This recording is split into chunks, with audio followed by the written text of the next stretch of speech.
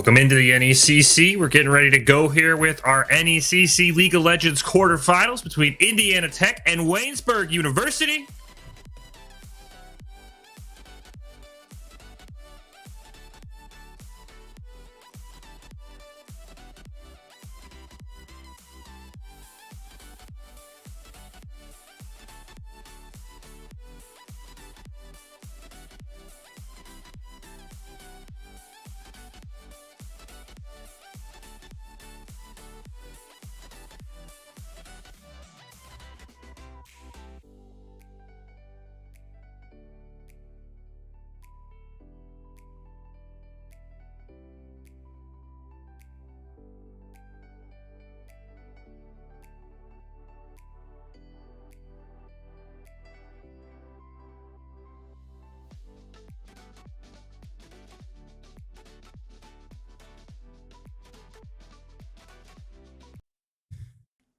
Good evening, everybody, and welcome into the NECC League of Legends. It's Fish, it's Soph-chan, and it's playoff time, Soph-chan. All the hard work in the regular season, finally, it all comes together.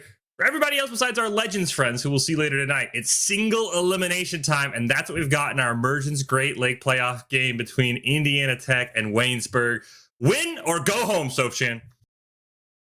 It's Die Hard, and we starting quarterfinals with some very interesting gameplay. Of course, having the emergence on screen brings us out of the box gameplay, different strategies. So I'm looking forward to seeing what we.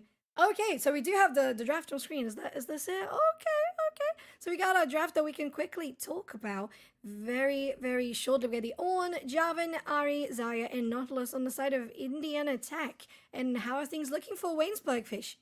Well, WAYNESBURG, there's a couple of things that jump right off the table. Of course, it's going to start with Mordekaiser at the top lane. Olaf in the jungle, of course, a mainstay if you played League of Legends in Season 3. Not so much nowadays, so I'm very curious how that is going to work. Syndra in the mid lane, a staple recently, and then the Kalista Senna bot lane, Soph-chan, that you and I were talking about when we saw the draft before we went live. Definitely going to make that Kalista ult a little bit more risky in the early game, but I think WAYNESBURG, they have to have something going on because there's a lot of off meta pick where for Indiana Tech, this just like, hey, we just picked meta and we're just going to run meta kind of right at you. Yeah, it's just so safe, isn't it? There was the Rakan ban in the first round.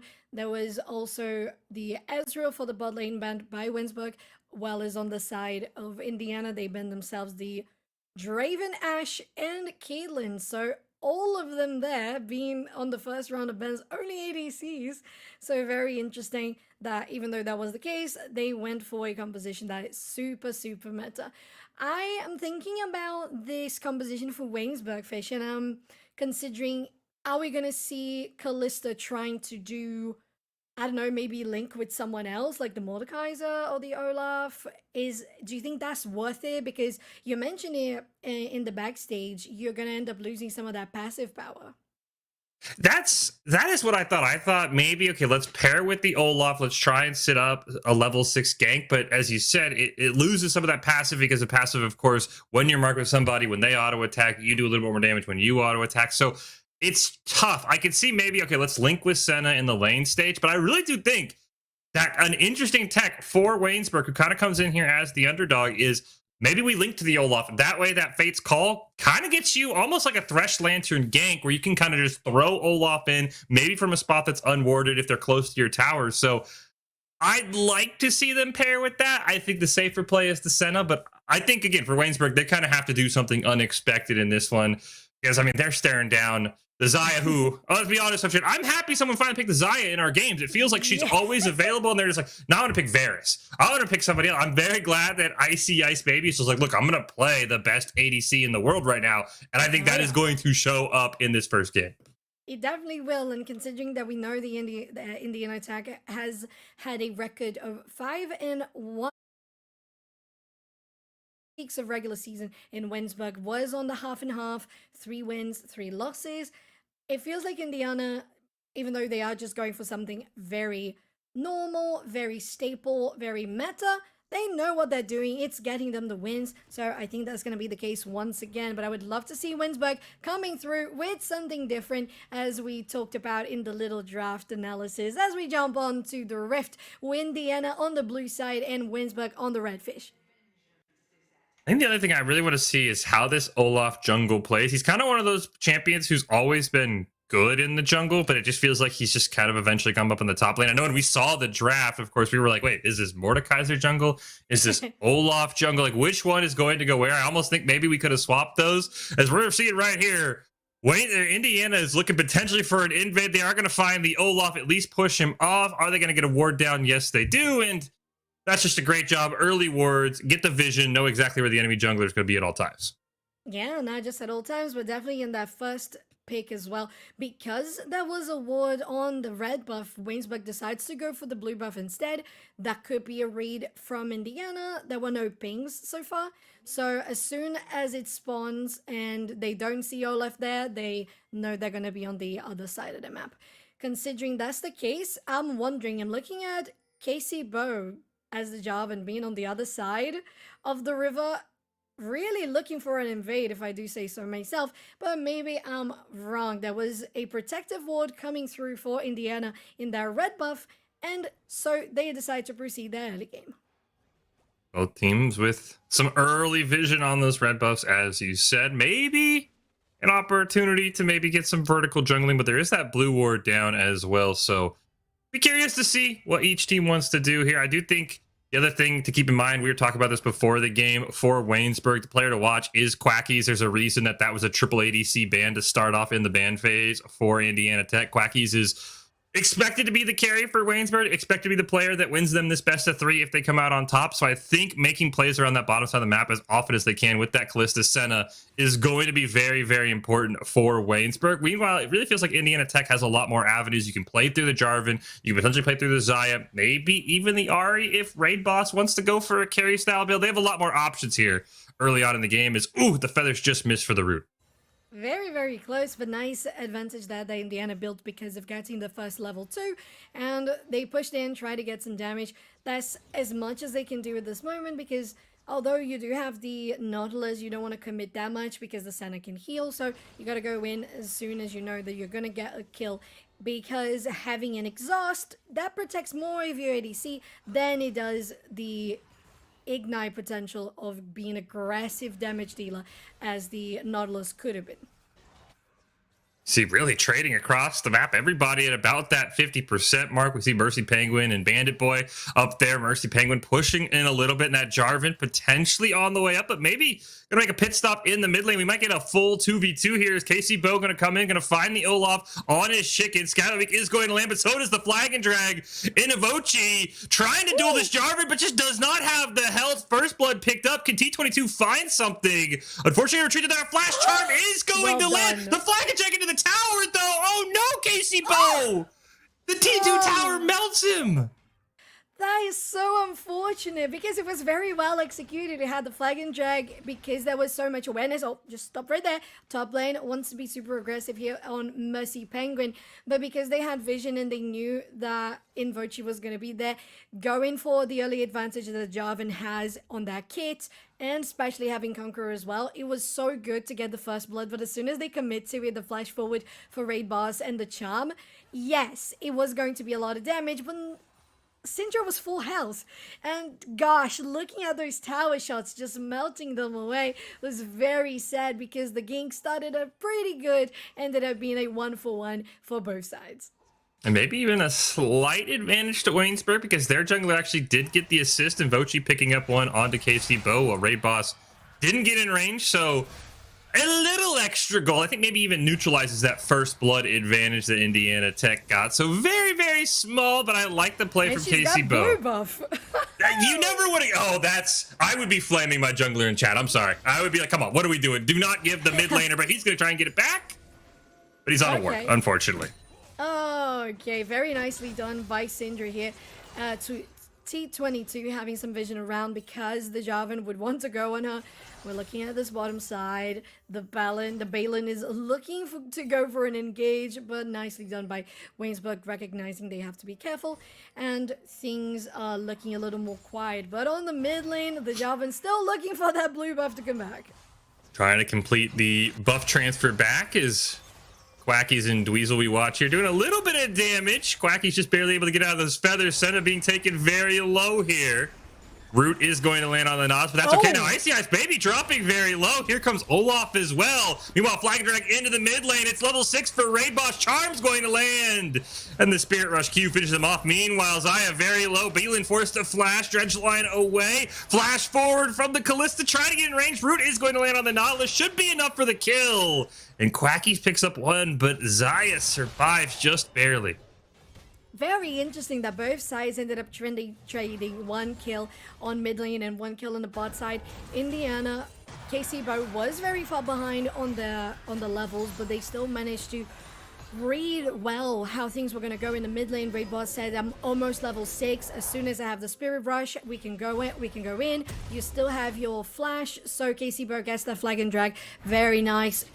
Connecting with the charm and getting themselves a kill on T22. On the bottom side, you really gotta be careful with as much that can be done with the Senna and Kalista. The Senna is going to deal so much damage compared to other Enchanter ADC, Enchanter supports, and the Kalista, of course, early game pulling out those spheres just really rips any HP out of you. So very nicely done by both sides, recognizing that they could be trading things around. The most important part as well in that mid lane kill is T22 had blown the teleport after that first kill, and now you can see it's over a 20 CS lead on top of that kill that Raid Boss got. That extra gold now is translated to an addition, basically a free level for this first dragon fight potentially. It is an Infernal Dragon, and it looks like, I think WAYNESBURG realizes, look, we cannot fight this. We're down a level in mid. We've lost Prio bot lane. Let's just give up this first dragon. It's nothing too serious. I would like to see Invochi maybe be on top of that Rift Herald, but instead kind of back. There's no vision anywhere on the map for WAYNESBURG right now, except for that one defensive ward that you see on your screen right there. I feel like it's an interesting play. I agree with you that it was better just to give it away for WAYNESBURG. But it's interesting as well. They decided to commit on going for the plating damage after they didn't even take it down, to be fair, instead of trying to get more pressure on the lane in wave management to guarantee priority for WAYNESBURG on the first Drake. That's not what happened. So when they reset and came back to lane, it was all pushed up by the side of Indiana. It was shoved underneath the red side tower, and then KC has such an easy time taking the first Drake of the game. So it's an option. I feel like WAYNESBURG could have contested. Speaking of contesting, Call of Forge God going to come in. Knockup's going to land. Raid Boss here as well. Charm will land. Oh, but the auto attack denied by the Mordekaiser shield. Realm of Death going to be used on Bandit Boy. This could be huge. I think Mercy Penguin needs to find this kill. He has no idea. There's 2 members on top of him, and he will quickly be taken out by KC Bo. Really, I think needed to push forward, but at the end of the day, it's a great pickup for Indiana Tech. It really is, because having an Ahri in your mid lane really guarantees that you're going to be getting more roaming potential. She's already had 20 CS, so if she loses a little bit of those minions, it's fine. You get a kill, almost getting a kill there for your mid laner, but very, very close. The shield on Mordekaiser was strong enough. They ended up burning that flash, so at the end of the day, I think that was the best case scenario for Indiana. It's a kill and the resource denied for Mercy Penguin. Looking at that, mid lane for WAYNESBURG is rotating for their Herald. They are going to be able to jump while this Herald T22 very, very low. Here's the Dawning Shadow coming through. Ragnarok's been popped, but unfortunately you cannot CC immune the Jarvan wall. And now, Sofshade, it feels like WAYNESBURG is running out of options and throwing themselves at everything they can as they lose another one and the Herald. Yeah, it's going to be a jungler down for the Herald, so KC Bo is going to take it with a lot of ease. They just picked it up for Indiana on the bot side. I like that Icy Ice Baby and the Balin are being more careful. They're just being more safe in their positioning. They're clearing out the waves, yes, but they're not really pushing forward. I think that's the best case because KC Bo is on the other side of the map, and you really don't want to give any advantages to Invochi. having the Olaf in the mid game in the good curve is the worst thing possible. So because they are falling behind, especially KCBO and 20 CS ahead as well, Indiana are setting up a stable and successful mid game.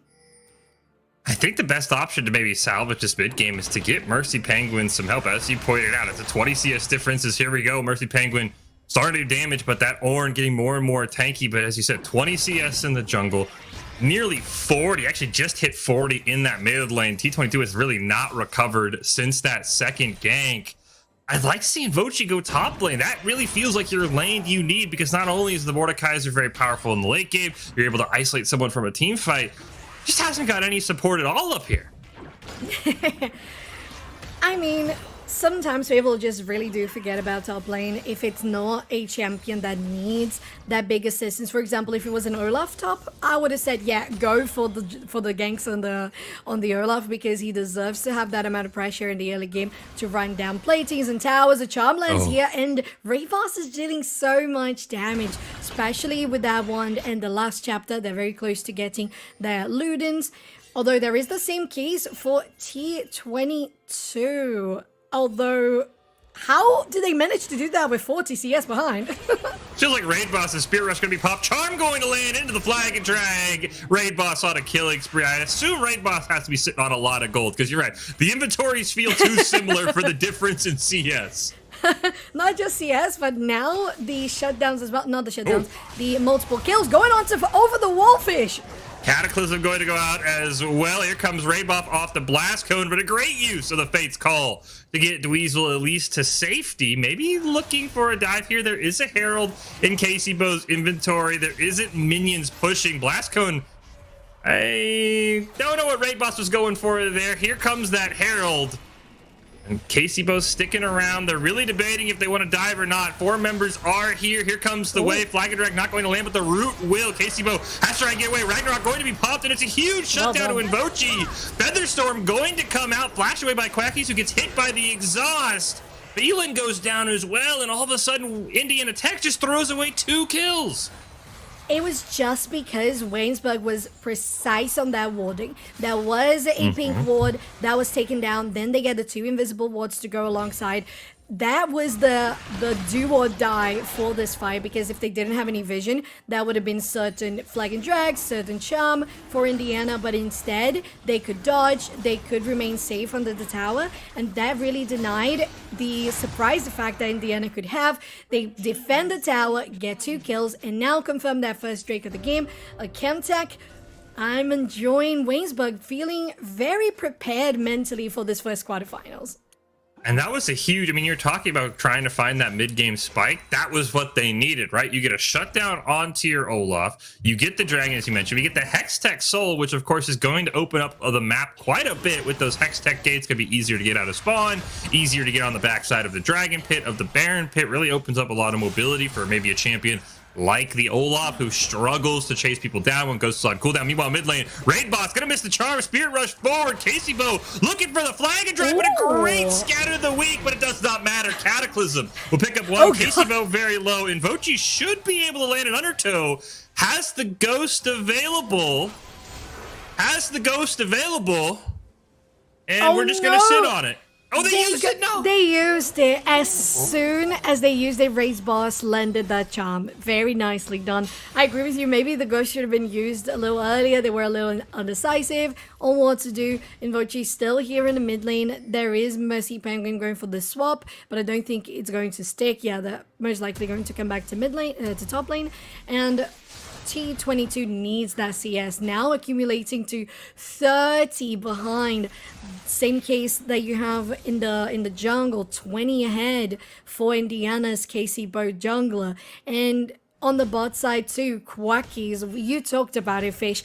It's the Emerald player, the one highest link that WAYNESBURG has in that composition. You are getting kills for the Kalista. They are ahead in CS. They are picking out their first item very, very soon, and probably the Blade of the Rune King. So whenever that does happen, the next fight for the Drake is going to be very tough for both sides. The problem with this Syndra being behind in level as well is not only did you down 2 levels in the mid, which is awful for any mid laner, that means you're definitely behind on those Splinters of Wrath, which you need to hit 100. Once you hit 100, then your ult has that built-in execute. Hit 120, you gain additional 15% AP. There's so much scaling power in Syndra's kit after they reworked her a little bit ago. And none of that scaling is being achieved, so champ, because T22 is so far behind. I will say, though, I believe they are using the first strike very, very well, because we're looking at the items again. They haven't finished out the boots, but they do have the magic boots coming from the rune. They have finished the Ludens, in comparing to the enemy mid laner raid boss, 4, 0, and 1. They also just have the finished boots and the Ludens, so I think the first strike might be doing some pretty good work for T22. Second Herald being at least looked at here from WAYNESBURG, but I think one Orb of Deception for raid boss, and they quickly realize, yeah, I don't want to mess with that Ahri in the mid lane. Usually, you know, this is not your prototypical, like, all right, we're just going to be CC bot Ahri, we're going to run the root item, we're not going to do too much, we're going to go full damage. Featherstorm going to go out. Quackies is going to take a tower shot in a 1v1 of these 80 carries. I think Quacky realizes, I don't want to walk into those feathers, and we'll just opt for a simple reset. Yeah, Featherstorm used, it's a good way to know that the bot lane is going to be more fragile, more exposed. And one thing that I wanted to point out, Fish, is how every outer turret is only down like 2 platings. We are on 16, so it's already down. So much of that damage and that gold didn't really stick. Uh-oh, here comes Raid Boss. The immediate Charm Spirit is going to pick up one. A root lands onto Invochi, and here comes the the depth charge out onto Quackies. There's 4 blue health bars here. Quackies may pick up a kill. They were just being too overly cautious. It's a triple kill for Raid Boss, but you can't allow that to happen in a 1v4. Well, that's as good as it could have been for WAYNESBURG, right? Because at least you get one trade-off for your ADC. Quackies needs the extra gold, but something is really, really looking shady for Raid Boss in the mid lane, because they are doing so well. This is a moment where Ahri should have been, you know, maybe half an item behind. They are going for a Rabadons as well. That is a lot of damage that she's going to be asserting. Mercy Penguin, no mercy at the top lane, decides, I'm just going to pop the Realm of Death onto Bandit Boy and try and get something for the kill here. Bandit Boy running back to the tower. Great use of the Unstoppable to dodge the pull back. Meanwhile, mid lane, Beelan going to get dove on here. Ult from Seta going to come out, but T22 will actually pick that up with the Unleashed Power. So a couple of ults burned on the support, but a kill is a kill, and that's what WAYNESBURG need, is just extra gold. It's not just the extra gold as well, it's less people pushing out the mid lane with this Herald that was just popped by KC It's also having less people for the Baron fight. Speaking of less people, we got more people with 2 TPs coming from both top laners as we enter the pit, and so does the dragon. Big difference here is my Raid Boss God. is going to obliterate T22. KC gets the kill. But Mercy Penguin doesn't have the ult. We saw Mercy Penguin use that Realm of Death top lane, so there's no isolation here for this Mordecai. Meanwhile, Call the Forge God is up. It's available, and it's knocking Mercy Penguin up in the air. Raid Boss is legendary. 8-0-2 right now is the Indiana Tech mid laner. We love a perfect KDA, Fish. And you pointed it out so right. There was not just the fact that, yes, there was a kill that was taken on top of the Balin previously to this dragon fight, but then, oh, that was a lot of damage. I wouldn't expect that to take it down, but it did. Great job, Raid Boss. And the first brick is gonna go down as well as they go forward the flash away from Quackies. They give it away, so we're not going to see any more pushes coming from Indiana. But my point overall is that there was so many of those important resources, especially those ultimates used by WAYNESBURG, that when the Drake fight arrived, they really couldn't do anything, especially not having much vision. You're always bound to take those charms right on the forehead. Problem for WAYNESBURG as well is they're not only losing the item check, they're just losing the raw stat check. You can see Invochi's about a level and a half behind KC He just hit level 10. I think T22 is in the same boat, only a level behind Raid Boss right now, but I think Raid Boss is very close to that level 13. And you just start to look across the map, so Chan, you're like, okay, half this team, probably besides Mercy Penguin and Invochi, gets killed in one combo by this very aggressive Ahri build. Can Mercy Penguin and Invochi get in range of Raid Boss? As you see, Mercy Penguin still takes quite a bit of damage as a Mordekaiser with a decent amount of MR from that Ahri. You know something that's very unfortunate about the perfect KDA? That they didn't buy Dark Seal. Yeah. They didn't buy Dark Seal. It would have been most likely completed by now. They didn't go for Rabadons either. So going for that second item instead is going to be so good against Mercy Penguin because you're going to deal more damage to those tanks. Good against Invochi as well. So that is a very good call. Although you want to have the explosive extra damage for Rabadons. Ooh, flash forward. Flash for Mercy Penguin, going to use that Realm of Death. Spirit Rush going to be used, as well as a stopwatch. Picked up here from Raid Boss, and meanwhile, Casey Bow has roamed up, and Mercy Penguin quickly realizing with the Charm landing, the Dawning Shadow's not going to be enough. Maybe going to be able to get in range here. Foxfire going to be used, and Casey Bow blows the Cataclysm just to keep their mid laner safe and picks up a kill. Here comes the rest of Rainsburg. Might be a little too late. Nice double flash away from the Flag of Dread. Quackies looking for a snipe here, potentially on the Callista. Raid Boss smartly going to back away. I think it's so interesting. We saw that Spirit Rush being available. Okay, so tier 3 is not going to get defended, or is it? Invochi going to pop that Ragnarok. Balin getting shot by the tower, going to get taken out. KC Bo going to get hit by that Exhaust Fate's call for the knockup with the Senna. Massive shutdown. Raid Boss what healed in up the and teleported world? back, and that is bad news for the rest of Waynesburg, because that is now a full health Raid Boss. We've hit phase 2, and luckily they're able to get away. All right, and they're still looking for more. Maybe you gotta be careful because they do have quite a lot of damage to retaliate back, while Bandit is in the bot side, putting so much pressure on that tier 2. Mercy Penguin is forced to go down instead of trying to defend topside. I thought this tier 1 was gonna be taken. Ooh, nice dodge. What in the world is this damage? We are playing with fire right now, Waynesburg. They are gonna land the Scatter of the Week stun. But unfortunately, Raid Boss able to make it away. Maybe fortunately for Waynesburg, that already has so much damage. You saw they missed everything except the Orbit Deception, and it still nearly killed Dweezil.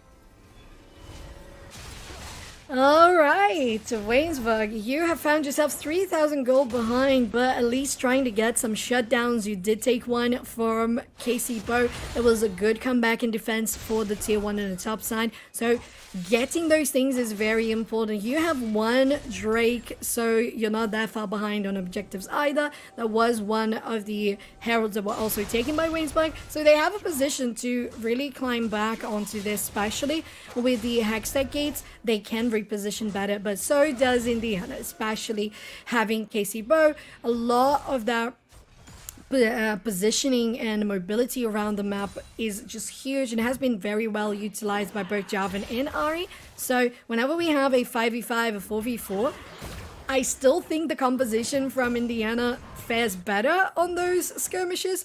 But Waynesburg, if they go for pickoff, especially going for the backline with Invochi, that can work out really well, especially with a good lined up Scatter of the Week. I think my biggest problem with those 5v5s you're talking about, Sofchain, is there's no tank on Waynesburg, right? It's like, let's rely on the natural tankiness of the Olaf, now just finishing the Jaxos. Let's rely on the natural tankiness of Mercy Penguin with that Rylai's. Meanwhile, you have Bandit Boy building full tank. Of course, you have the Nautilus. So I think you're 100% right. We've got to find a pick. I just don't know. I mean, how many members do you think Waynesburg has to commit to kill Raid Boss? 3? 4? I just don't know. Yeah, it's a difficult question. Oh, look at them again. They don't connect the charm here. The Scatter of the Week is gonna land though, but they don't want to commit because they're just so strong on the side of Indiana. There's no vision for Waynesburg either, so they really can't contest this. Are they going to try to do it either way? Dragon dropping very low. This looks like it'll just be a handoff, and Indiana Tech will be on that soul point. Ward going to be eliminated. And all Waynesburg does is move around as a team. This could potentially be a look towards Baron if that's what Indiana Tech wants. Again, as Sofchain pointed out, there's very, very few wards from Waynesburg on the map. There's just that one sort of standard Baron pink ward that's down, and Casey Bo is quickly going to spot it and take care of it. And now you're pushing into just pure darkness in the fog of war if you're Waynesburg. Yeah, but at least for Waynesburg, you have Mercy Penguin with a TP up. You have T22 with the TP up. If they can position well, this could be a good point for them. We'll see if that's going to happen.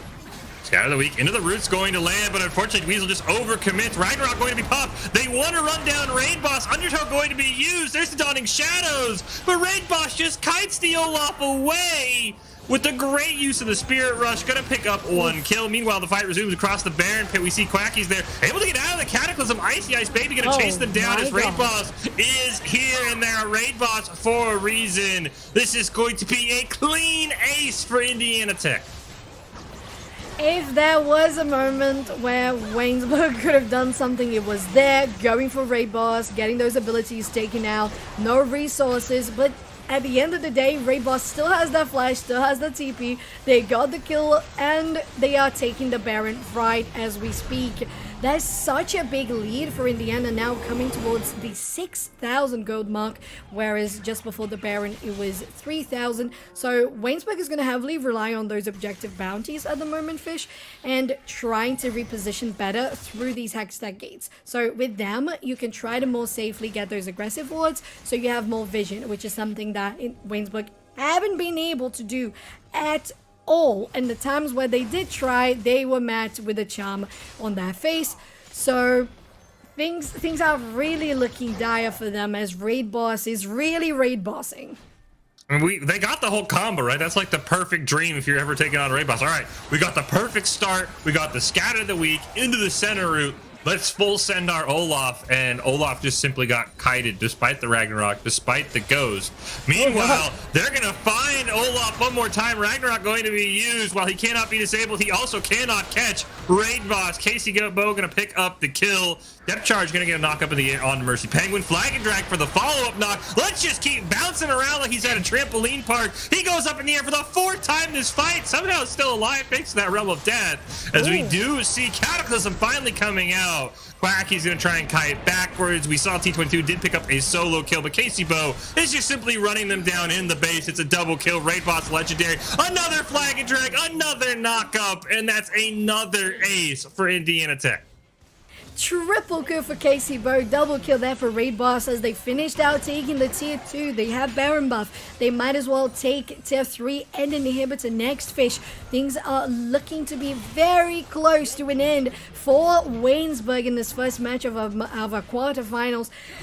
Can they even reach Raid Boss thus far? They haven't been able to do anything close to that. So they don't even care. Don't use the Hextech gauge. Just go in between the towers. They are fine. Wave is pushing in the mid lane. They can take out this entrance to the base as well. Things are looking so good for Indiana in this late game. The only thing that really saved WAYNESBURG there is the respawn timers at 27 minutes are still short enough that Invochi and company able to get up. But with that Baron, they're able to get the top inhibitor, as you said. They're able to get that mid tier 2. Now the base is really open. You have Dragon in a minute and a half. So now, look, you can get the easy reset. Probably want to wait on this Scuttle Crab. I believe the Scuttle Wards only last 60 seconds. So if Casey Bow delays it, would have had that vision up as the Dragon spawned. But I think Indiana Tech simply does not care. They have so much more gold. It's almost 10,000 gold at that point. Yeah. You can play a little risky. Yeah, I agreed. If they wanted to, they could have no wards, they could have no vision, they could just go blind, face check, and they would be fine. And you know why? It's not just because Raid Boss has been so great on this Ari so far, and Casey Bow has been so proactive on those flaggers and drags, with the flash connecting as well for the knockup. It's also about the fact that they have a Nautilus, they have an On, and with that much frontline, even with the Jarvan as well, you feel so comfortable to be dealing damage because there's such a big, like, wall of China in front of you that can protect the APC, the ADC, and they're not even close to danger. Where we saw in Invochi, the person that could have been the closest to running down on the Ari, they can't even get close to it. There's just so much CC, there's just so much tankiness in front of them. We're looking at Indiana now, starting out their soul point, and they might as well just take it right before our eyes. Yeah, the Dragon might as well have just surrendered on the spot because WAYNESBURG had no interest. Puts the Elder on the map, which kind of maybe feels like that last grasp hope for WAYNESBURG, but I don't even see how they win a Dragon fight, let alone maybe steal it, because just the level difference alone is just so massive. It's 2 levels in the top lane, 3 levels in the jungle, 2 in the mid. And there's so much power, not to mention, on top of this 8,000 gold lead, there's now ornaments on every relevant player. Sorry, support players, I don't mean to offend you, but Beelan is the least important. There's ornaments on everybody that matters. That's just an extra 500 to 800 gold worth of stats on all these players. Yeah, and you mentioned it especially for the jungle, right? KC Bo on 16, that Smite is just going to secure the objective so much easier than Invochi would ever dream of. Being on level 13, that you really can't steal anything. Even going for good scatter of the week, T22 is not dealing as much damage anymore. I think there was a kill onto Icy Ice Baby in the previous fight in the top side because of the unleashed power on T22. Still, it's just one target, right, that they can execute. The rest, it's a big front line. Right now, Indiana Tech just basically pushing away. A couple of auto attacks. Let the Orange Demolish proc on the mid lane tower. And WAYNESBURG probably is looking for that one last fight. You drew it up about 5-10 minutes ago, and I think everything you said is still relevant. So, Chan, you need a good scatter of the week, probably onto Raid Boss or maybe even Icy Ice Baby. Follow it up with the root from the Senna and just try and poke them down. But look at how little damage they just did to KC Bo. Has the Frozen Heart, is not taking any damage, and here we go. Ragnarok going to be popped so he at least can get away for Invochi. Root is going to land onto KC Bo, but where is the damage? Ornhor going to come out, a great 3-man Cataclysm, and Raid Boss going to shred with the Orb of Deception. Fate's Call used to get away, but it does not matter. Indiana Tech going to run it down and pick up a win here in game 1 of our quarterfinals. Everything is exposed, fish, and with that, Indiana has put themselves on a 1-0 up. Most likely the timers are quick as they don't have much of those levels, but WAYNESBURG don't have enough time to come back for this one. TV just for funsies, flag and drag, flashes, and everything they can do, and a stopwatch as well to finish out this game. And Indiana, we looked at your composition, so stable, so meta oriented, perfected in this game, and it really makes sense how you guys were 5-1 during regular season. This was so well done by Indiana, but I feel like WAYNESBURG, they can do better, right? It's not that they didn't play well, it's just that Raid Boss and KC Bo in particular were just getting insane roams and they couldn't keep up with the vision. I mean, this game, as you said, it really felt like the difference between meta and not meta, right? Jarvan is played everywhere because of the ability, flag and drag on a lane, get a gank out wherever you want. Invochi, it is so hard as an Olaf. Yes, if the undertow lands, you get the slow, but then you have to run up and catch him again, and it's so hard to catch an Ornn, to catch an Ari. I think you're completely right. Great job by KC Bo. I think the one thing I'd say for WAYNESBURG, let's devote our resources somewhere else. I think, sadly, T22, just play a safe lane, play something you know you're not going to lose on, expect KC Bo to be there. Let's send resources top, or let's send resources bottom. Bottom lane was always ahead, despite in a comp that you and I both kind of thought was very interestingly picked in the Kalista Senna. That's what I think WAYNESBURG needs to do. Get Quacky some help. Let that ADC be that last part. Be the carry, right? It was just kind of an attack damage this time for Kalista. There was no carry involved. And not just that, we're talking about the best play in regards to ranks and solo queue for the side of WAYNESBURG. Having that Emerald ADC should be your focus, because I understand the other way around, like focus the game and the jungle of efforts on other lanes because the Kalista could do well by herself with the Senna. At the same time, you didn't have damage at the end of the day. I think the Olaf, as you mentioned, doesn't really compare to the Jarvan in early game for engages. Then you have the Mordekaiser on the top side, both of them like pseudo tanks because they're not really going to put up that big of a front line compared to the Ornn, compared to the Nautilus. So maybe they just really need a composition that could be protect the carry, protect the ADC. They could have double enchanters, Ornn top lane, Maokai jungle, stuff like that, right? You don't have to be hell of aggressive on your jungle like the Jarvan can be with the early damage and the flags and drags, but you can just protect your ADC for the mid game with the Maokais and the engages. That could work really well. I'm totally with you. I like to protect the president comp, but again, it's a best of 3, so WAYNESBURG has one more chance, and maybe we'll get a nerf on, maybe get like a pre-patch nerf onto Raid Boss 13-0-11. Please, that developers, nerf that Raid Boss. We'll be back. Game 2, Fish and Soph Chan here with the NECC League of Legends quarterfinals. Game 2 is coming up right after this break.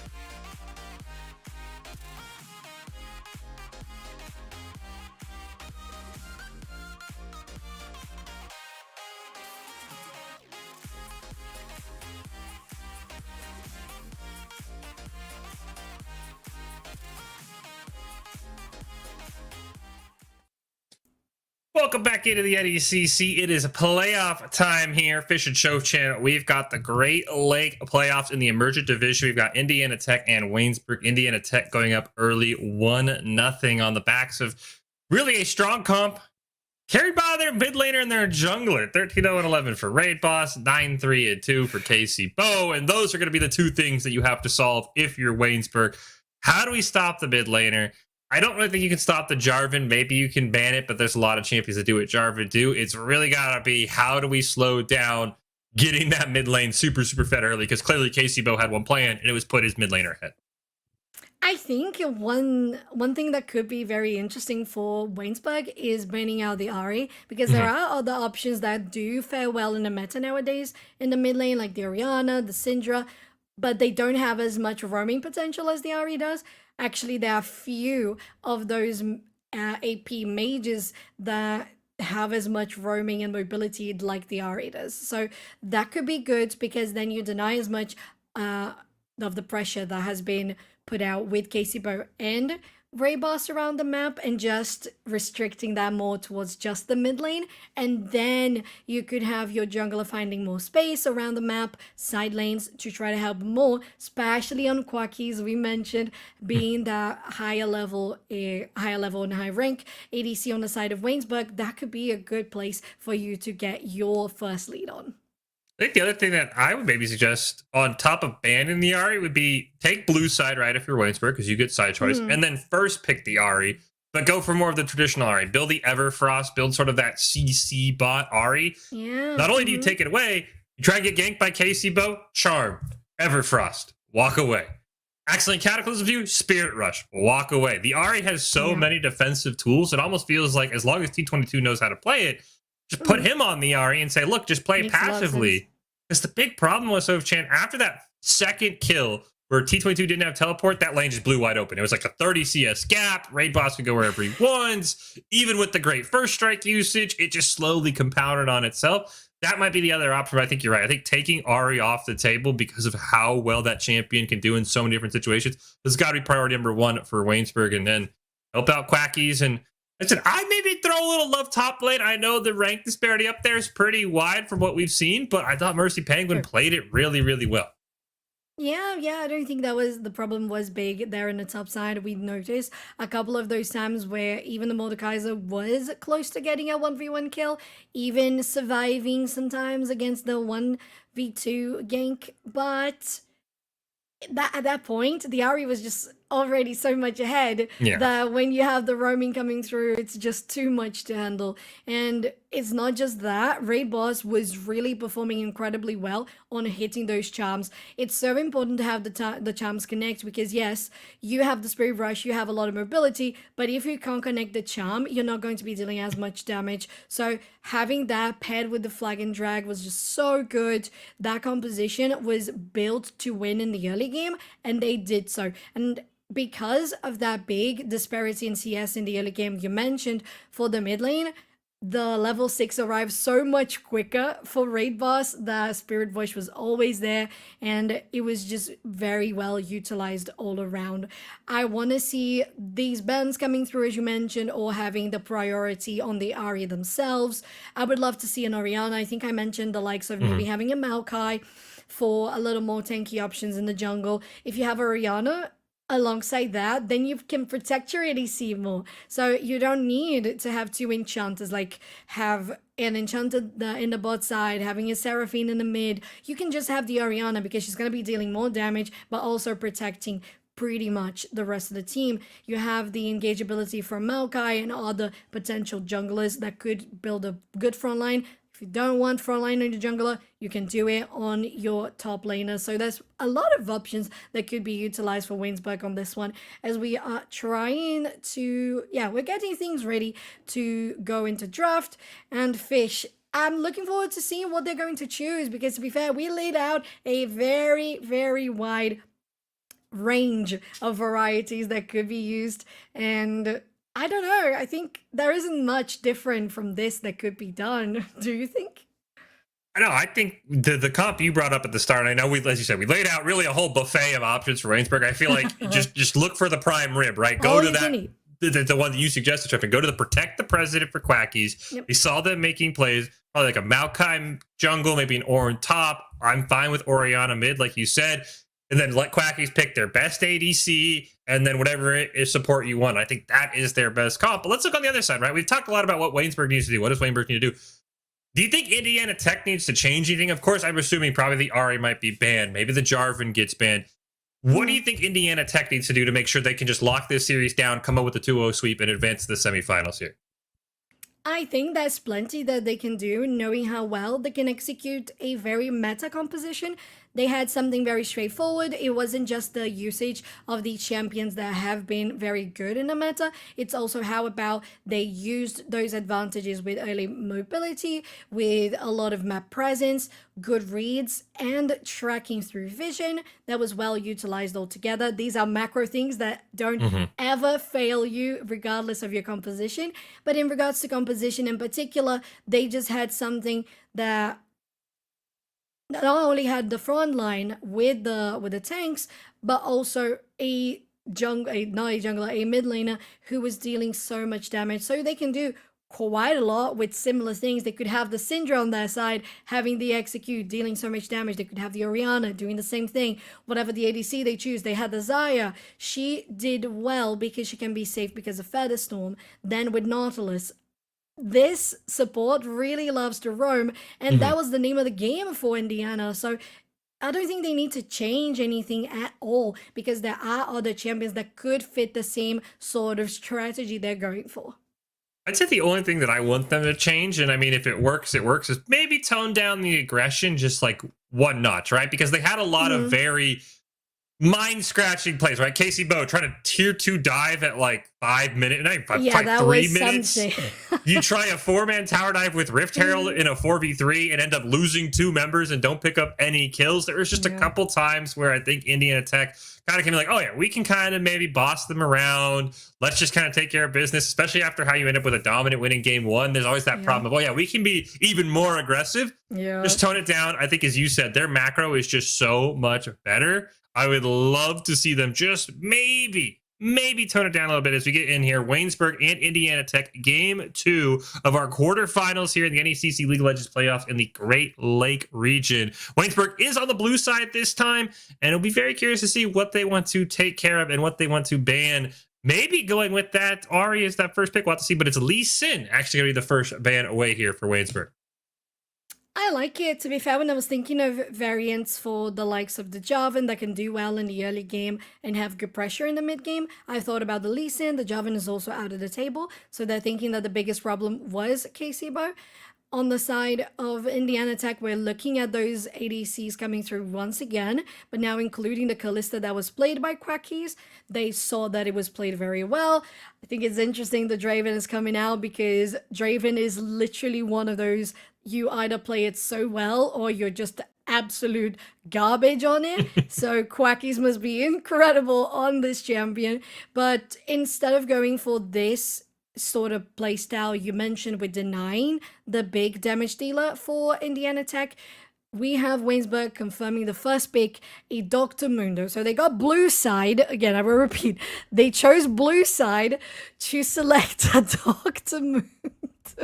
I mean, my defense is the Mundo maybe is the best champion that Mercy Penguin play that fits that protect the president comp that you suggested. There is that Ari coming out from T22. Through. Okay, I wasn't expecting that to come through. All right. The Nico interturn, interesting. I'm surprised that Raid Boss did just kind of accept, let's play the mirror in reverse and pick the Syndra, because I think a lot of things Raid Boss did on Ari could work on the Syndra. But honestly, I think there's small improvements, but of course, maybe the champion pools just aren't as vast as we're hoping for. So I think this comp right now for WAYNESBURG fits what we told them to do, right? You've got a very tanky top laner. Xin Zhao does a great job of denial with the ultimate, knocking everyone away and becoming immune to damage for anyone not in that Crescent card. And then you have the Ari. I think they have achieved everything that I put out for them to do in the draft so far. Yeah, I really like it too. I think on the likes of the Jarvan, the Lee Sin, the Xin Zhao also fulfills a very similar role, especially with this early game good damage. I don't think this would be a Tristana next. I like from the side of Indiana Tech that because they saw most of the early game, okay, it's going to be locked in. All right, that's very old school Tristana and Alistair for the bot lane of Waynesburg. While we have that Jinx and Nautilus on Indiana Tech's, I feel like Indiana Tech did change what they had in the previous game because now they don't have as much of the early game pressure, especially not as much of the early game roaming potential.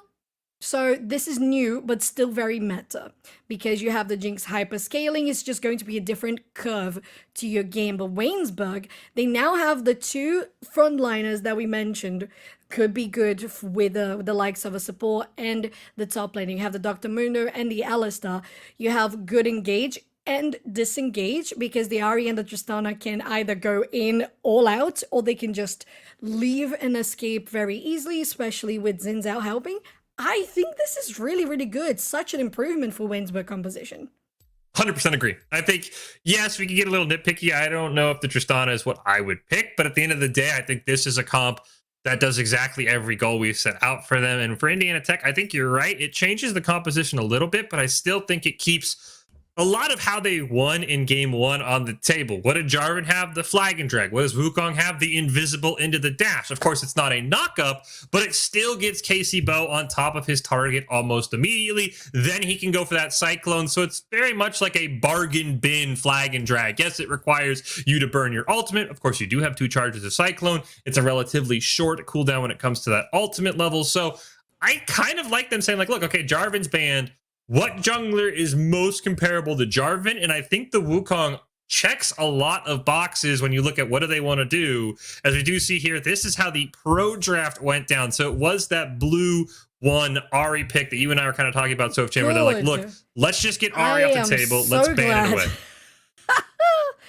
I am so glad because I was very confused. Wow, thank you so much. Yeah, this makes much more sense now to me, especially with the bot lane coming through later on as well. Okay.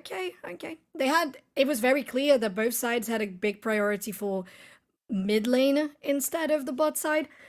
The Tristana second pick interests me. It feels like Quacky's been one of the highest ranked players in the game. In the team, rather, they are like, I know how to play this. Let me play this. And then you play around me. And to be fair, this composition just works out so much better to play around an ADC that I am not even going to complain. I think the Mundo is interesting, but the last pick as the Shen for Indiana Tech, I think that's the cherry on top for me because we don't usually see the Shen, but the pressure that he can have as soon as they have level 6, not just the pressure, but the omniscient, you know you can't kill this person because there's a Shen in the game. It's just so much protection that the Jinx is going to have, the Nico is going to have, and I really, really like it. I think both sides have a very nice mid to late game composition. I think the best part about the Shen last pick to me is that it gets picked into a lane that has no way to disrupt the Shen, right? Shen's maybe biggest weakness is, oh, what if the top laner can stop my ult? Then they can stop my teleport, and then I've wasted everything. Mundo's got nothing besides like, all right, I'm going to teleport in, and then you have the classic, the Shen ults bot lane. If he gets a kill, then he teleports back up top lane and starts pushing with that Tiamat build that I fully expect Bandit Boy to pick up. And I will say, for Waynesburg, they do have a lot of answers to what is probably the most obvious. All right, I'm going to teleport onto the Wukong. As soon as the Cyclone's used, I'll get the taunt on the Shen. But you have the headbutt with the Alistar. You have the Buster Shot on Tristana. You even have the Crescent Guard on Xin Zhao. They have a ton of ways to create space. So I'm with you. I like everything Waynesburg did, but it's going to come down, as you and I know, Soph Chan, drafting is only can get you so far. They've got to execute on a paper, or in the game, excuse me, and that sometimes is the hardest part. You and I have seen comps that should steamroll the opposition, but when they're not played right, it just looks like a solo queue game where everybody's off doing their own thing. That is very right. I think the best play here for me is how they followed your advice, having the Ahri for the first pick on the blue side. That is huge for them. T22 performed really well in the Syndra, but they were kind of lacking some assistance from Invochi because they were falling behind on those jungle camp clears. So I feel like they're going to do really well here. I want to see Quackies being super aggressive in this bot lane. I know there is an Nautilus on the other side and they do have exhaust, but I want to see Quackies and the wheels going so hard on level 2 that at least you force out some summoner spells from this enemy bot lane. For the other sides of the map, I feel like Mercy Penguin is going to try to deny some of the farm from Bandit Boy, but you said it so right, like, the Shen doesn't even care. They can farm, they have shields, they can do really, really well. So early game is not going to be as interesting in the top lane as it's going to be in the bot side. Interestingly enough, for Bandit Boy, there's no teleport. They actually brought the Ignite on the Shen. Yeah, right. Maybe it might be interesting after all. Yeah, gonna be. I mean, of course, the Ignite really, really well into Mundo. Once Mundo gets the ult, cuts that healing down. I understand, but I feel like Shen always been like the teleport ult combo is so unstoppable. So I think Bandit Boy has to pick up a lot of kills. The other thing, small change here for Indiana Tech. It's actually going to be GKM Marcus coming in on that support. They're picking the same thing as Beelan did, but it is going to be a substitute in the support role for Indiana Tech. We'll see if the Nautilus play changes at all. I mean, very interesting. You bring in a sub and you're like, hey, just play the exact same thing the other guy did. Yeah, and I'm looking at the Ari for T22. They are looking very similar with the Ari, with the pulverizers. No, actually, the only one who had a pulverizer, if I'm not mistaken, was T22 on the Syndra, so they might be playing this similar to how they were playing the Syndra, which is not very surprising at all. But let's look at the bot side. I want to see this level 2 and see who's going to be the first one to guarantee that all in, because both Nautilus and Alistar really want to do it as soon as possible. How well can Dweezil activate? There it is, the jump forward. Can they get the pulverized headbutt combo? Mark is going to be able to dredge line to safety, and that's kind of going to be the thing to keep an eye on for Dweezil if they land that headbutt pulverize. So powerful until you whiff, and then you knock them away, and you pound the ground, and there's no one there but some minions. So definitely a very strategic play that Dweezil has to make here every time he goes in. Yeah, and to be fair, if they do end up pushing a minion, it's just going to... well, it's going to allow the enemy to have a little bit less fun. Oh, the flash forwards! It doesn't land, the knockup doesn't connect, and Invochi was around, so it would have been, and it was a good attempt. But now you only have the Hextech Flash. Not a big loss there, of course, with that Hex Flash, as you said, is Invochi ends up coming into the mid lane. Ooh. Charm is going to land for T22, but not enough damage in this early game. Meanwhile, the Shen pushing out very, very strong. Again, I'd love to see some, especially with the Shen not having teleport. There is that pulverized headbutt combo, but no follow-up this time from Quackies. With Shen not having teleport, so Chen, I almost wonder if it's worth getting Invochi at least to force Bandit Boy to back. That just allows Mercy Penguin to get so much free CS, especially if he's able to farm the way. But meanwhile, Bandit Boy, we've got a little bit of a River Shen action going on here. At least going to get some scouting onto the enemy's ins out. I like it. I like it. I think it's a good idea what you mentioned there for WAYNESBURG. Invochi could take this out of the enemy top lane, not having that TP. They can't come back to lane. They can't use the powerful level 6 combo coming back, going to help and then coming back to lane either. So I wouldn't be surprised to see Bandit Boy actually trying to fight for a Scuttle Crab or even more vision, because they have been pushing quite well. They have seen that Invochi is on this side of the map, so it's going to be easier to track them. KC Bo is also in the top side, so we might see both of them meeting each other on not just the Scuttle Crab, but maybe in the top side.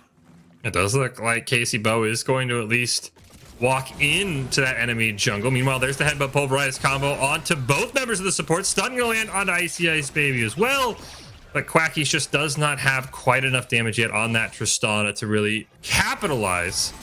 Everything will slow down. Root is going to land here. Decent bit of damage onto T22, who is slowly starting to run out of mana. Hextech Flash being channeled there. Gonna just get rooted up. There's the headbutt away into the mispulverize, and Dweezil wants to make plays, so Chan, he just hasn't quite connected on a perfect one yet. Yeah, not yet, but to be fair, they are using the Hextech Flash as much as they can. I think I appreciate it. At least you're trying to get those plays done and dusted, especially because having the Tristana on your side, they have to be so careful when last hitting so they don't push the wave too much, having that passive there on their E. So it makes quite a lot of sense. You want to try to at least make it a little bit of a nuisance for the enemy bot lane to go for that CS. As we're looking at it right now, they are doing a good job, but I want to see more pressure from either KCBO or Invochi on this bottom side, because these two ADCs are hyper carries. The Tristana, the Jinx, both of them just really need time to grow. They need the kills, they need the CS. They're very even on that farm sector, but they still require so much to make a difference. So with Drake on the map, we're seeing a reset from both junglers. This might be their next path. Shen is level 6, so Stand United always available now. As Sofchan pointed out in the draft, it's going to come to that point where, oh, we can get a kill, we can get a kill. Oh, here comes the Shen, and we can't get a kill. So you have to be very careful if you go for a dive. Another interesting note, both mid laners reset, but only T22 teleported back to lane. Raid Boss opted not to teleport back, still has that CS lead. More mobility around the map, potentially if you can get a kill onto T22, who is level 6, does have flash out of a Spirit Rush, but that could be where that mid lane kind of starts to blow open, as we saw in our last game. Avochi comes down, but so far it's been a very, very calm game number 2, 6.5 minutes in, Sofchan. Yeah, I was looking at Raid Boss going on to the bot side, roaming. The Nico has the advantage of at least having a little bit more mobility than compared to a Syndra or an Orianna, and they can really trigger the, okay, oh, is this KCBO or is it not? And going forward with a flash away. They're going to be able to knock Marcus. There's that Winds Become Lightning into the charge. Follow-up knockup from the Xin Zhao Q, but here comes the Stand United from Bandit Boy. Shadow Dash going to land, and Bochi does pick up first blood, as we do see a great rocket jump there. Ice Ice Baby dropping low. T22 on the backside, but more just playing, kind of trying to ward off KCBO, who's coming down as well. Bandit Boy dropping low. Does Quackies have enough damage? No, they don't, onto that Shen, but here comes Raid Boss. Pop Blossom is available. The great headbutt to create some space, as T22 had to use that Spirit Rush, and it's a great 2-for-1 exchange bot side. Yeah, WAYNESBURG had quite a lot of pressure here. They knew that having the Xin Zhao in a good position to go for that gank, they could execute it well. There was the Shen, but if they could take them down fast enough, that could be done. Oh, they're going to be looking at a 2v1. Pop Blossom gonna go off, and then Vochi just simply dead. A great re-invade from Race Boss and KCBO to even it up and maybe secure this Ocean Dragon potentially. Your jungler's still alive, but it looks like he's just going to opt to steal some camps instead. Has to be careful, though, because Dweezil and T22 are still there, but is able to just warrior Trickster over the wall and gets away. I like it. I like it. That was... Ooh, wow. Ooh. I thought those pixels hit, for sure. So it's a good read, because WAYNESBURG got that kill, got that fight, got the win on the fight. Bot side, then WAYNESBURG says, okay, we have a little bit of pressure. We can take your jungler, we can take your invade, we can get your red buff as well, and they're getting priority for the first Drake as well. So that works very well, especially because looking at Quackies, they're not doing as much damage thus far. They have the Noon Quiver, but it's still just not enough. And we know how much the Tristana has to be careful with farming the lane, as we mentioned. So as soon as she has to reset, she does. And that is a big advantage that Indiana read well to get the Drake, following up with potential some platings here on a bot tier 1. Interesting, maybe even a look towards a Rift Herald, because with those back-to-back deaths and multiple camps being denied an experience, and Vochi is still only level 5, so does not have that massive ultimate that can cancel so much damage in that Crescent Guard. Of course, nobody except people in his melee range can do damage to him. And you have to wonder, I mean, now he does hit level 6, but just...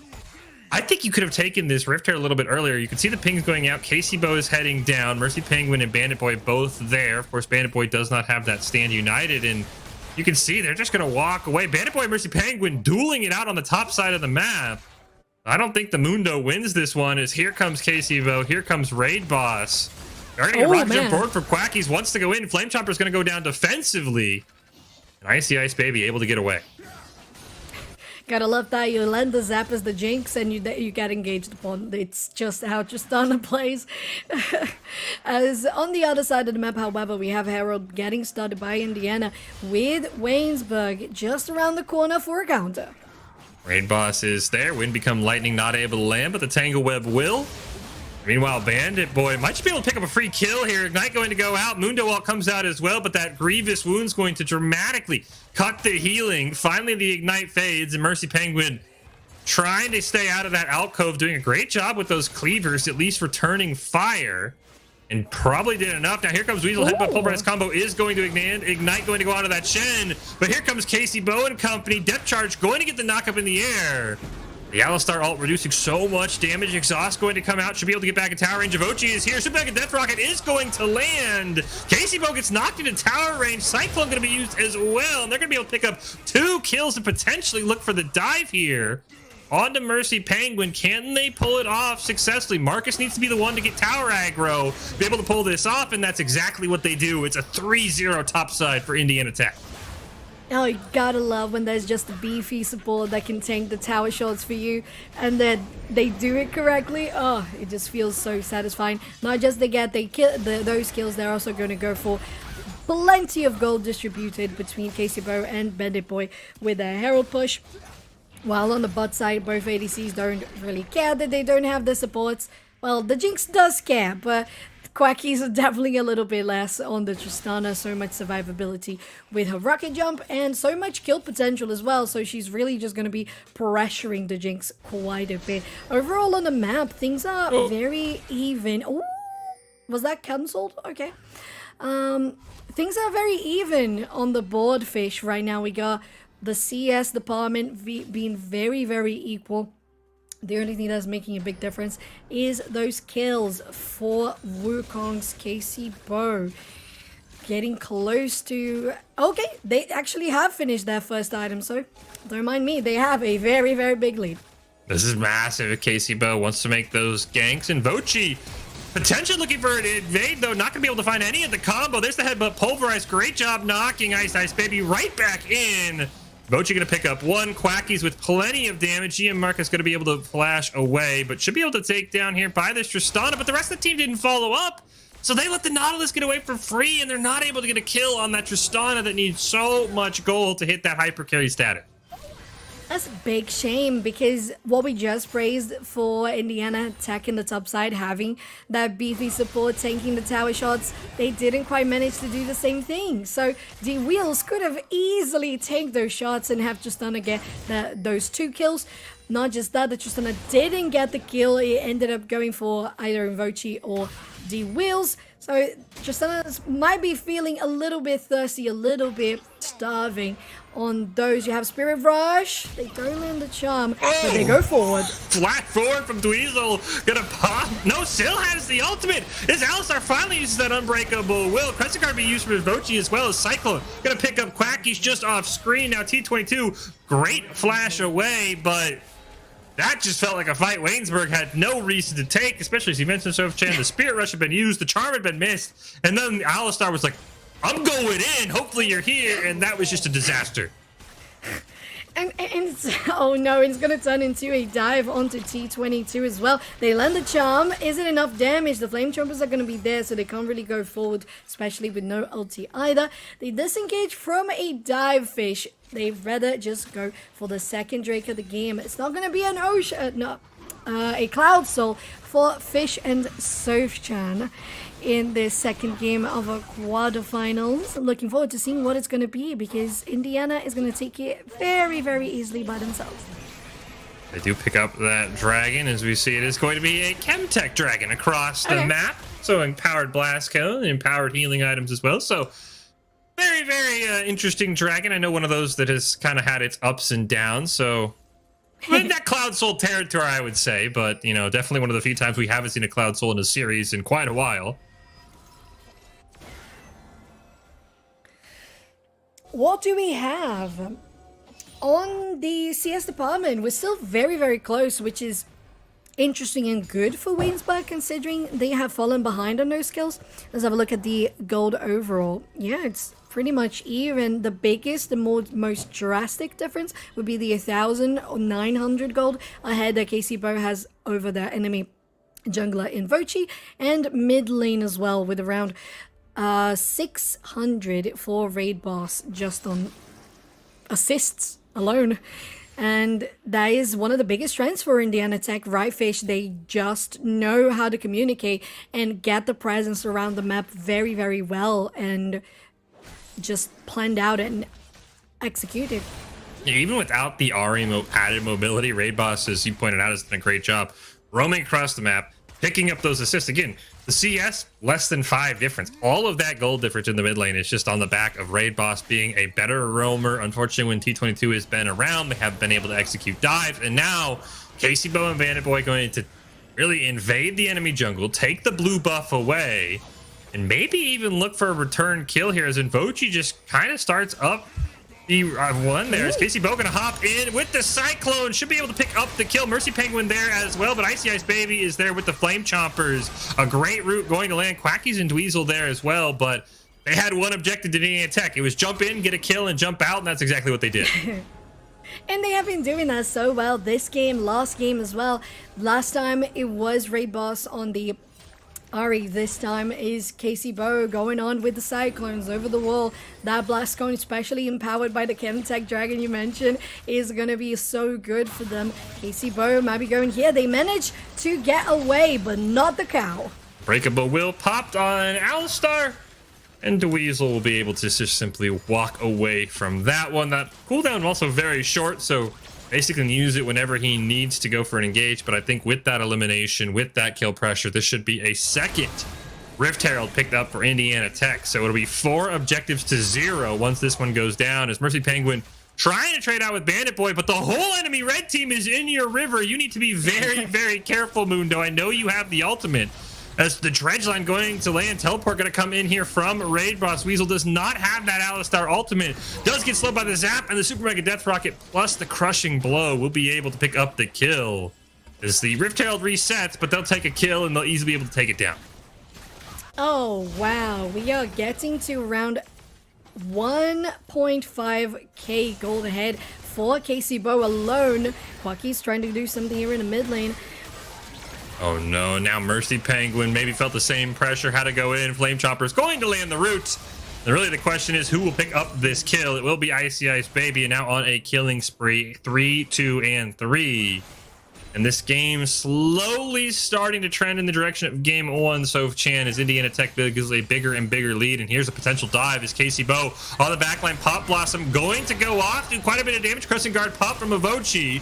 Quacky's able to jump over the wall, but KCBO with the follow going to pick up one. There's a second, and despite first tower being taken down by T22 and a teleport coming in from the Yari in defense, Rift Herald is going to make quick work. Charm is not going to work. The Rift Herald wants that tower, and the charge doesn't even matter as they take it out. And not just that, it's going to be the first charge for the Herald on the tier 2, and they take it down as well alongside the wheels as they're going to try to defend the tier 3. I think there's another charge coming through. There's 30% health left. They should be able to simply break this mid inhibitor turret. Do they want to stay for the mid inhibitor? They realize no, respawn timers way too short. Sub 20 minutes, and that Rift Herald's value, so as you pointed out, doesn't charge the first tower, so retains most of the Rift Herald's health. Gets 2 extra charges, tier 2 and tier 3 tower. Insane. That's insane at 19 minutes. It really is. You have your inhibitor exposed. Indiana, as you mentioned, have 100% of the objectives so far, while WAYNESBURG is sitting on defending the base, trying to get a deny on this next streak, because it would be so point for Indiana Tech. It's just spawning as we speak. And not just that, they're trying to get at least some vision in their own jungle, because all of this side of the map is absolutely run over by Indiana. But pulverized combo going to land. Indiana Tech had actually opted, coming off all those kills, coming off that tower gold, for a reset, despite the fact that Dragon spawned. And WAYNESBURG wasn't able to take advantage, as the taunt is going to land. They get a great knock for Bandit Boy into the enemy team. Might be a chance to at least pick up a kill, as the Crescent Guard is going to be popped by Invochi, forced to flash away. Raid Boss is there with the Pop Blossom. This Bandit Boy dashes over the wall, picks up one. Quacky's doing the best they can to pick up a kill for their team. Finally getting one out of the support. Has to run away as this Tristana. One more auto attack from Ice Ice Baby could potentially take them down as the Cyclone comes out. They pick up everybody else. It's a 4-for-1 in favor of Indiana Tech. Things are really running out of control for WAYNESBURG now. There was good positioning from a couple of the players for Waynesburg. I saw Quackies being in a good position to go on the Jinx. That was good frontline being done by D-Wheels, and Mercy Penguin, but Indiana is just so far ahead in regards to gold. We're reaching the 6,000 gold mark for everyone in the team, and 18 kills compared to 5 for Waynesburg. Things are not looking very great. The soul point is taken by Indiana Tech as well. There's so much vision and control that Indiana has over the enemy jungle that you don't really expect Waynesburg to feel comfortable in venturing into their own side. But they gotta do it, at least to try to keep track of where the enemy is. As there is Baron on the board, I would expect to see most of the players from Waynesburg just on the left side. There is Baron to be fought over, because if Indiana takes it, it might as well just be game over. The interesting thing is, if Indiana gets Baron, they only have one lane to push. Somehow they have 3 towers mid and 0 towers anywhere else on the map. So I'd be very curious if they get Baron, if it's let's just full commit mid, or if it's going to be all right, let's slowly pick off some other towers. Let's just play the safe route here. Because there's a lot of options, but as you said, Sofchamp, Baron's on the table. The rest of Waynesburg is trying to clear out lanes. You see T22 on the bottom side of the map does have the teleport, and that Baron is going to be started, but there's no vision. Waynesburg has no idea, I think, until Dweezil accidentally roamed into a mid-Baron fight. It does look like, for some reason, Indiana Tech actually opted to pull off and fully reset. KC Bo gonna dive onto Quackies there, and then just simply Warrior Trickster to safety. Now the rest of the teams have come around, and we'll get our Baron standoff. I think it would have been very easy for Indiana to win the fight on Baron. I think it would have been easy for them to finish the Baron before any sort of threat could come from Waynesburg.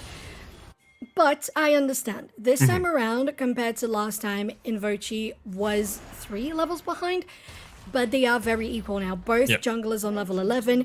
The Smite is going to have the same threat, and as soon as you see the enemy jungler, you know that this could be turned on its head. But you gotta take some of those moments to really go in super aggressive, as this one. Nice flash from the Pop Blossom, getting away from Mercy Penguin. This Mundo doing quite a lot of damage with those cleavers. Still has the ultimate available as well. No ignite. Maximum Doshi's gonna come out at the very last possible second. Heal this Mundo up to full, but here comes Ice Ice Baby and company as GK and Marcus roaming up as well. Flame Chompers in defense, and very luckily, Mercy Penguin stays alive and denies the chance at Baron for Indiana Tech. Fish, I think at this point, when you are, which is interesting, how are they only 5k gold ahead, considering the amount of bounties, 4012, 907, all of the objectives so far. It's impressive how Waynesburg is still there. They might fall further behind. There's the Cyclone into the Stand United. Teleport coming from T22, but he's going to teleport into the middle of the team. It's a double kill for KC Bo, and this could simply be it. Weasel trying to run away as Ice Ice Baby and KC Bo will follow. One more attack onto the Alistar will be enough. A great dredge line route going to land onto T22. Cannot Spirit Rush away. It's a clean ace. And with mid lane already pushing, this is at least going to be inhibitors. They don't have any teleports to make the minions immune, but they might have the damage, Sofchan, to finish this series right here. They could have it. Inhibitor is down in the mid lane. Fish still all of those respawn timers going, ticking as the towers fall. Only Quackies is online, but I don't think they can do it. Here come the respawns. Quacky's forced to jump away, and Vochi's gonna get the knock up in the air. The Nexus is exposed, and Raid Boss does not care. Quacky's gets the shutdown, but nobody's stopping the Nico. One more auto attack should do it.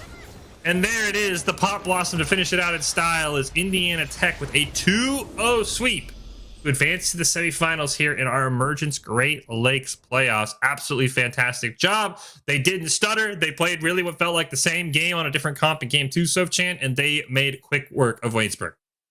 They did. It could have been a little bit different in regards to timers. Beginning of last game, they had much more pressure. Delayed by around 5 minutes.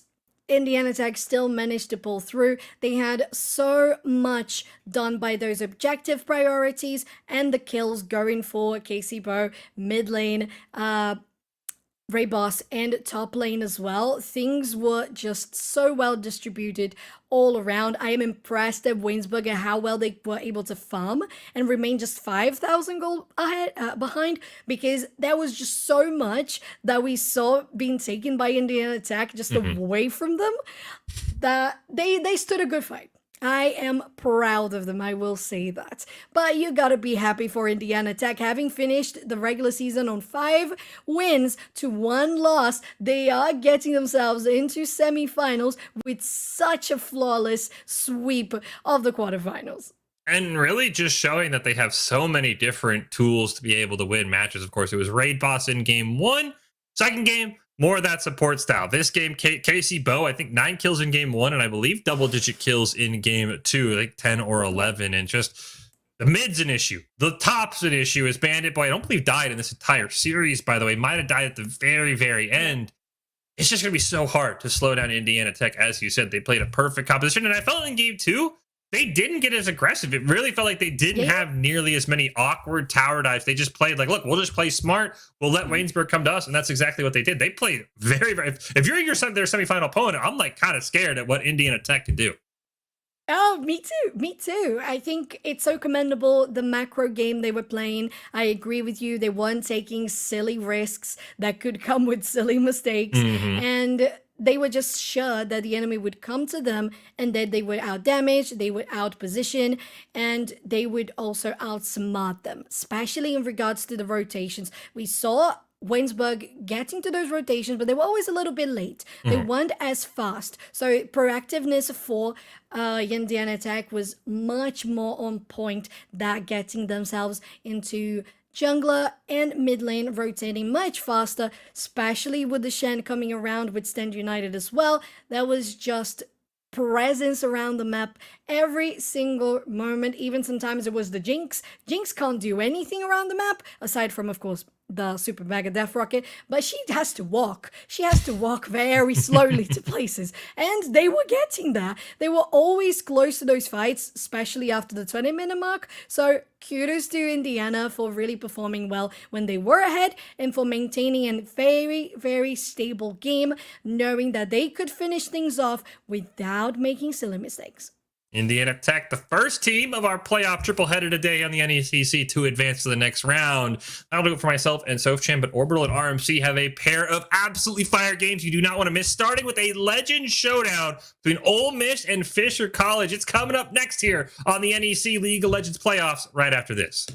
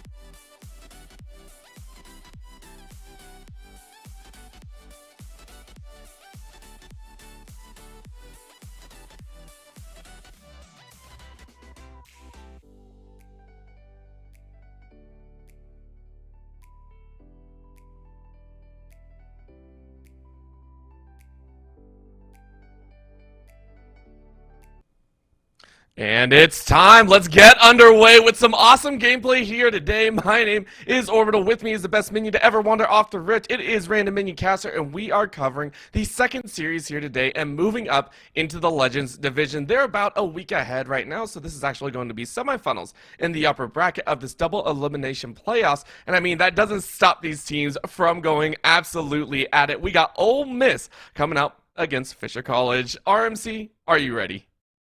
Yes, Orbital. Yes, I am. So we say they're a week ahead, but they actually played their games yesterday. So yeah, both these teams we are seeing today from the West A division having beaten their opponents. We'll start with Ole Miss. They were the first seed coming out of their group, did not drop a single series, and kind of just dominated Northwood yesterday as well to make it into their current spot. On the other hand, Fisher College is a team that's been a little bit more hit or miss. They qualified as 6th seed, 2 wins, 5 losses out of West A. But the thing with Fisher is you can never count them out, and they know how to conserve their energy for when it matters. Just yesterday up against ISU, a strong contender in their own right, they managed to pull out the win 2-1. So coming into today, Orbital, the question for me is, Fisher, how deep do these waters run? Well, listen, I know there was I want to say about a week ago that I asked you for a prediction and you kind of put your money on a team and it didn't really work out. So we'll see about Fisher right there. That was an entertaining time. Right now, though, I do agree that this is going to be a very fun matchup, right? And Ole Miss not only has a history from yesterday against Northwood, but also have a history from this past weekend. Took away the victory, and in a situation where, again, a lot of teams were saying, hey, it's going to be interesting watching Ole Miss because of a certain change in the top side.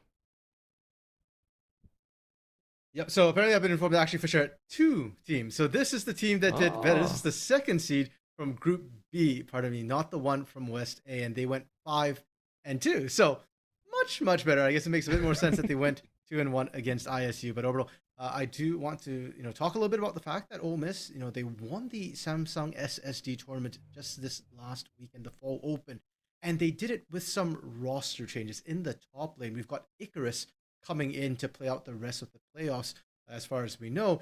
And Icarus is very different from the former top laner. While the former top laner likes to play bruisers, likes to take over the lane, having been a former mid laner, Icarus has been playing tank duty for the team, really enabling Shogo, one of the star players, to shine in team fights. And I'm curious to see how well Ole Miss can actually adjust to this change, because Shogo, if you know anything about him, very mechanical player, often just does his own thing, doesn't care if he has a front line, he just does what he needs to do. Now that he has a front line, I wonder if that changes anything for this Ole Miss roster. And the fact that they've had, a little bit of practice time during the tournament, maybe they've had a little bit of time to acclimate and bring it together a little bit more. Their tournament run was marred by a single loss to the team that they then re-engaged and beat in the finals. It was, I believe, UTD that took them down 0-2, and then they quite handily came back in the grand finals. And that always kind of scares me whenever we talk about those roster changes. Speaking of that, on the flip side, Fisher are running a team that is well known, of course, as you said. At the same time, they do have 2 players that do uncannily play mid quite often, so I'm excited to see what they can bring to the table in a little bit of a twist. Yeah, both their mid laner and their AD carry, Radar and Ralik, both are actually mid laners, but Ralik and Swordbloom, the bot lane, have been actually kind of interesting, because Ralik has been doing a great job as an AD carry throughout the regular split, and in other leagues he's been playing as well. But he always has the option of AP carry pocket picks to come through, and especially against a player like Shogo, part of me is hoping, fingers crossed, that we see some of that cheese come out. AP carries have long been a great answer into AD carries, at least in the laning phase. Especially picks like Syndra, where you can just one-shot your target, Vladimir, or Karthus, for example. Not that I'm saying Ralik plays them. I don't think Ralik plays those particular AP carries, but there have been mid laners who can fulfill that same function. And bringing that up is going to be very fun, because on that bot side, Shogo is looking to be that power point, but on the side of Ole Miss, they were specifically interested at that top side. Icarus, as we said, is coming in here, but facing off against someone that plays a little bit more, I want to say, Bruiser meta style, they're interested to see how that lane matches up instead of the usual, over aggro into Icarus and see if you can take down that substitute. And for Topo, the top laner for Fisher, he's very well known as a tank top laner himself. He's an expert in that particular field. So for Icarus to run up into Topo, Topos might actually want to shift his strategy a little bit, play more skilling top laners. I think we saw him play Aatrox, I can't remember if it was here in the NECC or in a different collegiate league, but Topo has some of those skilling options. I think that's what I'm expecting to see tonight, rather than more defensive picks to come through. And of course, Orbital, with the top lane, it might be an island, but there are still, shall we call them cruise trips or vacation packages that go up there, and usually it's the form of the junglers. And for both of these junglers, Icelandic Hero for Ole Miss specifically, I'm kind of wondering how this top lane might affect them a little bit, especially with tank top laners. You can still gank them, but a lot of times those tank top laners are more set up for ganks. And I want to see if Icelandic Hero, who does like to play, carries and gankers, whether that is actually a really good lane to repeatedly visit if Icarus can set him up right. Oh, well, we'll see if they can go ahead and draft themselves a strong pickup here, or if they're going to still float towards that bot side. I mean, Ole Miss, we saw it last weekend. They went a little bit dive happy in that bot side, getting Shogo ahead and having a lot of fun. But getting into this draft, you can take a look. Ole Miss is on the blue side. Fisher are on the red, and I like this. The hard pinch from Ole Miss on the top side. I saw this in Topo's side of things. The Poppy and the Rumble, just like, nah, we're not dealing with that today.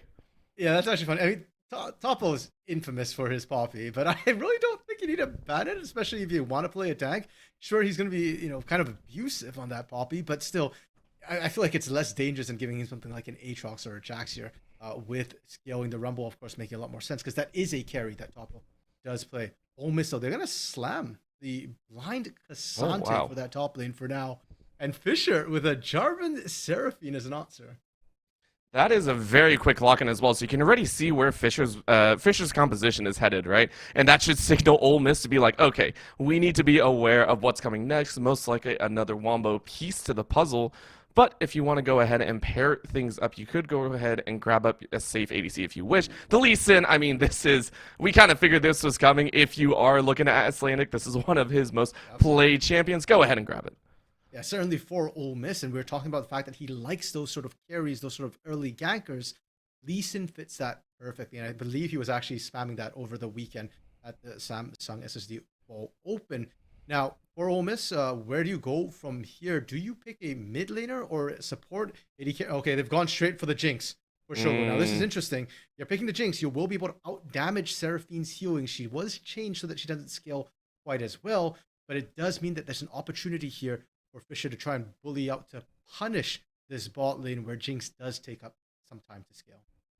Not just that, I'm a terrible ADC player, so I personally am going to pick, a little bit safer ADC, maybe an Ezreal. I would go Xayah if it wasn't banned, right? But it's just like, I don't like seeing any of that, so really nice for Ole Miss to have that confidence. Go ahead and say, let's go ahead and run that Jinx. Taking a look here, though, you got to take away that Thresh. I think that is appropriate from Fisher's side. You don't want to allow that safety, that all-around mechanical support to be available. Yeah, and for Ole Miss, I think they're trying to pinch engage options, things that can, like a Nautilus perhaps, with the Rakan already off the table, things that can try and lock down Shogo in the bot lane. And it's worth noting as well for Fisher, Seraphine is still a three-way flex. You can play it in the bot lane as support, in the mid lane, and even as an AP carry. And the reason why I highlight this, AP carry Seraphine has kind of fallen out of favor. But you mentioned before, Radar and Rowlick are both mid laners, so I wouldn't put it past them to actually make this a three-way flex. Well, we'll see what they can do. Of course, quadruple bans into the support role. You know what? Yeah, let's do it. Let's just not worry about supports right now. Let's dig deep here right now. And of course, the Rel is a fun one that has been flexed. But there you were talking about still looking at that possible flex situation. Of course, that one leaves me a little bit more if that's locked in to be a mid lane Syndra. But this is going to be the big question. Ole Miss now have to do a little bit of a coin flip. Is it Orbital? Is it? Because this is why I kind of mentioned the Syndra earlier specifically, because Rowlick and Radar both play Syndra, and Syndra into a Jinx is actually not a bad matchup by any means in the bot lane. Sure, Syndra is more about scaling nowadays with those shards, with those fragments, rather than the lane bully she used to be, but she still scales up, and she still has threat at level 6. Ole Miss going with the Ziggs into the mid lane, and what support do they want here? On one hand, I feel like Engage would not be a bad idea generally. Engage in the bad idea, and they're constantly have a lot of it. But alternatively, a defensive pick like Tom Kench could do a lot to nullify any threat onto Shogo. Well, for right now, that can be picked up, but the Ziggs coming out here saying, let's go ahead, throw a couple bombs down, and it works. But no, they say we want that ability to get our Jinx away for free, and the Melio coming out, rocking with that campfire, hopefully with that cleanse as well.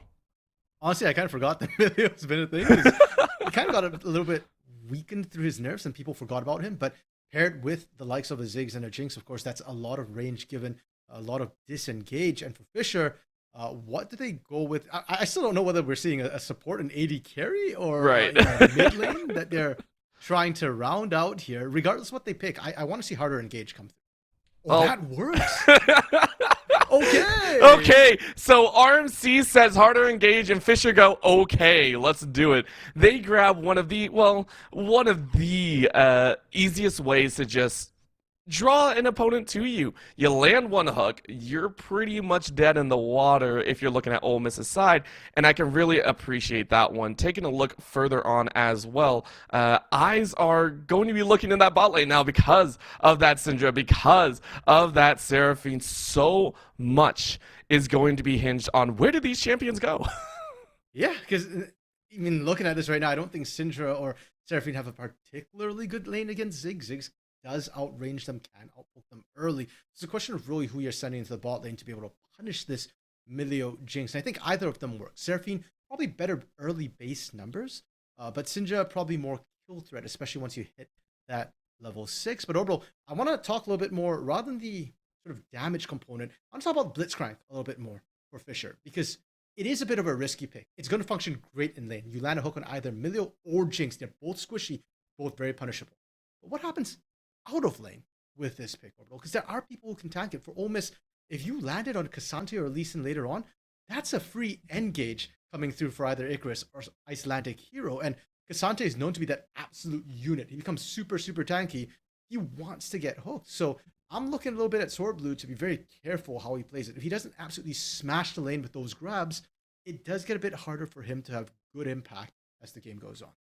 That almost leans into, making sure you have vision up, making sure you know where the opponents are. If you grab the wrong person, you are dead. And that's also going to fall on the jungle side, right? Taking a look at that J4, this Lee Sin J4 combination, it's going to be very entertaining to watch. Icelandic loves to be aggressive, and taking a flip on the other side, you got to keep up. We know Ole Miss like to play fast, a little bit loose, and if the J4 is not ganking early, is not able to keep priority or at least keep even, I'm a little bit scared at how far away that champion can fall. Yeah, especially since Devil Grey, or Skittles, I believe is going to be his in-game name here for Fisher's jungler. You have to set up in your lanes for it. You've got the Renekton top, who pairs well with the J4, the ability to lock somebody down, guarantee the flag and drag. You've got a Blitzcrank in the bot lane who can land that hook, or vice versa. You can set up for the hook with the knock-up. So Devil Grey has the easier side of this match. Whereas I'm looking at Icelandic Hero a little bit, and, well, he's got to be his own lone hero, at least in the early part of the game. Cassante Renekton, that matchup is somewhat volatile, so maybe he can go there. But I look at the other lanes, and unless we see Uncle Sam really landing a lot of pokes with that Zig, mid lane ganks, you kind of got to make it happen on your own. And in that bot lane, Jinx, Milio, Shogo, and Rhino are kind of just bait in the early parts of the game, right? They can maybe force the side to overextend, but I'm not really expecting that combo of Jinx, Milio to take over lane early. But it is Shogo and Rhino, and if there is a bot lane that can somehow start winning early, it would be them, especially with the range rocket poke that Jinx can put down. You dodge the hooks, and all of a sudden that lane is pretty much nullified. It's more like the Morgana of old, right? As soon as that binding goes down, you can aggress. Good teams can aggress on that factor. Now let's shift to the top side, where you did say it was volatile, and I think that it's volatile for more than one reason, right? Yes, the Cassante Renekton matchup can be very interesting. Hey, go down to like 1 HP or something, they're going to duel it out. But it also goes to show that that Icarus, again, over the last few days has gotten better and better. For reference, back in the Fall Open, Icarus was on Ornn and Malphite duty. That was like straight up it over the course of 3 series, and now we're going to see that mainstay meta champion pool come out here, which I really, really enjoy. Yeah, Icarus has been grinding out the Cassante in solo queue. You take a look at his match history, he's been selling that champion. It's a lot more skill expressive than something like an Ornn. I mean, peak Ornn is triple brittle combo. And maybe you can do it, maybe you can't. The double brittle, that's easy to land. That's not that hard. Whereas Cassante, especially with the changes that has come through, the way his cooldowns work as well, you have to land your abilities and make them count. If not, Renekton will be able to win out. And as we said before, that top lane, it's not like Renekton counters Cassante per se, or vice versa. It is very much a handshake matchup where Cassante is on the more defensive side, Renekton's the more offensive side. And It's just purely how good are you. The reason why we've said it as a Icarus is the challenger sort of feel in the top lane is because he's up against Topo as well. Topo, he's been such a staple in the scene. He's been around for such a long time. We know how good a laner he is. And so for Icarus, to transfer from tanks into a bruiser into Topo specifically, you can see that the difficulty is ramping up rather quickly.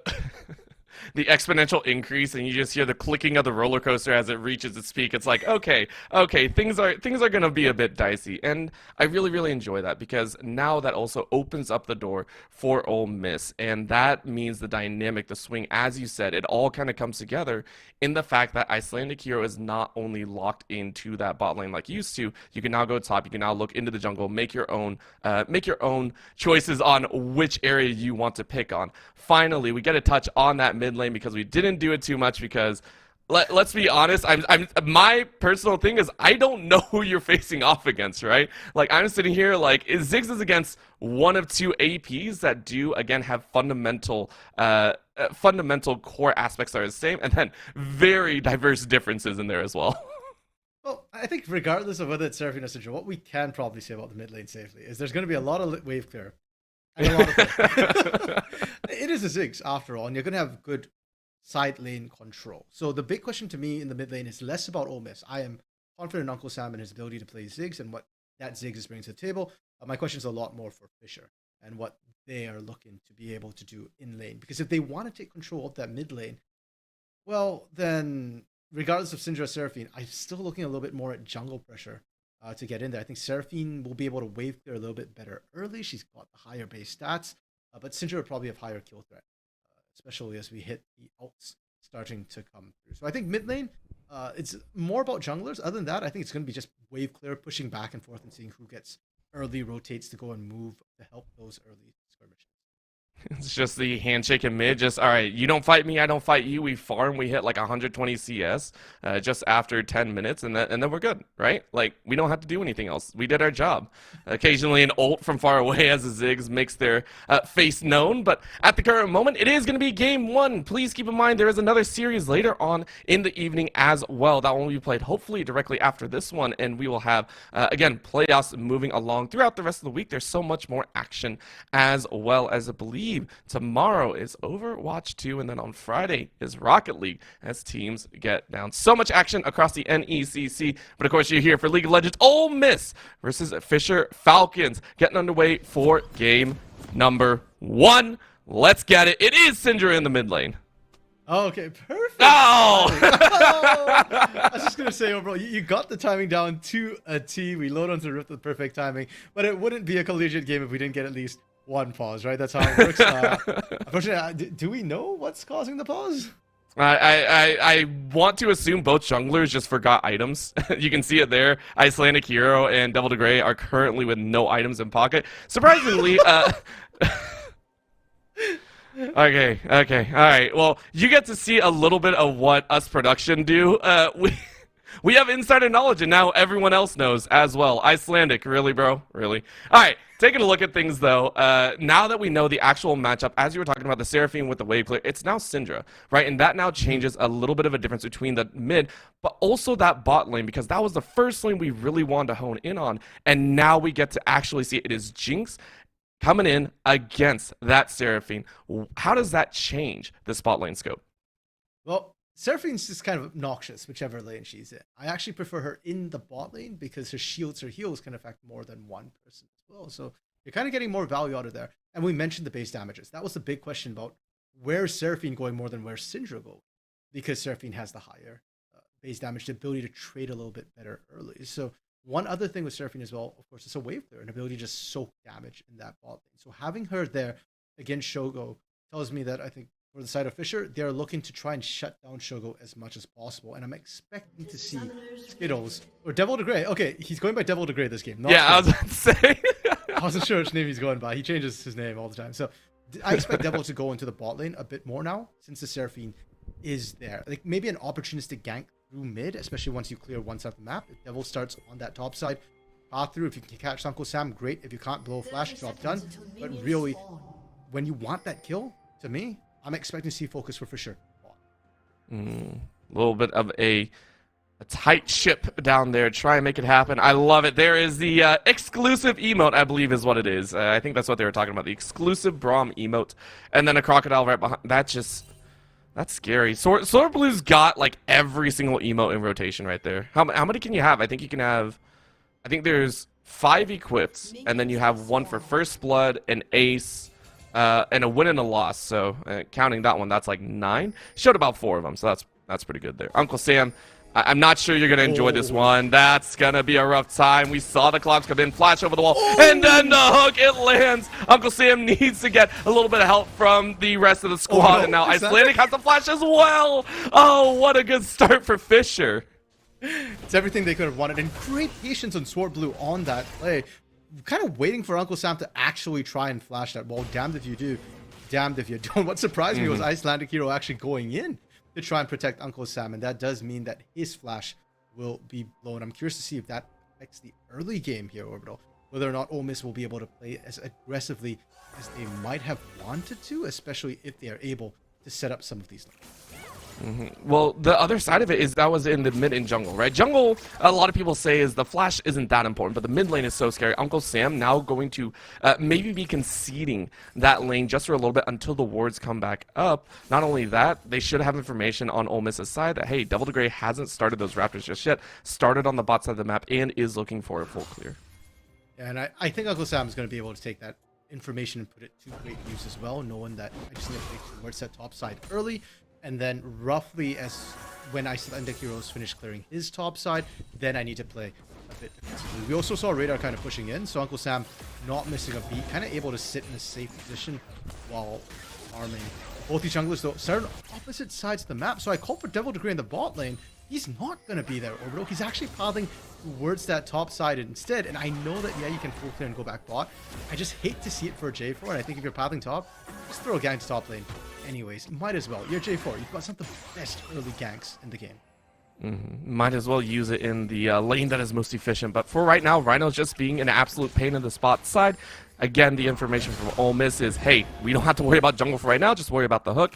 And at some point, Icelandic, now finishing up that 5th camp, will be a happy little duck looking at either mid or bot side, or you could just look at a recall and be more than happy about that as well. Huge props to Shogo and Rhino, by the way. They've dodged almost all the skill shots that Ralik has been throwing out and positioning really well to make sure that Sword Blue doesn't get the chance to even throw the hook through the minions. And because of that, we're seeing them actually get their shove. And Icelandic Hero is able to actually sneak into this bot lane here. Okay.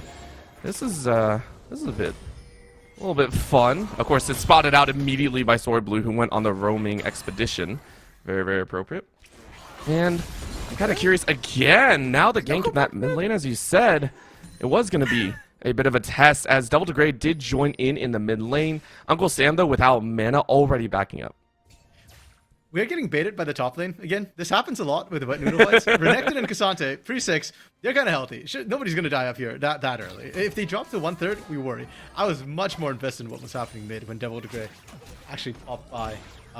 Wasn't actually able to get the gank off, which was critical because Uncle Sam's flash still wasn't back up, and having survived that, Uncle Sam is now 1/3 of the way, or 2/3 of the way, only 1/3 on that cooldown left. So that's roughly about a minute 20, minute 30 before that flash comes back.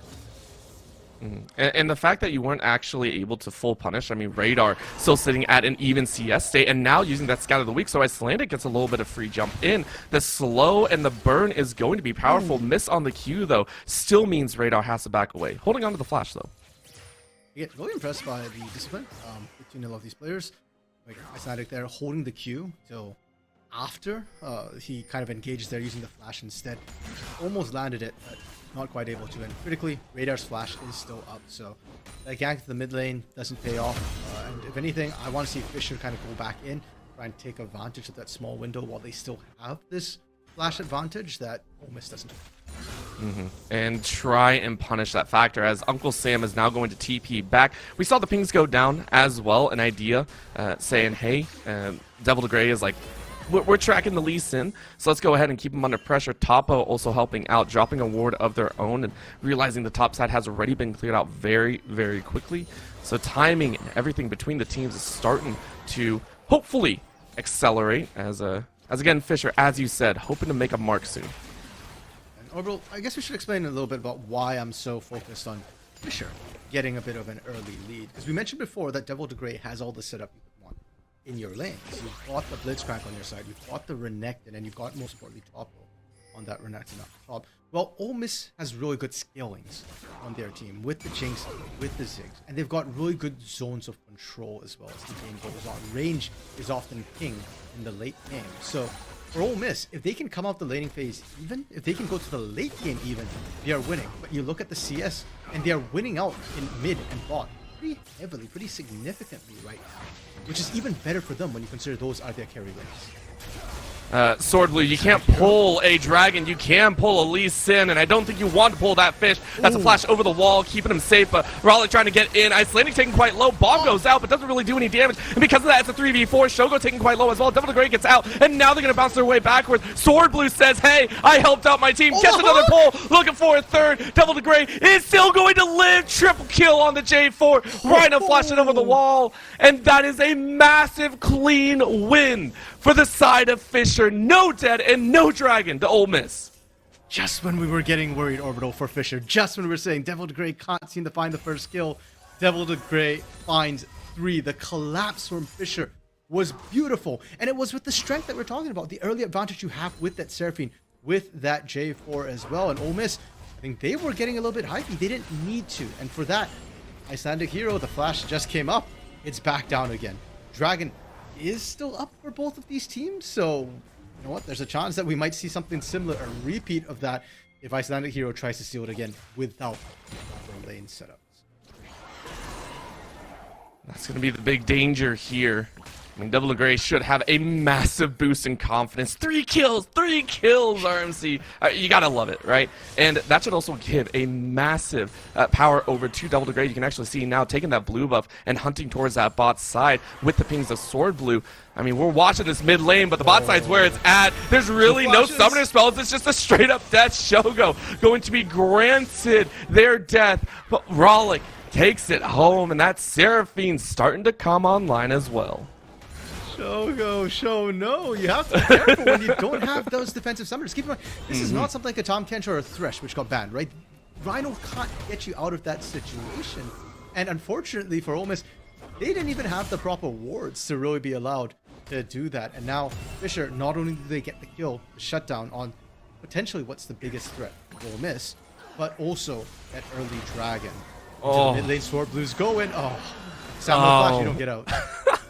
RMC, I know you talked about the fact that for Fisher, it's like, yeah, they got to go big early and win and then dominate from there on out, or you falter. Yeah. And I think Fisher took the former, right? Sword Blue, as soon as the kills went down before, had just rushed out in the lanes. Uncle Sam now getting affected. That summoner spell already down once again, that flash, and being picked on because of it. Now Devil de Grey literally just had a lackadaisical walk straight from bot side into mid, into jungle to go ahead and grab that Herald.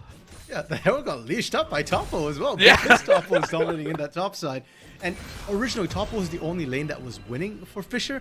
Well, those kills, those assists go a long way towards evening everything out for Fisher now in the mid and the bot lane. And for Ole Miss, they're on the back foot, and I'm curious how they respond. Because technically, you can sit back and look to scale.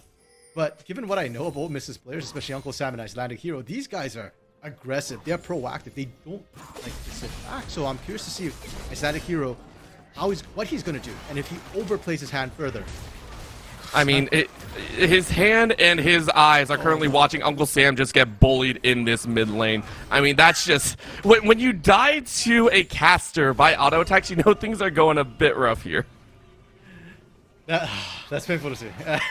There's nothing Uncle Sam can do, right? It's not like the Ziggs overextended or anything. It's just when a Blitzcrank shows up in your lane, when you don't have a minion wave because you're up against a Syndra, there's nothing you can do. Normally, this comes at a cost. When your support is roaming that heavily, it usually leaves your bot laner to dry.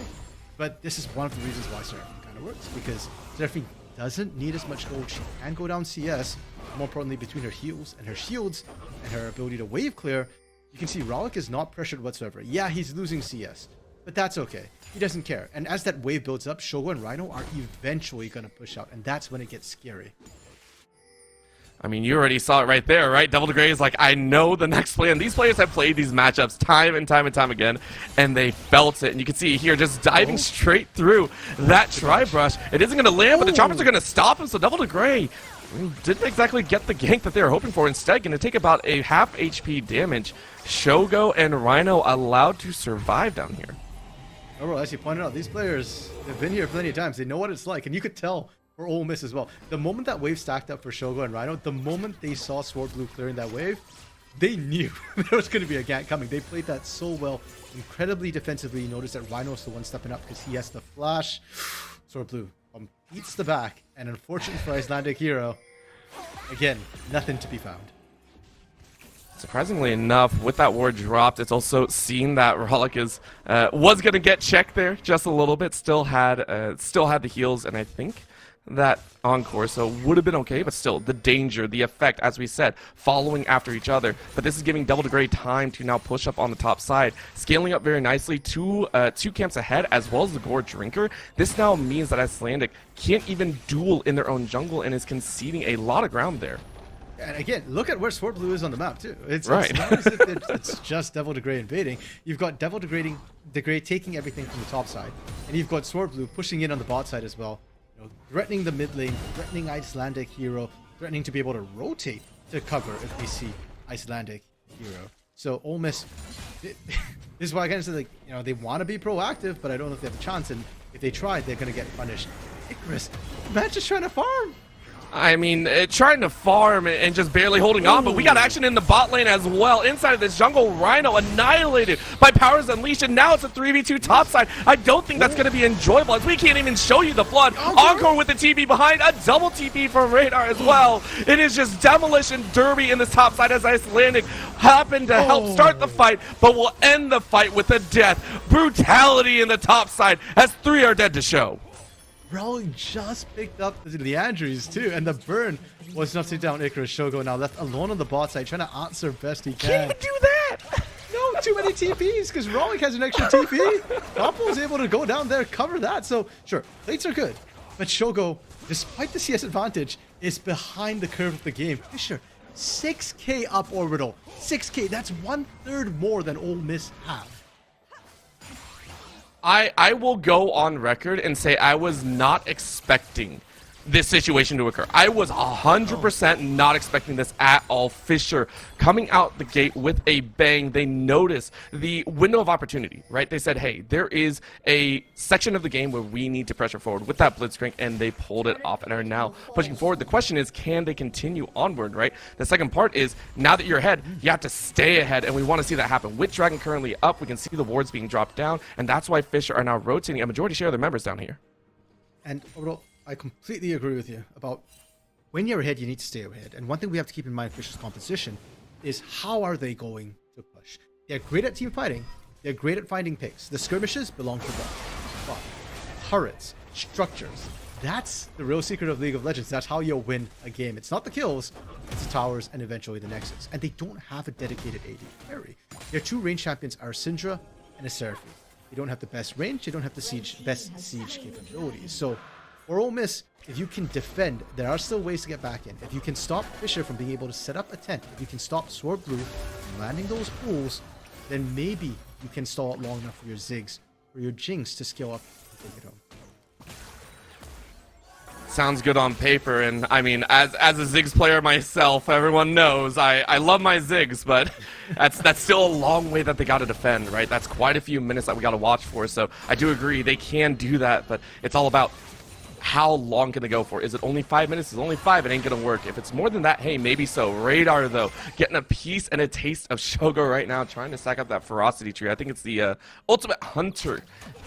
Wait, no. I think Radar actually got on the top side. Well, you know what? Maybe you did, maybe you didn't, but you'll get it down here on the bot side anyway. Rampage by the Syndra. Oh, this is going to be a rebuttal, though. Okay. Icelandic gets ping-ponged around. Oh, no. Icelandic can't finish it off, though. You got ping-ponged enough inside of the minion wave. They can't land the Q, and because of that, Radar gets out.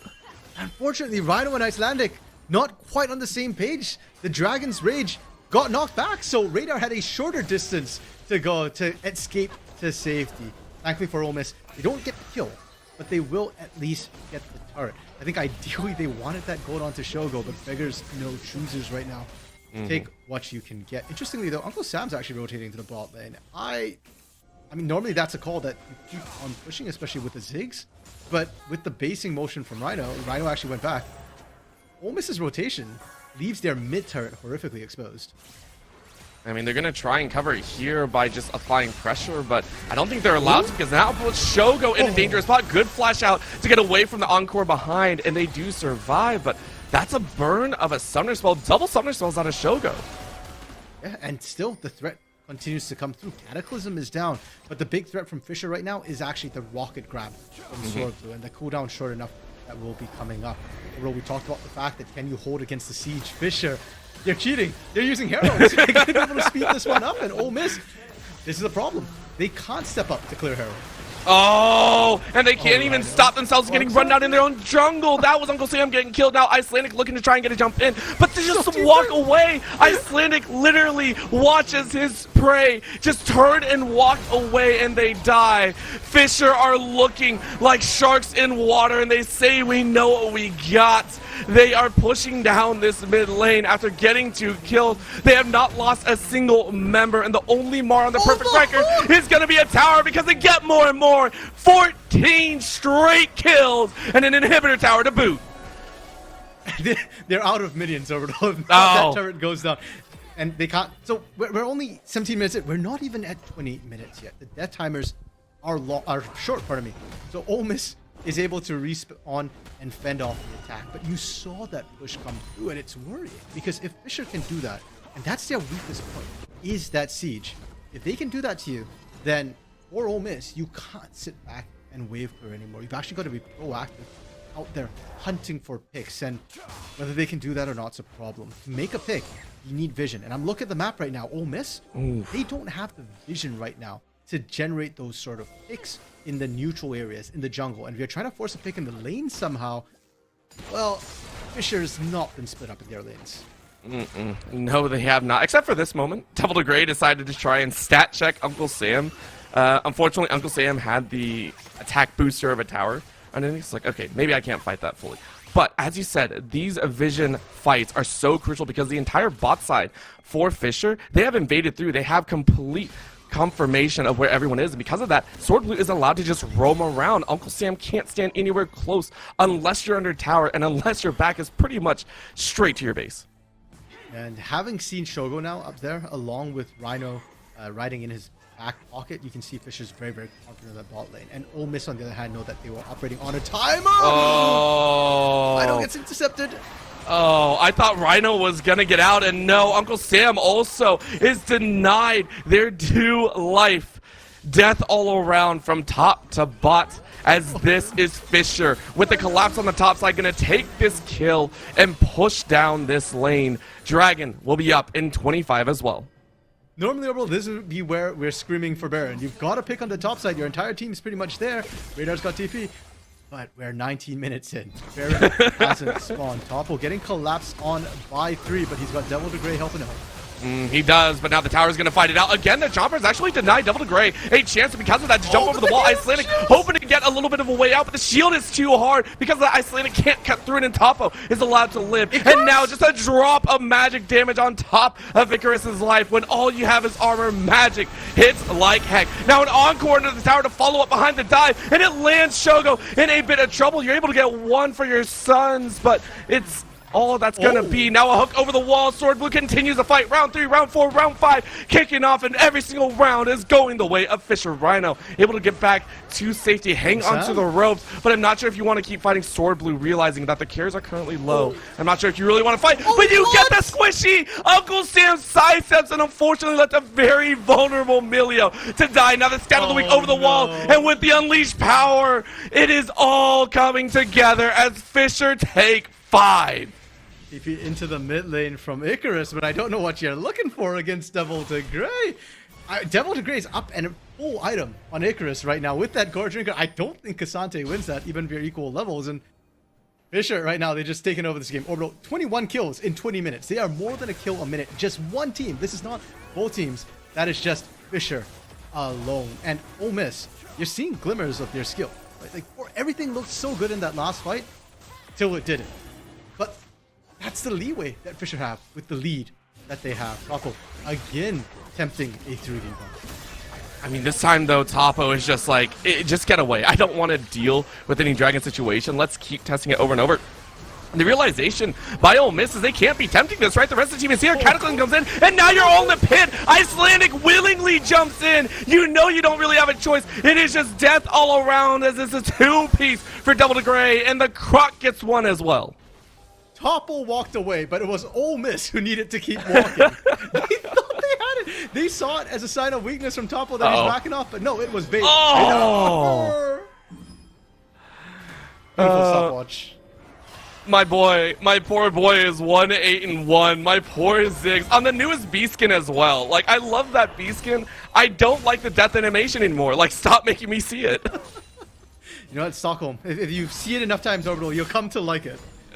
Or something like that. Well, I don't think your Uncle Sam is enjoying that death animation whatsoever. And I want to give props to Uncle Sam too. Despite the fact that he's 1-8-1, look at his CS numbers. He's actually not that far behind Radar.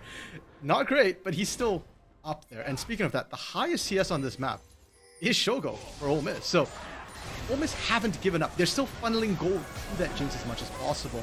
And there's always the chance, you know, Jinx gets 1 kill, 2 kills in the fight, something pops off and takes over a game. It's just that Fisher have not given Shogo that opportunity whatsoever. Every single fight, it's Shogo first. I think that just speaks to Fisher's style, right? They've allowed themselves the opportunity to now push for this Baron. They've allowed themselves the opportunity to get this early objective. And, you know, at 22 minutes, that is a pretty fast one. You now get the chance to pressure out whichever lane you wish for about 3 minutes until this dragon comes up. And then that dragon is pretty much a seal on the deal, right? You get Ocean Soul of all things. This is going to be a stop on the top side, though, as after the Baron 3, we're looking for a bit more from Fisher. And the stall is important because Shogo is pushing in that bot lane right now. Topo doesn't have a good way to actually reach this Jinx and punish her. So as long as Ole Miss can delay this, it's good for them. Well, Double to Gray is now going to try and break that stall out, and because Double to Gray currently has the second highest amount of kills for the team, I really don't think Shogo's getting out. Rhino does, though, as they get the Blast Cone out. Double to Gray quite literally just doing a drive-by. Shogo had flash, by the way, but just Devil to Gray and Topo were physically putting their bodies in the way of the flash so that Shogo couldn't guarantee he'd get over that wall. Didn't want to burn it. Bot lane, or mid lane, I guess somewhere between mid and bot. Uncle Sam has to blow his own flash away from Radar. Radar has been utterly merciless right now. 10-0-7. Doesn't matter who's matched up against them. They get hit by a stun and they might just drop. Uncle Sam getting a little bit wise, but finally Icelandic finds a pick on the back end. I didn't even see it. It was that sneaky, but Radar still gets out. That's going to be a jump forward. Icarus might be able to get the finisher, and does. That's 1,000 gold in their pocket, but now can they get out with their lives? That's going to be a slow. That's going to be a little bit of chip and a fall to damage. Icelandic will go down. Double Gray goes over the wall, and I'm not sure that's where they want to go. Now Topo comes to help, and in goes the Kasante, and now they just leave their teammates to death. Ole Miss lose 3, but are able to gather 1,000 gold bounty. It's 1, and maybe more. Topo has to burn the ult. But Final Rocket gets another shutdown. Shogo following up. Maybe you can get some more. The Get Excited is there, but you jump right into the stun. Hey, it's not going to be too bad, though. Shogo now in the wave. I'm not sure you can say this. Cataclysm comes right back up, and Devil to Gray goes legendary, turning that fight once again. Fisher!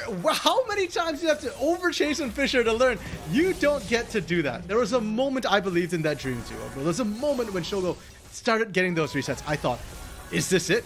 Is this the moment where Jinx takes over the game? But Fisher's retreat, or tactical reposition, was done in such good order. They knew exactly how far they could go. Sword Blue threw out the hook to say, hey, can I land the fish? If I do, we kill. And the moment they pass that too, you can see the call for Devil to Gray. So I'm just going to hide in this bush. The moment they cross that line, we turn, we kill. And for all that Shogo's got damage, Shogo has no resistances, no health whatsoever. I also want to put a highlight on the exceptional play around the ults for Fisher, right? Their composition outside of the Blitzcrank, they have such a massive wombo coming out. The Cataclysm, the Scout of the Week into Unleashed Power, the Encore. These ults I've actually seen cycled from start to finish of the fight. That is how long these fights are going, or at least these length of plays. So well done by Fisher to know their limits here and not go over it. I love the way that you called it. It is a tactical reposition. They are not running because they are scared. They are moving and waiting for a lot of their cooldowns to come back up, and it's so dangerous. It's going to be even more so with the Dragon now on the table. And once again, look at the positioning of Fisher. They've got their members down there. Topo, the only one in the top lane, and we've seen Topo survive 3v1s. He's not scared of just Icarus and Uncle Sam. Dragons up, Dragons already being This is aware of this, but there's nothing you can do. It isn't Ocean Soul, which is going to give additional regeneration through these team fights, but I think it's the right call. If you fight right now, you lose. So just try and farm up again and try and pick better. That better fight ain't gonna come their way, though, as Shogo is quite literally forced into a 3v1 and denied an opportunity to fight back. On the other side, it's Icarus and Topo to fight a 1v1, denying the chance for Icarus to get in, and because of that, it's full retreat from Ole Miss. Fisher granted so much space in the mid lane, and Icarus forced to give space. Icelandic, I think it's just a chase and chase. Oh. I like it. Knew the wait was there, waiting for the flag and drag.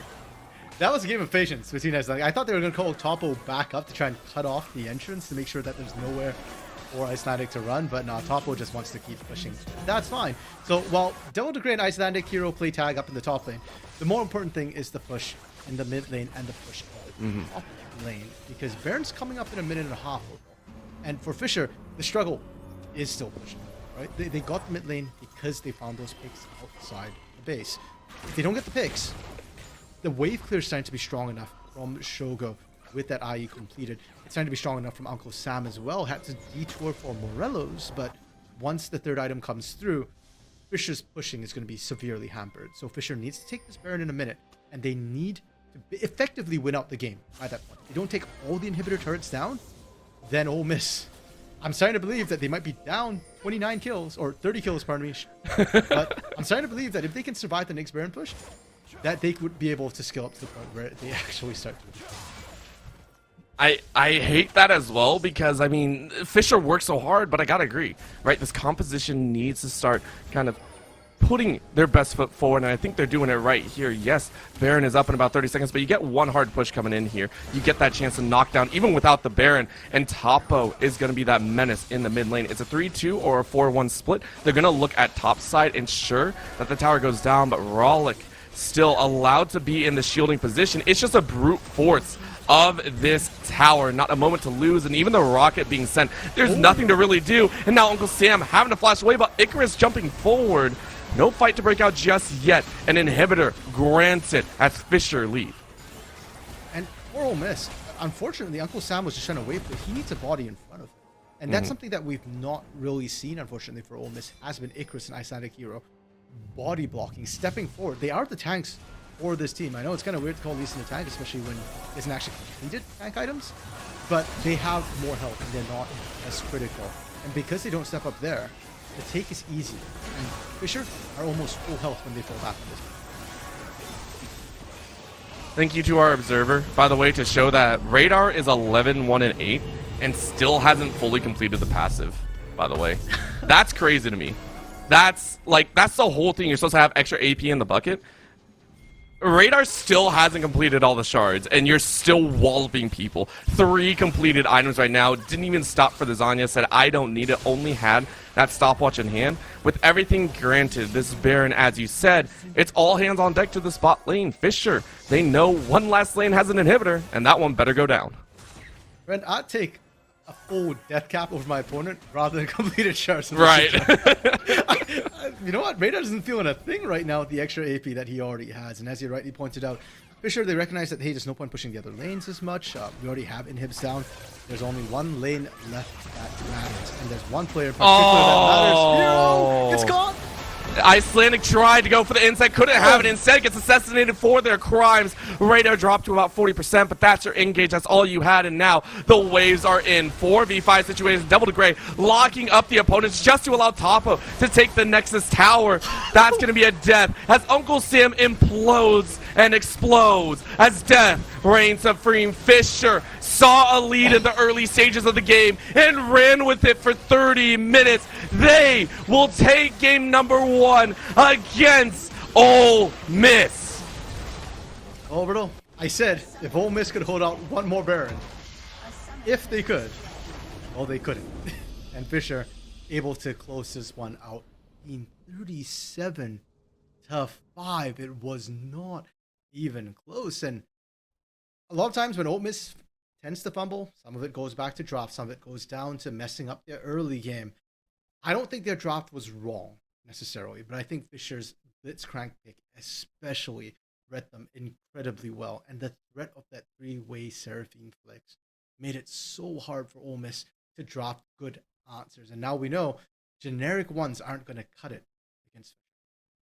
Can't do that. You got to come up with that proper style. And in this situation, I also wonder what would have happened if that early fight had gone just slightly different. But we will not be able to tell unless they do a salty run back and just run the same comp back, please. I'm not sure if I'm ready to see that. Right now, though, we are going to go to a very quick break. Get ready for game number 2, as it'll be Ole Miss to see if they can force a game 3. Don't go anywhere.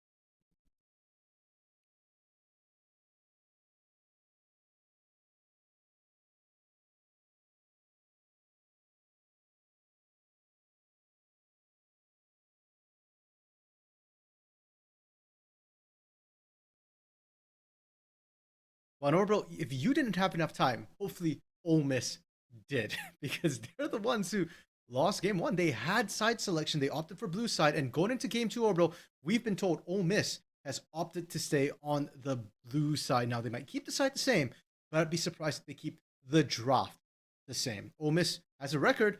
They're not spotless. They have dropped games before, but they know how to bounce back. And you were casting them last weekend when they did just that. Now the question is, can they do it within this series and after only one game?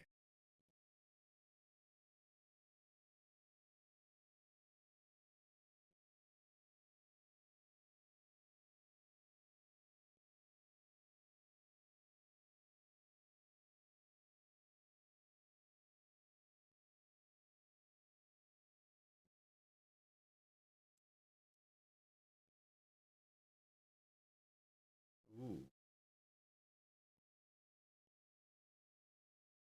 Wow.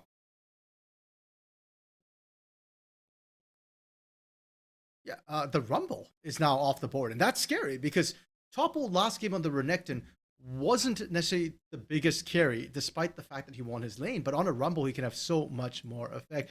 I hear you saying, "Oh, Orbital, I know the J4 picked up early right now for Icelandic Hero, and for Fisher now, you've got to worry because if you don't pick the Rumble for Topo, then is Icarus gonna set up the hot pot combo with the J4?"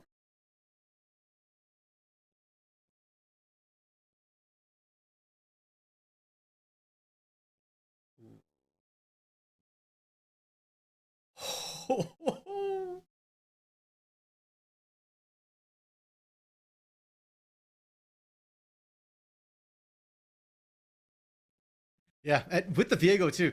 Devil de Grey's most played champion is the Lilia, which they banned. His second most played is Viego, and when I first saw Devil de Grey playing, it was on this Viego. So especially paired with something like a Seraphine, with the healing, with the sustain to keep him alive, I really like this pick. Ole Miss, they are taking right now from the Fisher playbook. They're the ones that draft the Syndra as well. And for Icarus here, it looks like it's back to tank duty top lane.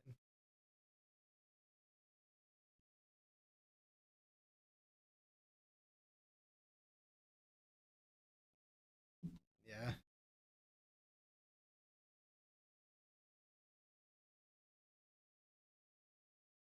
Haha, you can actually hear me now. Wow, that was really bad. I'm so sorry about that. You just saw me miming the entire time. What I was saying is right now we got the J4, the Syndra, and the Ornn on blue side, and then on the red side, of course, we do have the Viego, the Seraphine, and the Renekton. Taking a look on the Rift, though, we are looking at that bot side to have a little bit of a difference because we are seeing that Kalista be banned away, and then, of course, the Rakan.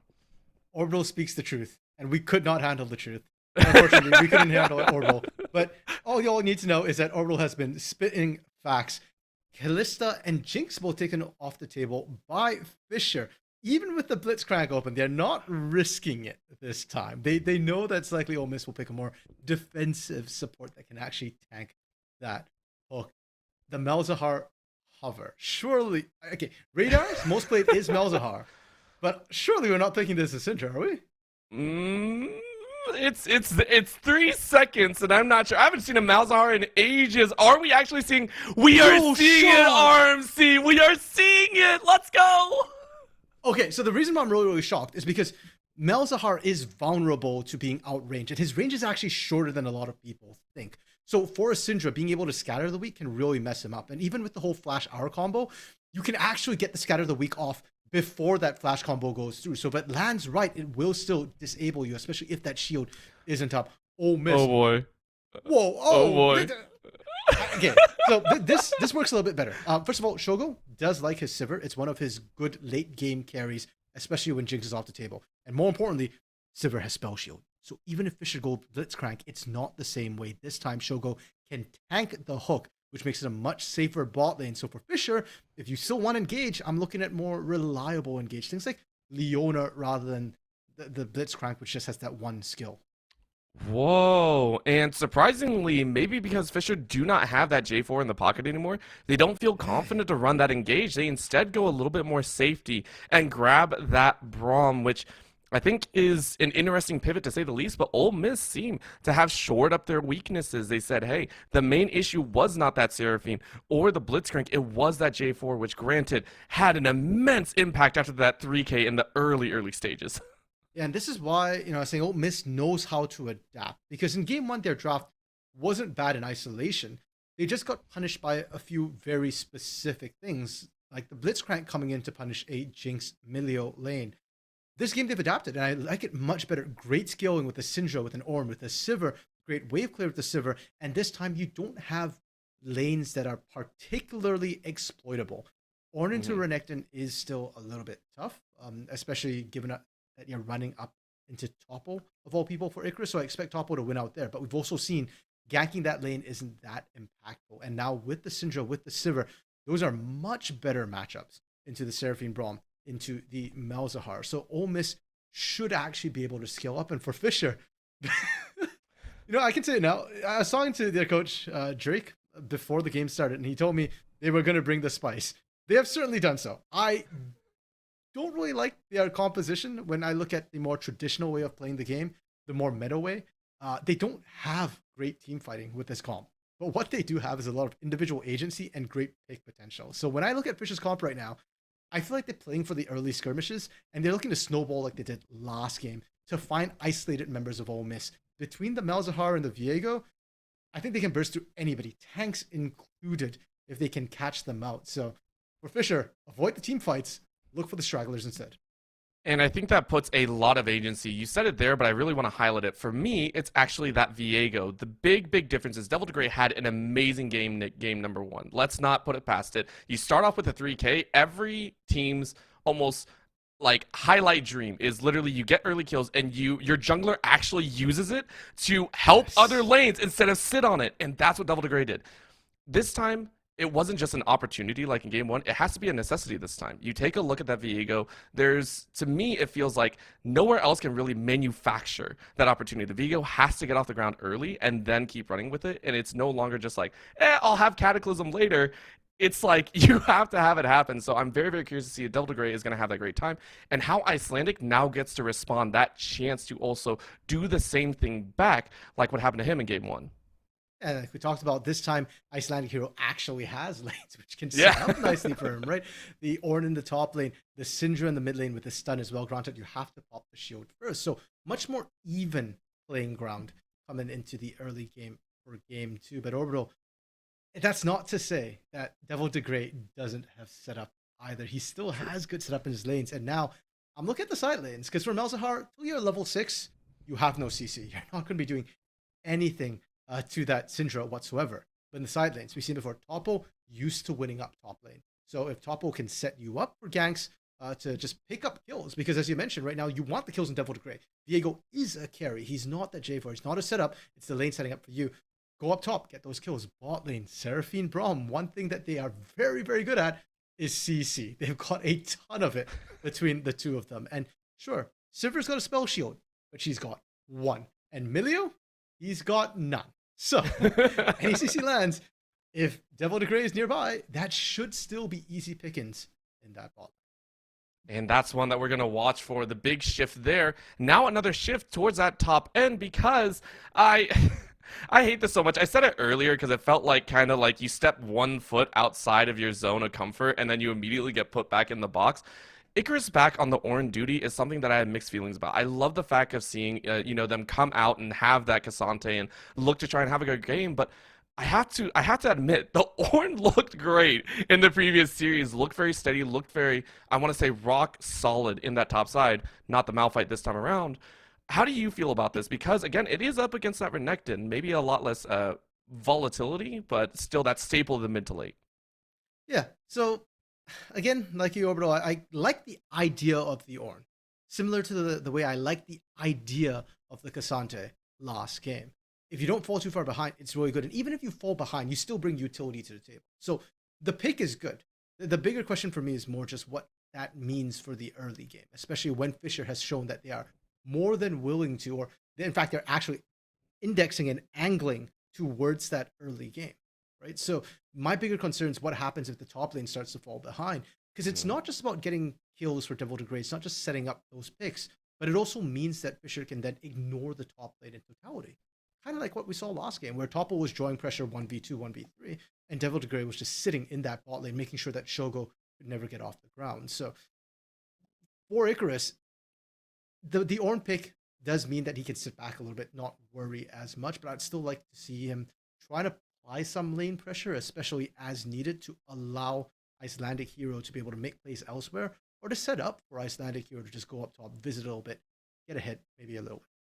Yeah, and be a little bit more aware of a triple TP that could come in here. That was mean, all I have to say. Looking down the list, every time that you look down summoner spells, you have to be aware what summoner spells are there. And again, it was the uniqueness. I give this a lot of credit. It was the uniqueness of that Seraphine that surprised, I think, a lot of people. We were sitting there like, oh man, you're only going to have one TP. It's a draw, you know, the 3v3 or anything. And then it was like 3v4 and then death all around. And we were like, oh boy, this is what happens here. So taking eyes towards that top side is going to be very interesting, and see if Icarus can step up to the plate. Following through, we now get a look at that mid lane. Finally, we touched on it earlier, but let's throw in the mix now. Let's go ahead and throw in Icelandic and the side of Devil Grey. If you don't want to pinch that bot side, if mid lane for some reason gets out of control, obviously that's leaning into the favor of if your Uncle Sam and Icelandic Hero are able to take the dub. How do you kind of negate that factor? Because that has to be a giant, like, warning sign on the flip side for the Malzahar. Yeah, I think the question is, who are we trying to negate here? Because when you use the word negate, if I'm thinking of champions, Malzahar is actually pretty high up on that negation list, right? It's like Mordekaiser. You need to pay the QSS tax, or one person's not going to get to play the game. And likely it's going to be one of the carries, either your Uncle Sam or Shogo. And sure, if you can spell shield the initial bit of the Nether Grasp, then great, but it's very, very finicky. It's a point and click and it goes off instantly. There's no channel time, at least on the initial cast. So I feel like for the side of Radar here, that's why I hesitated when he picked the Malzahar. I didn't believe he was going to do it, because I'm not sure what you're looking to do in the mid lane with it, unless you're trying to set up Devil Grey for kills. I think the reason for this Malzahar pick is more just to neutralize maybe Shogo later on, or your Uncle Sam's delay the engage into team fights. It's more about the skirmishes. And for that reason, I think the wave clear is going to be very, very important, because I think Radar is looking to just shove lane, roam out, shove lane, roam out. Your Uncle Sam, on the other hand, with the Sindra is going to have much more impact. You've also got a stun. It's not as long as the channel Nether Grasp, but you can start fights a little bit easier and burst people down. We saw actually Radar doing the same last game. And if Radar can do it, so can Uncle Sam. So I think it's more on Radar to try and make the Malzahar useful, because if not, your Uncle Sam just has more versatility with this pick. You can just do more with it. We also might get to actually see mid lane played out instead of a Blitzcrank joining in every 30 seconds. Every mid laner's hatred is seeing the support roam up of the enemy team and just like deny you a 1v1. So I'm interested to see how it does break down, because we do know Uncle Sam is able to be an immense lane bully. So maybe that breaks out. Maybe we get to see the Malzahar be an absolute brute force once again. Or maybe we just get to see everything fall apart and all of a sudden all of our speculations are thrown out the window and, you know, I don't know who comes out on top. I don't know. We should be very, very interesting. Now, I got to ask you, after we saw game number 1, and now that we get to see the teams coming out here, RMC,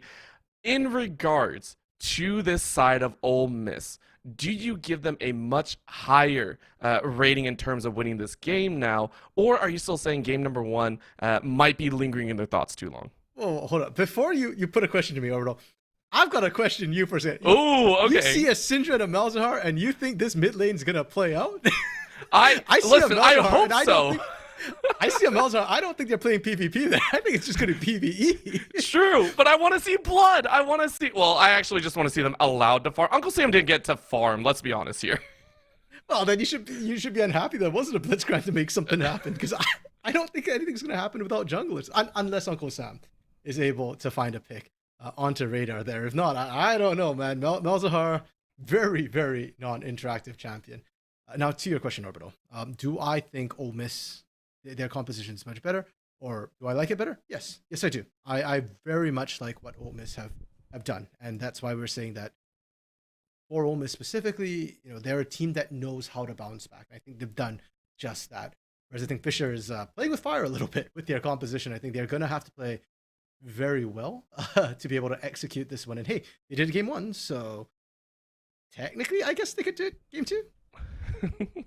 Technically, they could. However, I love the fact. And side note, I got sidetracked by emotes last time and a little bit of skin duty. I love the fact that Bizahar is out there now. It's great. And then right beside it, like it's such a nice skin. And then you look right beside it, it's Soul Fighter Viego. Like that is the dichotomy of skins out there. Really? I don't think I certainly don't remember an eye in somebody's chest like that. Unless it Volcons, but no, true. I don't even know if that's a chest. It's like the shoulders. It's like, where would that be on his body? That's my question. It is his body.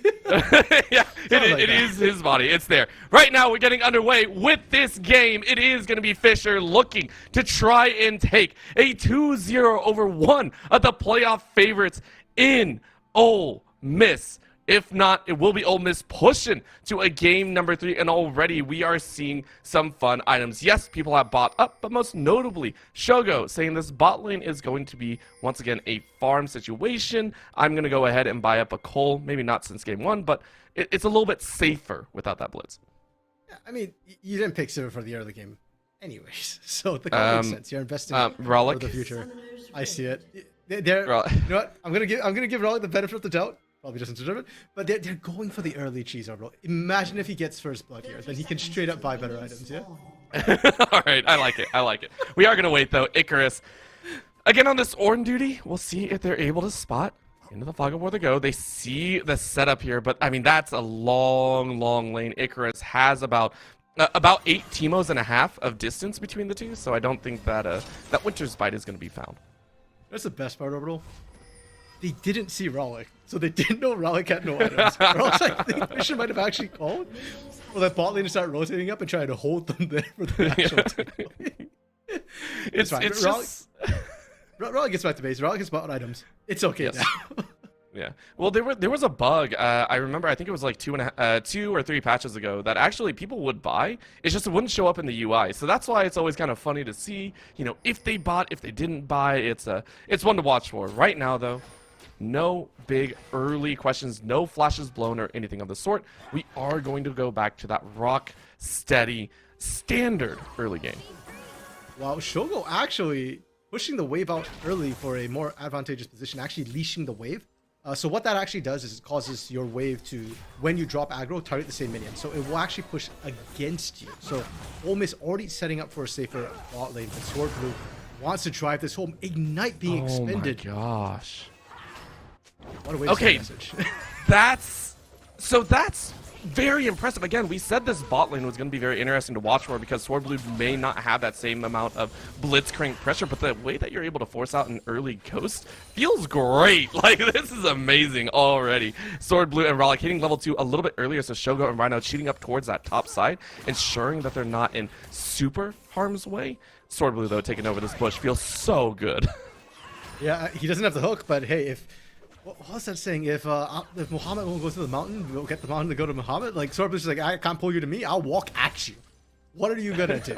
And hey, it works, right? You can see Rhino and Shogo have to step back. Keep in mind, once again, the goal of the Silver Milio bot lane isn't to win lane, isn't to get kills. It's to just pick up. And so that's fine. If Sword Blue wants to walk at us, as long as your minions are walking towards us as well, they're okay with it. That's where they're going to play, just outside of tower for the side of Ole Miss. And because of that, it gives time for Icelandic and Devil Degrade. This time, both starting out on the top side, are going to be finishing up their camps at about the same time. And it's going to be interesting to see if they both challenge each other for this Rift Herald, or if they're actually looking for those ganks. I think for that Scuttle, at the rate we're going right now, Fisher should have control over it as it spawns, and Rollick and Sword Blue will be able to push out. And I think Ole Miss is aware of that. So I'd be a little bit surprised if we actually do see the Scuttle fight. If anything, this is one of the times where I kind of wish that Icelandic here on the J4 didn't towards that bot lane and instead towards the top or mid, because I don't know that you have kill potential in this bot lane with flashes still available for Sword Blue and Rollick. And by the way, Sword Blue isn't here. This is Rollick 1v2. And the difference this time being, it's not like you had an early kill, you don't have that draw pressure. It was a TP coming in for Radar that they were hoping to make a little bit of an advantage on your Uncle Sam. Instead, it's now a collapse down. Devil Degrade is inside, looking for that stun, doesn't find it. It is just going to be the walk back out of the park. Shogo and Rhino going, really? We're going to have a party like this? Yeah, Why not? The drinks are laid out. The invitations have gone out. Devil de Grey has answered, and it's not like Devil de Grey's got anything better to do. He's already full cleared his jungle. He can the scuttle. As I say that, Icelandic is taking the Raptors on respawn. And we've mentioned before, Seraphine doesn't need as much gold. Oh, Rhino? Oh. Okay. He has he's healed. fine? He's I don't good. know, He's but good. fine. We're wondering if just like Rhino's gonna get in this massive trouble, which is like, please don't. Like, I already didn't expect him to actually walk that far up, seeing the bases come through. And then he does, and I'm like, wait, but you're now way too far up. And he doesn't die. So shock after shock. But the point I was trying to make is more that Rollick and Seraphine we've mentioned before doesn't need as much gold, doesn't need as much experience. So you're okay with Devil de Grey leeching that. In fact, if Devil de Grey can hit 6 sooner, that's a sacrifice you're more than happy to make as a double support block. Well, at the current moment, it does feel that it's even out to net 0. Icelandic up about 2 camps in that little bit of egg. I want to say, I don't know how else, like, egg hatching process, I guess is the best way to put it. It's 28 to 31. Right now, though, Dragon is coming up. It is Chemtech currently available, and at the current stance, your Uncle Sam got a later teleport off. You are safe, and because of that, you get to jump in. Yes, you burn the flash. No level 6, though, so Icelandic doesn't get caught under the tower. Flash burned on Radar. Now, it is worth noting both Radar and Uncle Sam are already teleported to go back to lane. So that bit of poke from Icelandic hero is significant. Uncle Sam just hit level 6 as well, so Radar has to be incredibly careful. You can see the pressure in. Yeah. I think that was I think we all saw that one coming from like a good mile away right there. Radar's like, I had this happen. What I'm not used to seeing is a top lane fight. Icarus taking Topo quite low, forcing that dominance to come out. Ultimates traded, and Orbital, you were seeing the praises of Icarus and his tank capabilities from this weekend. We're seeing it much better early game this time. Actual threat, Devil de Grey onto Uncle Sam. No flash means Devil de Grey gets an easy pickup there. We talked about the necessity for this Viego to start rolling. That's a great way to do it. Yeah, and Sword Blue, you can take him off the Blitzcrank. He's still roaming on this brawl. He's getting in there. The Q tag is enough, and hey, if Sword Blue can't set up Devil de Grey, well, Devil de Grey will kick it off himself. Flash expended this time, but once he hits level 6 with the Heartbreaker, normally it's used as the execution for the damage component towards the end of a fight. I'm honestly not surprised, and I've even seen Devil de Grey use it as an initiation to close the gap to get the stun off in the first place. Just different ways to play a pretty solid champion, but Radar saying, don't take my ward. Why would you take my ward? That's mean. Icelandic's like, I don't care. Let's go ahead and clear it out. Both junglers meeting in the mid lane. Yeah, now they have to be a little bit careful for Icelandic here. So while Uncle Sam has the range advantage to play outside of Malzahar Nethergrass, Icelandic hero doesn't have that. With Devil de Grey waiting in the wings, not level 6 yet, but still a lot of damage on the table. Rollick just soaking a bit of poke right now, still able to wave clear safely while waiting for Sword Blue to come. And I will say, in this current state, the amount of roaming Fisher has on Sword Blue is great, don't get me wrong. However, the fact that we're sitting at a 1-1 and even a very slight gold lead over to Ole Miss, I think spells a far greater early game than we saw in game number 1, right? Shogo and Rhino feel a lot better. You're up about 400 gold. Yes, that's what, like a longsword, it's not much, but it just feels better in the mental game, I think. Well, Orbital, are you sure about that? Because if we remember back to game 1, Ole Miss was up in the bot lane and the mid lane. They were down the top lane, and then First Dragon tragedy. Oh, right. So the question right now is, how does First Drake go? Icelandic hero has snuck his way into the pit, and this time, I don't think Fisher knows. No wards, not really available. Of course, they cover the entrances, but not the inside of the pit. Rollick, of course, being stuck under the tower means that this is going to be a nice setup. Uncle Sam taking a plate, happily, to say the least, and Ole Miss will be up a dragon. Chemtech Drake to start, so somewhat useful, but not the most impactful of early Drakes as well. I think Fisher is okay to give the dragon away. What they're probably less okay with is not having a lead and not having been able to generate action. Now, Devil de Grey is level 6, and now I'm expecting to see a lot more happening.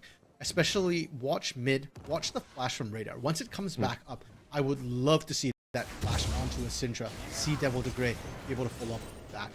Bot lane as well, when Sword Blue hits 6, watch out for potential engages to come through there as well. just so much being looked at in this mid lane factor, right? Everything points to Uncle Sam being pinched time and time again. And at this point, Uncle Sam should know it. You even saw on the side, Sword Blue once again just cheating up there, like, you better not step up too far or I'm gonna get you. And Uncle Sam's just like, okay, I get it. We're gonna go back and actually talk about the top side. We've hovered here every so often with the CS discrepancy only being 20. I will say that's kind of nice for Icarus. However, Sword Blue still sitting in his mid lane on top of a ward this time, realizes that there's some problems while Icarus and Topo keep trading a little bit of HP bar. Devil to Grey, though, waiting on the edge. It's going to be dangerous, and as the steal comes out, Icelandic will happily take it, but now Herald's being started up. Blue sat on a ward, sees it there, and this might be our first big fight. Icarus rotating down from that top lane. Watch out for the Orn Hornets, the long range engage. Well, there it is. Sword Blue, I'm not sure, can block it. Didn't block it at all, and because of that, the knockup is there. Topo is going to be sectioned off in the jungle, and it looks like it's a little bit weird. Fisher is going to get double knocked up, and now another knockup behind. Cataclysm is available. Who gets it? I'm not sure. I think it was picked up by Fisher, but now they might lose their members. On the flip side, Uncle Sam is going to get Radar's life. One more team should take it, but in the pit right now, Topo has to get out. A flash to follow on the side means it's a kill in the 1v1, and now double kill straight over to Icelandic. It almost feels like a repeat of game one, but this time Ole Miss get the dubs. The shoes on the other foot. Orbital, Ole Miss play this top side engage perfectly. And while most of the action was happening in that brawl, that 3v3, I actually want to highlight the 1v1 that was happening off on the side. Syndra into Malzahar. We talked about the fact that Malzahar does not enjoy that 1v1 matchup. It's a lot about enabling the other champions, but the backup never came. Devil to Grey wasn't there to follow up when Radar locked on Uncle Sam. And the moment that Nethergrass was over, Uncle Sam was saying, it's my turn now, it's my show now. And when Radar died, Uncle Sam was able to reinforce, make sure they continue picking up kills. Fisher with the Herald. I don't think it makes up for it, but maybe they can prove me wrong. They can find a pick somewhere and multiple picks to get back.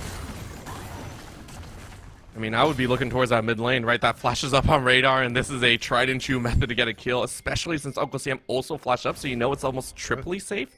So that opportunity you were talking about before is now available if they so wish. But we have to keep watch on that timer because it is a limited time opportunity. That's the other side of it. And with multiple wards up, I don't think Uncle Sam is going to allow this opportunity with a pink ward. Now in bot side river and top side, you can see Devil to Grey almost forcing that mid lane situation. Herald is going to be dropped early as they have space created. And props to Rhino as well. I think Rhino has done a much better job this game tracking Sword Blue. Last game, it felt like his Blitzcrank was getting to roam completely unchecked, unmarked, and Rhino's just sitting in the bot lane. This time, Rhino is not only signaling that Sword Blue's there, there's also actually rotating up to match as well. You don't have the same threat on that Milio in terms of creating a gank, but the heal is very effective to keep your allies alive in the counter. So, love to see that happen. Stepping up to try and stop this. Shogo's not there yet. Oh my gosh, I've never seen a support be able to do that. Like, you take a screenshot of that and you're like, that shouldn't be allowed. And then you see, of course, Icelandic, but just like Sword Blue and Rollick just didn't really want to do anything with that. So I just love that pitch crest moment. Right now, Uncle Sam getting some good damage down in the mid lane. That window of opportunity now quickly closing as Radar is going to get chunked out faster and faster. But because of that pressure on the bot side, Ole Miss have now been able to invade and get wards of their own to completely lock out this bot side jungle of Fisher. And suddenly, these lanes that were picked to enable Devil to Grey are now in need of help from Devil to Grey to not start to fall behind. Unfortunately, Devil to Grey, he needs to clear his camps as well. That is still the most effective, efficient way to get gold and experience. So, Radar, you're kind of just stuck on Wave Clear duty, burning through your mana as fast as it needs to be. And bot lane, Sword Blue just has to keep tanking, keep buying time. It's coming at the expense of his health. And you can see Icelandic Hero starting to sniff around down bot. Cataclysm is available, and they're even calling Uncle Sam for backup. Well, this is actually going to be a problem as Uncle Sam and Icelandic Hero force a flash out on Radar, which is great, but now a flashback in as Devil to Grey gets a jump, and that might be the heartbreaker to finish him off. You do get the final hit. Icelandic able to take it away before the soul is taken, though, and because of the collapse from Fisher, it's actually going to work in the favor. They grab two, and the Encore lands. Yes, she spells Shield Run, but Rhino now has to use that ult to cleanse as well. What a shift. Fisher, we watch as they collapse in on Ole Miss. Ole Miss try to take control, but they don't get it, and instead Ole Miss will lose Dragon. Rhino just trying to buy a little bit of space here, make sure that nobody rotates into the bot lane. Shogo trying to find some plates, but it's 14 minutes, Orbital, and Shogo able to push the wave, but not able to find anything after the debacle where Fisher has caught back up. They're not quite even yet, but it goes a long way towards negating those 3 kills. It's one of those moments where Devil to Grey saw an opportunity, and Radar, we talked about this Malzahar, maybe not the Malzahar specifically, but having that flash up and being ready to get out of harm's way, so well done. And Ole Miss just kind of, I have a feeling it's not the, okay, things have gone very, very wrong. It's, we made a small mistake, right? Icelandic still 3-1-0, but is respecting the CC that can come out, building towards those Merc treads very quickly. And I wouldn't be surprised if we're seeing QSS start to come through. Maybe even Bansheesville. Uncle Sam a little bit. And Shoko, though. Kraken Slayer complete, and he's already putting that to great effect. You can see sort of idea there. Sword Blue is a melee champion and can't do anything into what Shogo's able to put out. And if that spell shield kind of blocks the route that comes through from Seraphine, then Shogo gets free reign to chip away. The invade coming through. Devil to Grey is there, looking to steal away his own blue. Not Yes. secure it. This is the old tip and trick from Syndra's. You secure bus like 9 times out of 10 if you got your mid lane and jungle together. Like that will happen all the time. But that was also set up because Ole Miss had warded it out, right? You can see the wards still available. They knew, hey, that mid lane isn't roaming over. Radar isn't going to be worried. So this is the power of Ole Miss from the early game wins that they got. They have been able to slightly, I want to say, annoy Fisher so far. And now, because they're annoyed, we are seeing Devil to Grey invade on that bot side. And annoy before, it's starting to become a little bit more serious now, right? Because the problem is Shogo as well, Devil to Grey, having used the Heartbreaker to get out, ults traded between the junglers. Okay, so Devil to Grey did not get the red buff. Had to burn out to get out. And kind of falls behind a little bit in tempo by Icelandic hero. He's going back in. Yeah, Why are we going back? I don't know. I'm sitting there like, this is what I was talking about. Frustration is available, and now you're stuck in a bad spot. You can't shield that drop of the W, and that's going to be a kill. Your Uncle Sam now getting a collapse in as well, as Radar can't do much as Malzahar eaten up for breakfast and sent back to the void. Why are we going back in, Orbital? That question still bugs me right now. I don't know, as Uncle Sam gets ignited and Icelandic takes a lot of tower damage. The Sword Blue at least gets 1, but it still begs the question, why were they in the enemy jungle, RMC? Tell me why. I don't know, and I'm not even going to begin to speculate. Instead, I'm just going to log Sword Blue. Great play mid. You got the kill. Good job as a support. Unfortunate, but you take what you can. Rowlick now in a bit of trouble. And that might be the dive. I mean, I don't even care if Rhino dies, but Rhino doesn't. The dive works wonderfully. The heal for Rhino has been absolutely disgusting. That's the 3rd time now. I think it's got him out of his sticky situation. The first 2 more for the movement speed, but this time the heal. Very, very clutch to stay alive. And Orbital, before all that craziness had kicked off, I was talking about the fact that it's not just a minor annoyance. I might not get to talk about that as Popo might get run down. I like how you were saying, hey, now that the action has died down. That action has not died down at all. As Topo is saying, Icelandic, you may be ruling the jungle, the mid, and the bot, but you don't rule top. I'm 170 HP, and I will flash in your face. That's going to be the jump. But Scatterwick doesn't land, so it's a trade of 1-for-1. Devil Grey does get the Ornn HP and the soul, and is now going to dive ever further. Can you get another? Yes, you do. Hey, it's a 2v2. And you go ahead and get multiple kills on Devil to Grey. I think that's okay for Fisher. I think they'll think it's worth. They got the kills onto Devil to Grey, who's the carry that they really need to pop off. And Shogo, okay, let's talk about Shogo, because he's the one I want to talk about. Because he's no longer a minor annoyance, he's a full-on threat. And one thing we kind of talked about why Fisher needs to get an early lead is because they don't have a good way to get onto Shogo. They don't have great engage. They're relying on Braum out, which is a little bit slow. Or you're relying on Seraphine out, Yonkor, which Shogo has a spell shield.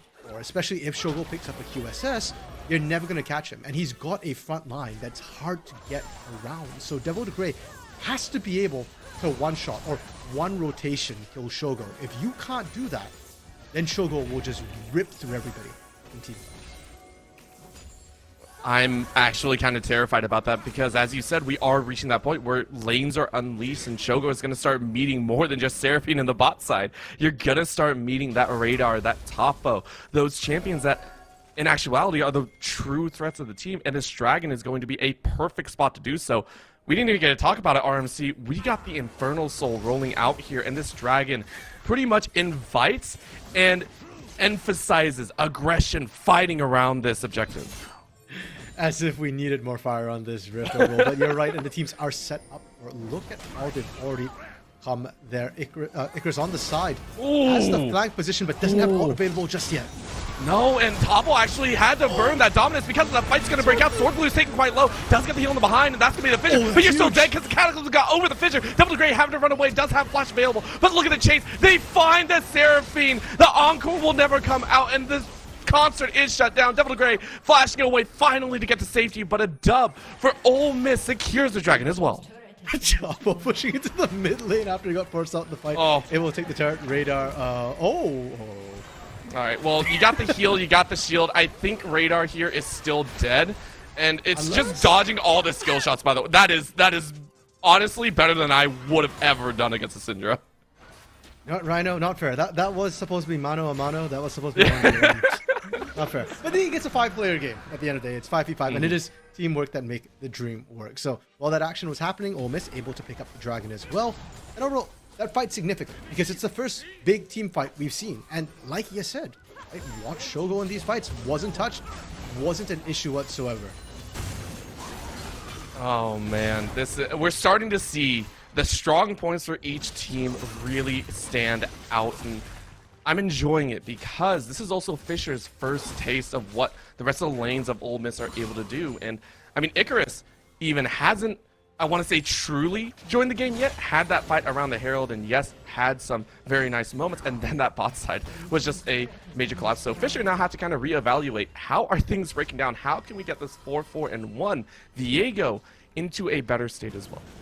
And they tried, right? That was the idea for Topo to go for that flank. But because he got caught out early, Devil de Grey had no position into the backline. There wasn't a distraction. Everybody could just focus to make sure Viego doesn't leave Silver. And speaking of Icarus a little bit, Orbital, you know what? I think Icarus has gotten involved plenty. He's 1-1-6 right now. Actually has higher KP than Shogo does. We're setting up Shogo as the big damage, the big wrecking ball. Well, Icarus has been doing work, and his Horns have been beautiful to watch. We saw it at the Herald. Now we saw it on this bot side. I think Fisher needs to respect that a little bit more.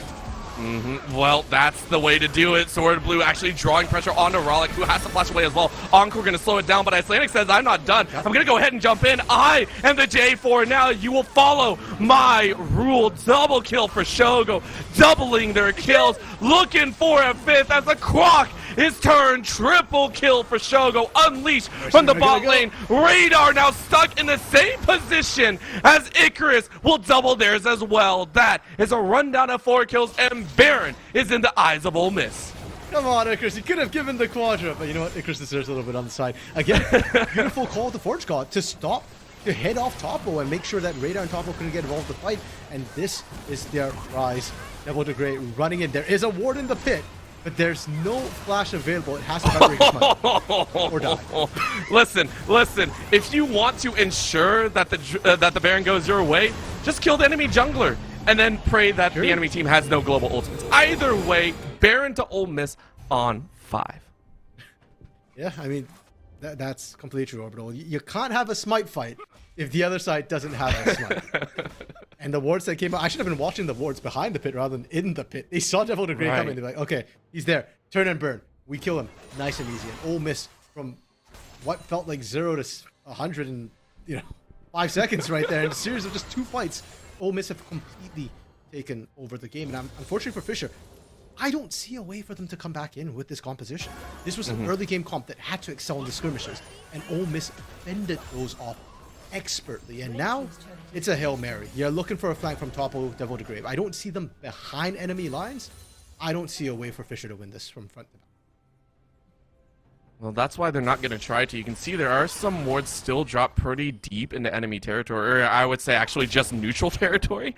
Fisher currently have 3 wards dropped behind him, and if you get a TP, hey, maybe you get something. That would be the Hail Mary I think you were talking about here. However, with the balled up composition of Ole Miss, they're leaving nothing to chance except for Icelandic in the mid lane to continue that pressure. They're just going to knock down this last tower in this bot side. and look for a little bit more fun. Shogo still farming up an absolute storm at 260, as this is going to be that breakout. Encore landing on pretty much no one, as the Call of Forge God is still there. The Cataclysm lands on 3. Over the wall goes Shade for the shutdown, as it is going to be kill after kill after kill after kill. Only the bot lane of Fisher is alive, and they are none to rule the world. They will also die, as that's a stop right outside their fountain. Sword Blue can't even crawl, as in the fountain they go. Ace for none, as Ole Miss storm the base. Did you miss them, Orbital? Because Ole Miss is back with a vengeance in Game 2 and drag us to a Game 3 kicking and screaming. And this, you asked me, did I like the comp? Yes, this is why I like the comp. Fisher, they tried to kick in the front door. Too little, too late. And now we've seen Ole Miss bounce back. We've got to see if Fisher can bounce back. And I just want to say, both teams, there's a reason they're in this playoff scenario, right? Both teams have shown absolute excellence. When they get a lead, they will not stop. They will continue pressuring. They know exactly how to close out a game pretty much from start to finish. There was a little bit of waning in game 1, but I attribute that more towards the composition, as you said, maybe not having the best siege potential. But both teams pretty much feel at this point, if they get the early lead, they're going to run with it, and that terrifies me to a very large extent. Yeah, especially when Ole Miss is getting these early leads with a late game composition, Orbital. And that's why they won the fall open. That's why their first seeds coming out of their half of the division. Now, it's worth noting that Legends is different for their play. The Legends division is double elimination. So if you lose here, you're not out. You just fall to the lower bracket. But with how stacked the Legends division is, every chance counts. So Orbital, we've got one more game to go. Winner takes all. We've seen Ole Miss bounce back, but we've also seen Fisher dominate a game. Game 3, it comes down to a best of 1. Let's just play Coliseum. Everyone farm up for 20 minutes and then 1v1 in the mid lane. Do that. Go for the win. I don't know. Right now, we don't even know what the teams are going to bring out, so please don't go anywhere. We're going to get ourselves set up for that finale. NECC, we'll be right back.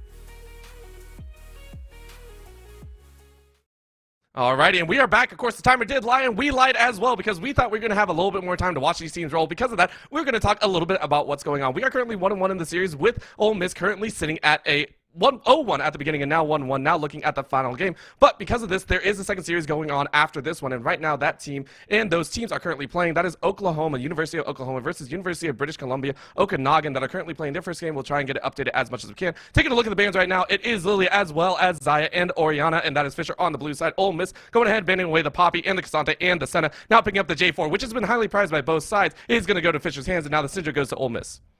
So basically, when all said and done, thank you for that rapid fire spiel, Orbital. Bands did change, but sides did. And Fisher, Yes. the J4 has become the most highly prioritized champion this series. The moment Fisher kind of played it in game 1, Ole Miss played it in game 2, recognized the strength of it. Now, the Syndra and Ornn still go over to Ole Miss. I think that's really critical because Icarus's Ornn was disgusting last game. It's worth noting again, Icarus subbed in last minute. He is lower ranked in solo queue than most of the other players in this division, but his Ornn was instrumental nonetheless. I am mad that we don't see a Trundle ban, but that is for a different time, as we do see the Seraphine hover into what looks like negative time, but this combination has still been such a powerhouse for Fisher, and honestly, even in game 2, had those inklings that we would have seen if the J4 was still in Fisher's hands. So looking at this third pickup, it will be very telling where Fisher wants to pivot. If we're looking at that top lane, grab that Renekton once again here in the early stages of the draft. If not, looking at a different setup. What do you want to go for here with just a second left? It's Okay, that's a Topo special. Topo does this a lot, actually, into tanks specifically. You'll run the Alawi to really bully them out. And I was thinking, like, Renekton's been fine. I actually wanted to call for something like a Rumble. When you have the J4 on your side, you can really lay down a lot of damage with that. And if picks continue to go the way it has been, I wouldn't be surprised if we see an AD carry being picked up for the side of Ole Miss or jungle on the red side to just kind of round things out a little bit here. Kindred is a very interesting one. That's a very aggressive jungler to come through. An Icelandic hero wants to live up to his name. I mean, I thought Lee Sin was aggressive enough, but Kindred is a clear call to say, I am the carry for this team. It's eliminating I want to say the engage tools that you had before, and now just going, I will carry. I don't need engage. You will come to me and feed me kills. I will also be able to hopefully survive an all-in, as we do see the Milio ban. This has been so good for Rhino in the last few. Game 1 was a little bit shaky. Game 2, obviously very instrumental. Taking that one away, saying you don't get that safety net. Ole Miss are going to have to function in a very different direction. The second ban coming out here, it has been double support bans, I think, for Ole Miss pretty much throughout the series. But we are going to look at that Nico, banning that ability to get into the middle of fights very quickly. Yeah, they want to make sure that their engagers can actually get in there, and they don't have to worry about all the AoE CC that's coming down, because Fisher already actually has set up for a great team fight. Circles upon circles, or AoE upon AoE. Seraphine's isn't exactly a circle. Now, I'm actually a little bit surprised we're seeing the Milio ban instead of the Sivir ban, because I think the Sivir was the issue. And if you had left the Milio up, you could have potentially picked the Blitzcrank. But because Ole Miss have last pick, you can't really blind the Blitzcrank pick. If you do, you're able to run into a Leona, into an Alistar, into a Nautilus, something tanky. And Ole Miss has opted to go for that anyways, and actually save counter pick for Shogo. AD carry last pick. That's rare to see. But if your AD carry is Shogo, I believe in it, because I want to see something like a Draven come out and just run them down if there's a squishy bot lane for Fisher. Oh, and this would also be a shift, very aggressive change up, if that is actually Echo. If that's actually an Echo, that would be surprising, considering how laid back we've actually seen Radar be throughout a majority share of this series, and I think that's locked. That is locked. Okay, Echo, Assassin in the mid lane to come out here. What a surprise. Yeah, and that changes the style of it as well, because before, as you said, the Malzahar kind of laid back. You're waiting for your jungler to take action.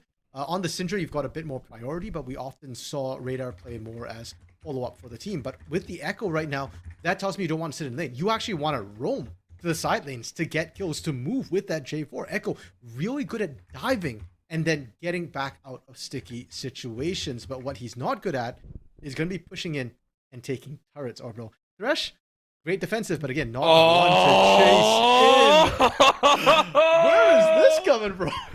It is another otherworldly area. Are you kidding me? Let's freaking go. Vayne. This is why, obviously, that they were holding this ADC till the last pick. It throws a giant wrench. We were looking at that Kindred, right? We were looking at Icelandic going, hey, you're the carry. And all of a sudden you throw another massive wrench. A Vayne to come out that draws all eyes from Fisher. And before I get into the composition of Ole Miss, which I actually really like, I want to talk a bit more about Vayne, because I was hoping for Draven from Shogo, because Shogo's such a mechanical player. Vayne, similar niche. It's not that axe chunk, but that third hit, the mobility, your ability to dodge around is great, especially into a Thresh Seraphine lane. That is primarily a skill shot oriented lane. If you dodge those skill shots with the tumble, you absolutely run them down. So I love this pick to come through. And normally Vayne, we think of her as a late game champion, somebody who can absolutely chunk through units, the healthier champions, things like the Alawi with her true damage. But no, this is actually more to me about the laning phase. If you land a hook onto Seraphine or Thresh is not that tanky early, and a Nautilus will be happy to engage. A Vayne will be happy to chew through those health bars. And I think that also doubles up, because that's the direct effect of a Vayne pickup, right? The kills, the feed, and then all of a sudden you're off to the races. The indirect fact is we have seen this roam from both supports time and time and time again, Sword Blue being the proactive roamer out. I personally, again, this is my personal experience as a gold level player, don't get me wrong, but if I'm looking as Sword Blue at the bot lane, I'm not allowed to do that anymore. You're pretty much leaving a 50-50 that can easily swing to a 70-30, 80-20 if a single kill goes down. Yeah, I'd argue it's not a 50-50. It's close to that 70-30 you're talking about, overall, especially with the ability to dive with that Nautilus to come through. So, yeah, this time Sword Blue will have to pick his movements a lot more carefully. Ralik will likely not survive if isolated. Now, let's talk about team comps a little bit, overall. And let's start with Fisher, since they are blue side. We already mentioned before, great AoE, circles upon circles upon circles. Literally now with the Echo and the Thresh pickup. So the team fighting is not in question. The team fighting will be good in the mid game. But again, keep in mind, their skilling is not going to be amazing. Echo skills well. Seraphine skills debatably. But Alawi is more about the split push pressure than anything else. And trying to set up her leap of faith is actually kind of difficult. Amongst all the moving parts, especially with something like a Vayne. So again, I'm looking for Fisher to try and take over the game early. I'm looking for early rotates from Radar on this Echo this time. Be more proactive. Move with Devil to Grey to get your side lanes going. On the other hand, Ole Miss, still great skilling. You've got 4 skillers now. Kindred, Vayne, both marksmen, both skill well. Ornn, we talked about it. Syndra, we've talked about it. And now let's get to the nitty gritty. I love the Kindred pick with what they've picked. Yes. Syndra has a knockback. Nautilus has a pull. You can pull somebody out of the Lamb's Respite. Vayne has a knockback as well. So Ole Miss has a lot of ways where they can hide within that ultimate, soak up the beginnings of Fisher's AoE, and still knock people out and actually kill them outside the Lamb's Respite. So very technical, very finicky, very conditional from Ole Miss. But if it works out, Fisher don't really have options. At best, you maybe save some AoEs, but if you split your AoE, I fear they don't have enough damage to carry them. And that is something that we saw carry them in game number 1 specifically. It was that AoE lockdown. So this time around, a lot more conditional for Fisher. They have to decide. And then also, I want to put eyes once again in that top side.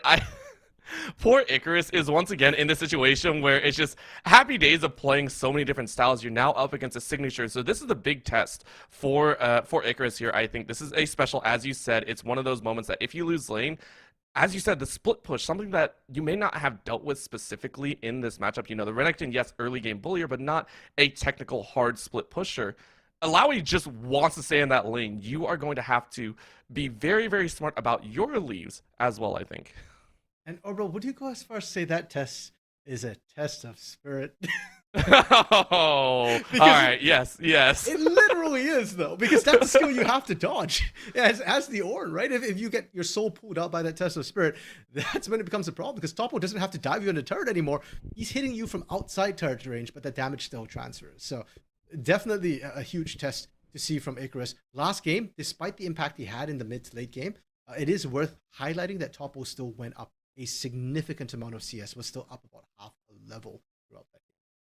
It was it was very, very strong, and it was very, very scary. But I mean, I just want to go back to the fact that we've had two very strong games, one from either side, and now we get this, right? Like, looking down the line, we got 3 uniques, I think 4 uniques actually, with the Kindred, the Vayne, the Echo, and the Alawi. Like, what happened? What did we do? Did we just throw away the story in the first 2 chapters? Did we just say, screw it, a new writer on the block? Heck, even the Nautilus actually didn't come out this series as well, so Yeah. it's at 6. No, overall, I don't think we throw out the playbook. I think we are seeing how deep these playbooks go. And with Ole Miss, it was never in doubt that their playbook was deep. And they're still playing mostly standard style. Despite the fact that the Vayne is a little bit unusual or non-meta, we don't see the Vayne. It still fits into that sort of hyper-scaling pick that Shogo has excelled on. Things like Jinx, like Sivir, late game monster, pew pew, kill everyone. If anything, I'm actually more impressed with Fisher's playbook a little bit because they've been playing unorthodox and non-meta throughout this entire series. About the only thing that's been the same every single time has been that Seraphine. But around that Seraphine, they've been changing things out. Now, if they can make this work, I'll be very impressed because one of the reasons why it's not meta, it's not traditional, is because it's harder to execute. And in game 1, it worked. Game 2, it kind of flopped. So game 3, for all the marbles, if Fisher really wants to impress me, win. Well, you know what? You know how I know that Fisher are actually going to win? It's because they have the J4. Like, let's be honest, the J4 has a 100% win rate so far in this series. Let's give it to Devil DeGray because it's J4, right? Apparently J4 is the strongest jungler out there that will ever be picked up.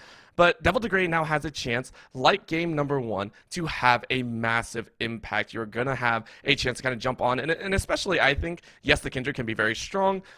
I love squishy junglers because as a mid laner, I love popping them, and all of a sudden they're kind of useless.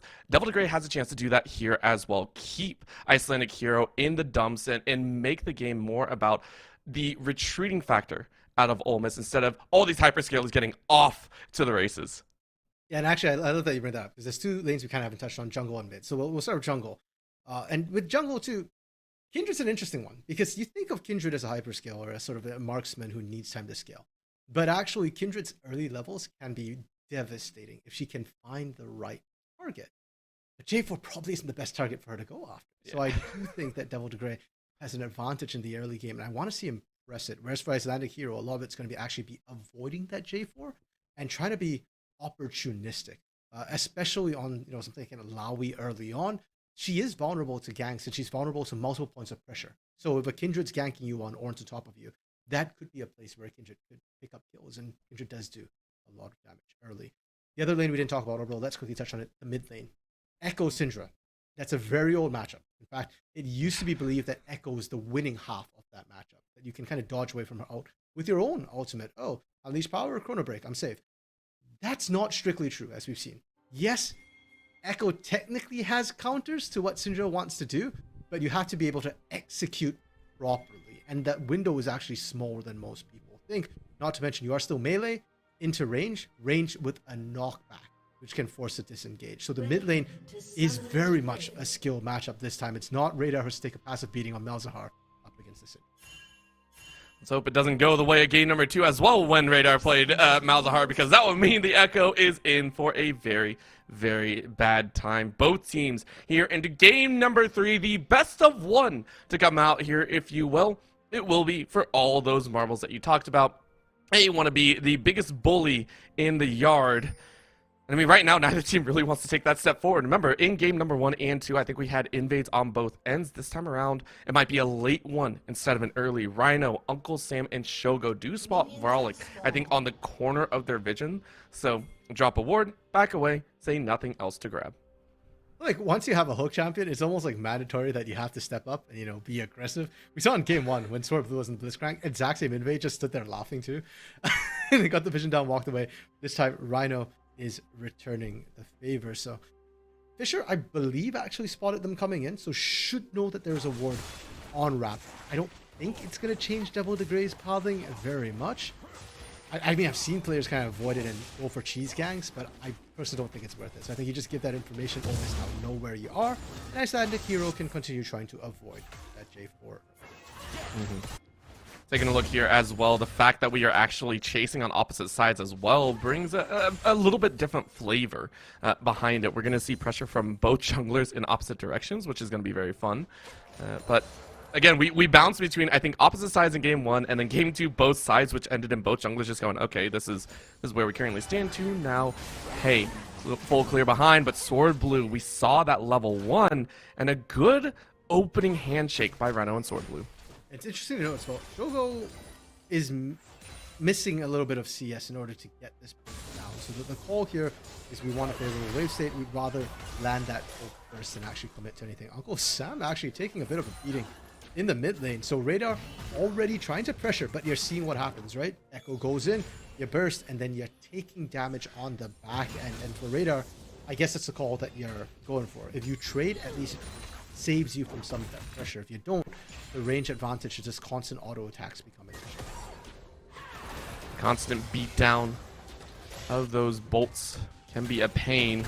We're watching this top side because this is about what's going to happen. And for the, I want to say the next consecutive minutes, maybe up to like minute 15 or 16, is just Topo pushing this wave under time and time again, denying farm and trying to take plates. Radar in the mid lane, though, these are auto attacks, so this is actually very good from Uncle Sam. Really well auto attack threads in to chip away at Radar's HP.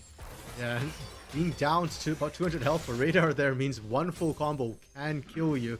Normally I'd be saying, okay, get Devil to Grey in there, get some ganks going, but I'm looking at the health bars of both Devil to Grey and Radar, and I think Uncle Sam finds at least a 1-for-1. With flash up, maybe you just get the 1 kill and get out. We also just saw Rollick and Sword Blue get a cheater recall while Devil to Grey is looking towards this mid. Uncle Sam, I mean, notices that this is happening, and that's going to be a good dodge, and it's kind of the weak under the tower. Still caught by a little bit of the transfer, and you do try and flash away. You are alive. Good force by Radar. It looks so close, but now you have to flash away to your own jungle. And Icelandic is full HP, but Icelandic is just chasing. I'm not sure you have the damage, you don't have the range, you don't have the flash, and now you're waiting for your own mid over the wall. Radar should go. Do you have any range for the jump? No, you don't. Both mids and jungles are looking so low. Devil to Grey is actually chasing in. What? Are you sure you want to be here? Nonetheless, you're headed up towards the top side and you're in danger. Blind guy, is it up? And it's gifted to Icarus. Are you kidding me? That is going to be a win for Ole Miss. Rhino and Shogo in the bot side. I was double checking to see if they were actually going to fight, but that's just a good chunk. Needless to say, though, Uncle Sam having to TP back on less than 75 is brutal. Well, you know what, though? It's actually more brutal for Radar, because Radar teleported to make that play happen. Oh, the Ignite comes down, and Sword Blue is dead to rights. Oh no, we're going to jump to the top side because that kill was too bloody to watch. Shogo picks up 1. It was on top of a ward as well.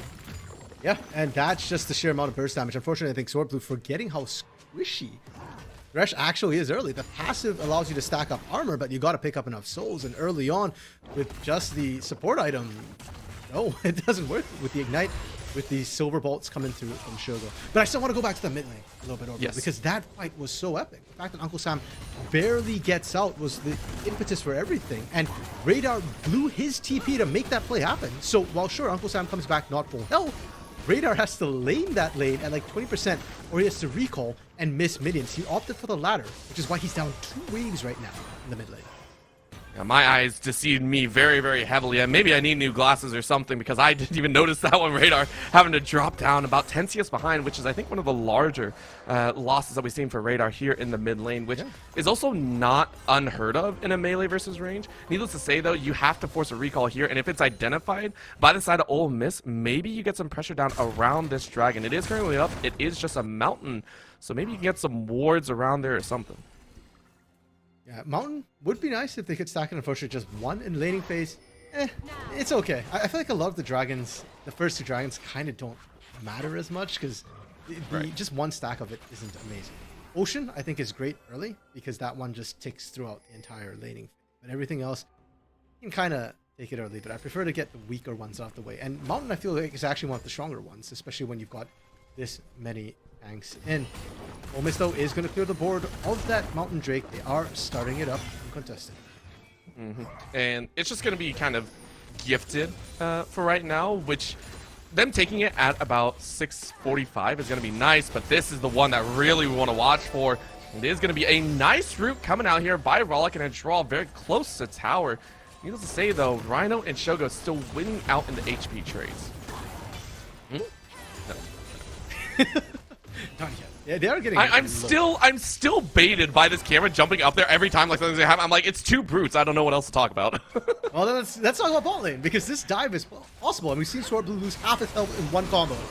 That's so easy. They just snipe, and then Rhino's gonna sacrifice. Who does it get to? It is gonna be gifted to Icelandic Hero. I think Devil Degray is gonna get a revenge kill, and it is gonna be that trade happily does so. I think it's a 2 for 2 across the board, and you know what though? The problem is Icelandic Hero just picked up a massive influx of stats, gold, and experience. And overall, that's Icelandic Hero at 5. If Icelandic Hero is at 6, that dive goes a lot easier. So that's a scary thought that Icelandic Hero might be looking to recant potentially in that ball lane. Actually, just tick 6 now, so Lamb's Respite is available. Likewise for Fisher, though. Cataclysm is now available for Devil Degray, and we haven't seen too many ganks come through yet from this J4. Early jungler, so time to get to it.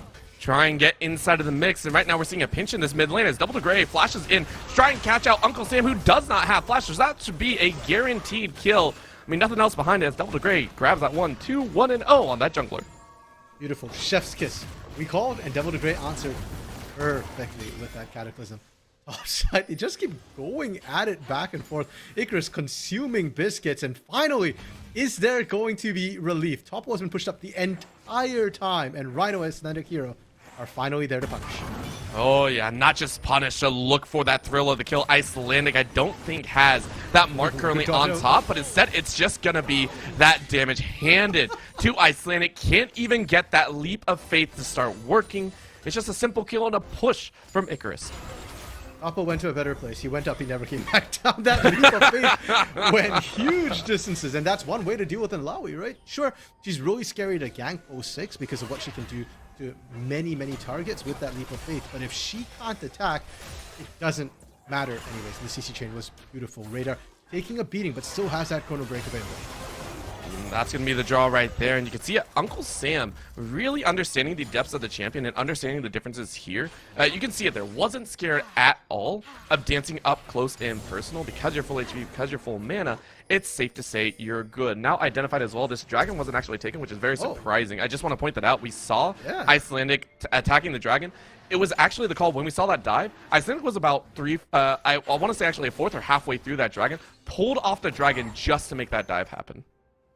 Wow, that's an interesting choice as well, because I really did think for Ole Miss, it's not a bad idea to just stack those dragons when you can, but instead they're just saying, hey, we've got enough killing dragons optional, and you can't argue how effective that guy was. Like an Icelandic Hero already has that Trinity Force, is up so much gold on their counterpart, and is looking to spread that gold. I think that's a solid choice, but I would like to see them kind of go back to that bot lane, maybe attempt to dive again. Like we said, Lamb's Respite is available, and maybe this time after taking that, we can go for that dragon as well. Well, the other side, maybe they flip-flop it. They don't really have eyes on Devil Degray. They have wards along the close net ring of this dragon, but they don't have directly on Devil. So instead of full fighting it, they're going to look at this dragon first. Uncle Sam, though, getting pinched, does flash away, but, I mean, you're still caught inside the Cataclysm. I don't think you got any of the ults out, and instead it's going to be the depth charge. So a good grab on Devil Degray, who falls, and that's a net positive win for Ole Miss. Shogo able to take up that one now, so the other marksman starting to pick up gold. And the scariest part about Vayne, too, is that as a marksman, usually you're thinking, oh, stack armor, you're fine. No, Vayne does true damage. So the only way to stop a Vayne is either kill her or make sure she doesn't get fed. I think the latter one is a little bit too late for that. 42, 1, and 2. Icelandic Hero and Rhino continuing to roam together. Rhino supporting jungler more than any carry. Oh, and it's so nice. Radar getting caught up, does have that chrono break available, but I mean, it's going to do minimal damage here. The unleashed power to finish it off as Rhino gets hooked up. But I mean, you're the trash can, the depths keeping you safe. And that's just a simple one. This is at this point, Ole Miss realizing they can start kind of wandering into enemy territory and be relatively safe. Yeah, this combination of this Fed Kindred and this Nautilus is just too much. The CC chains they can put down in Orbital. We talked about the Echo Syndrome matchup, and we said that Echo was considered the answer. You're seeing why not so this game. if you're being aggressive, the Chrono Break gives you a lot of options to continue chasing and getting kills. But when you're defensive, it's a one-off ultimate. And unfortunately, a lot of times you're seeing Radar isn't in a safe place after he Chrono Breaks. And even in the 1v1s, the Chrono Break is more of a reset. You're using an ultimate to reset the fight. And if there's any backup whatsoever, like Rhino, like Icelandic Hero, you reset and they just kill you. Not just that, Uncle Sam is also unkillable in this mid lane. We didn't get to talk about it because normally we see the Ludens come out or the Leandries, right? Actually going for the Shattered Crown is huge, right? You deny a lot of that early burst damage, and as long as Uncle Sam is in that kind of I know you're coming in, you can actually prep to re-engage and kind of have revenge damage on Radar. Yeah, and because of that little bit of a lag time before the Crown Shield breaks, the Echo sort of combination where you dive in and try and land a Q right away doesn't work. You need to space it out, and within that space, Uncle Sam can do a great job sidestepping and dodging the damage. Although, why are we looking at top lane again? It's every time a plate goes down, which honestly Topo is doing a much better job of. This is I think what we were talking about is the fact that, hey, the gold difference for Topo in this situation, Alawi is a much harsher split pusher only, but again, that's not where the action is, because bot lane is all the action. A drag under the tower into a cut, and I mean, you just dodge out, but no pin against the wall, so I don't think, no, they do dive. Because we're watching this mid lane, though, it is going to be Uncle Sam finally dying with the help of two others. Needless to say, though, you invested a lot into that mid lane. Hey, turnabout's fair play. I mean, Icelandic Hero and Radar have been going up there an awful lot overall, so I'm sure Radar is more than happy to have backup. And notably, didn't use the Chrono Break. So if they want to revisit that lane and make it happen again, doable onto Uncle Sam. Oh. Outside, leap of faith. Icarus is still in there.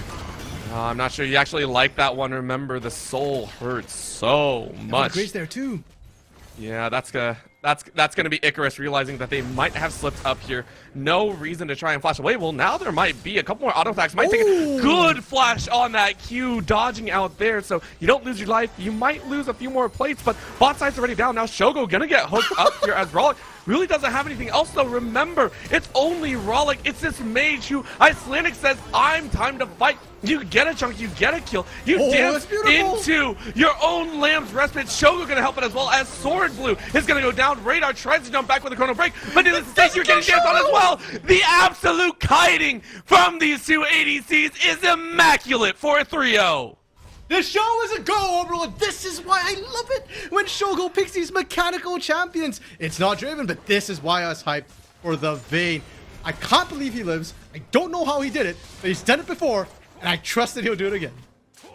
I don't want to see it again. It's going to break my mind. They should have died. One of them should have died, and yet they did so well again. These two champions, you called it at the very beginning. This composition allows for, number one, skill expression, but if they get rolling, they are unstoppable, and we're seeing it here. Rollick and Sword Blue cannot do anything. And at this current situation, Dragon is forfeit every single time now. Fisher do not have control over this objective. You do not have the ability to fight for it.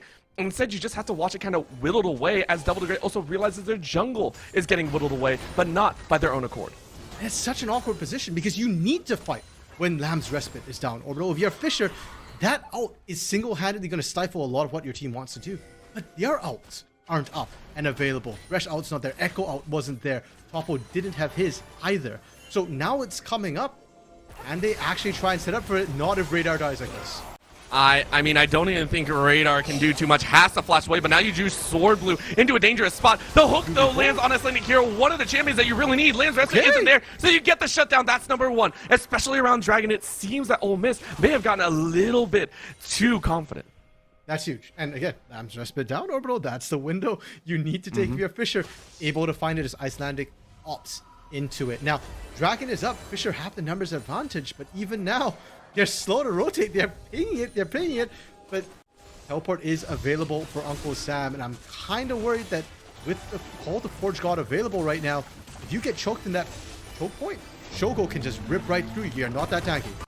I think they're calling it right now. As you can obviously see, it is dropped down. Rollick gets knocked up, and they're going to force Shogo into the middle of the fight. They have another ADC. Keep that in mind. Hook goes wide, and Sword Blue is going to get shredded. Uncle Sam coming in from the backside. That's an encore on two, but it still does not stop the slaughter. Silver Bolts Pierce as Uncle Sam picks up that kill. Sword Blue and Devil the Grey have to get out of dodge. They keep on chasing. If Uncle Sam can just land one more stun, the Krugs get in the way. And, oh, actually. Wait, do you the wall? spot them?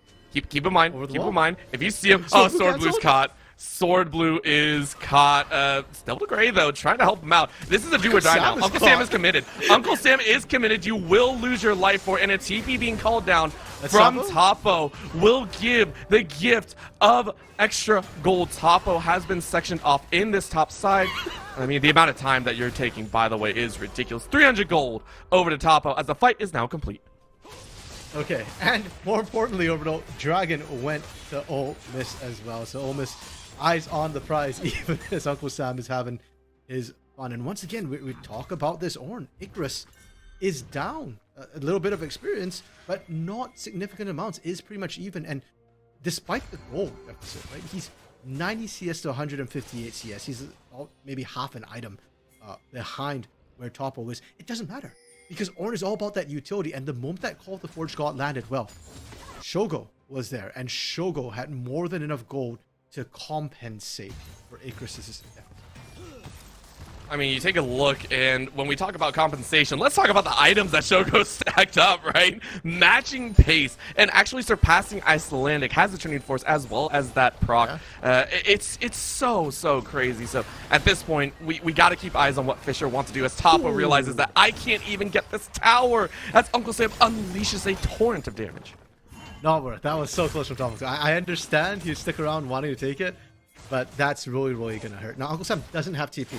So, Fisher knows he's there. Oh, it doesn't even matter. I was going to say they can try and maybe rotate, make a play topside.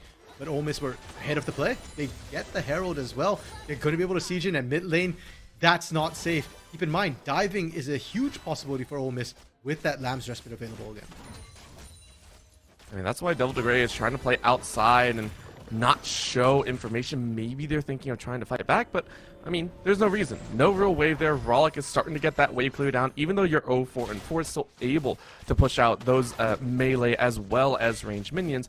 Shogo now, though, going towards that top side, getting a little bit of freedom to farm up in their own right and continue their 50 CS lead over their lane opponent.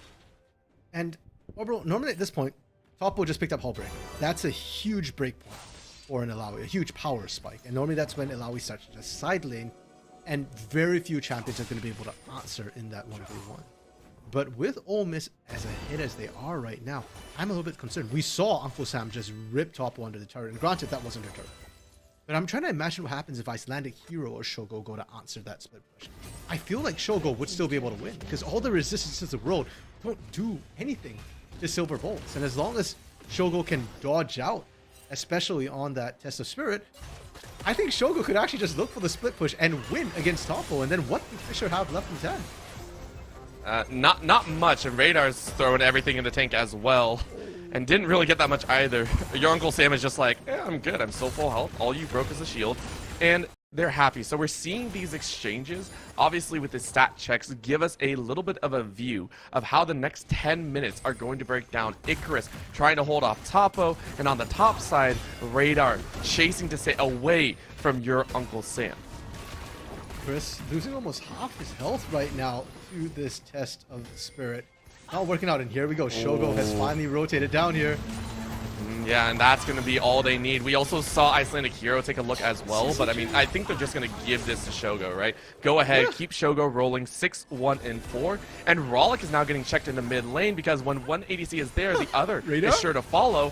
And with the TP, and I'm not sure you actually want to stay there, they immediately, they chrono break straight back to top side. They saw the absolute rethinking of an ult right there. Just the TP said, nope. I'm just imagining the comms right now. Radar's TPing in and just like, abort! As soon as Radar gets in, presses R just to get back out. It's the right call. And hey, by the way, because of all the rotation into the mid lane from Ole Miss, no one is there to stop Rollick on the side. No one's also here to stop Ole Miss shoving in, and Herald is on their side. I think Ole Miss are okay with this one. However, Devil Gray is going to try and play spoiler. Sword Blue is able to find Rhino and Topo coming in from the side. This is the flank that they want, but Icelandic Hero is doing so much work. Look at the shred, but that's the draw. That's the one that you want. Scout of the Week grabs 3, and they're going to try and rebuttal. Icelandic Hero still has Lamb's Respite, and because of that, they had to back off. Shogo's getting ready for it. If they re-engage, it's going to be danger. In goes the roll. Encore lands on 2. Icelandic Hero's low, but that's the snipe. Sword Blue is down, and everyone's outside the enemy side. Devil Gray sacrificing himself against the wall so that the rest of the team may live. Well, so close. Shogo ain't done yet. He's done again. I said they were done. I said sacrifice was there, but the sacrifice was in vain as Shogo is dominating. I love it, Orbital, when Shogo gets ahead. And you can see no fear on this Vayne whatsoever. Game 2, we saw it with the Sivir as well. He was often the one in front chasing people down, and now his champion is fully designed to do so. Heck, your passive makes you run at enemies faster. So, Shogo is in his happy place now with Wit's End completed. He did not need more movement speed, Orbital, but he sure as heck got it. The final hour, by the way, is one of the more simplistic ults out there, right? You take a look at what it actually does. It's just extra move speed, I think extra damage, right? And then you go invisible, right? In theory, it sounds so simple, and yet it gives so much when you're ahead that the rest of officials are like, why don't we nerf this? Like, why didn't they nerf this side of it? It's crazy, and I love it. However, right now, Icelandic, as we said, again, in this situation, does not have Lamb's Respite, so it's just a walking pile of gold. He's buying time, at least. Still has flash available. No. Okay, okay, that's good. Ooh, this is interesting. No smite for Ole Miss, and they're starting Baron. Because they saw Devil the Grey bot, there is no smite for either of these teams. Ooh, okay, Ralik and Topo have made the call. We're not doing this. We're going to give them Baron. And I can agree with that one, right? Yes, there's no smite, but the resounding damage that can come out is a little bit too dangerous. So, you give Baron, you try and get another tower, that way you deny the opportunity to press very quickly on it. However, what they didn't expect was this collapse coming in from the side of Ole Miss, routing their retreat and forcing them to the lower side of the map. Topo currently hiding and gets pinged out by a ping ward. You're not getting away. You're kind of dead in the water. I'm sorry. Doesn't matter if you have a leap of faith. Shogo's just going to shred your life. On the flip side, though, Uncle Sam looking to get the Scout of the Week does get it. The Ornhorn knocks them all up, and all of a sudden the rest of Fisher realize their mistake. Brutal condemn against brutal condemn as Sword Blue will stand steady. You know you are dead. Shogo gets a double kill. How many multi-kills have we seen go down to Shogo? But overall, for Fisher, I'm surprised they turned around for Topo. Like you said, Topo was caught up a creek without a paddle, and Ralik, Sword Blue, and Devil the Grey jumped right in that same canoe. I don't know if I agree with that call. I can see the idea, right? Ralik's heals kept Topo alive a little longer. But more importantly, you have no threat onto this Kindred. You have no threat onto the Vayne. And again, as long as Lamb's Respite is up, Fisher don't win that fight. Because they have chosen an unfortunate poor choice, they now lose an outer tower, an inner inhibitor tower, and the inhibitor behind with not so much as a whisper. They're going to try and manufacture a chase, though, as 4 start chasing down. Flash out at Icarus to try and slow it down. Flag and Drag goes in, and the Encore lands on multiple, but the Lance Vested comes out just in time to allow the rest of the team to follow through. That is going to be Shogo, though, fighting off on the side, and that means a kill onto Icelandic. Because of that, it is Shred City. Fisher, though, now have to realize they're in a little bit of trouble. That's going to be a stun to the backside, though. They have caught Shogo. Are you kidding me? Leap of Faith does literally nothing, but it doesn't matter. Radar is straight in the back line. Go ahead. Get the procs, get the damage. That's going to be more. Triple kill for Shogo, but I think it's a triple for Radar as well. Uncle Sam is going to try and chase down Radar as much as possible, and they both know they're in trouble. Come on, duke it out. I want to see it get that ace. Oh, okay, that's a bait out. Radar doesn't want anything of this. The stun actually lands, but... Wait, can they stall long enough? Icelandic's back up in 5 seconds. Rhino's in 3. I think they can. Uncle Sam's chasing. Let's see if they can do this. So, a little bit of a Q down. Does Uncle Sam keep chasing? That is going to be an out over the wall. Uncle Sam does not have flash. You're still looking. You get another tag, but those Merc Treads do a lot of work to deny the CC. What about used as well to gain more distance? Oh my gosh. Radar, keep running. Orange TP'd in. Icarus This TP, is. yeah.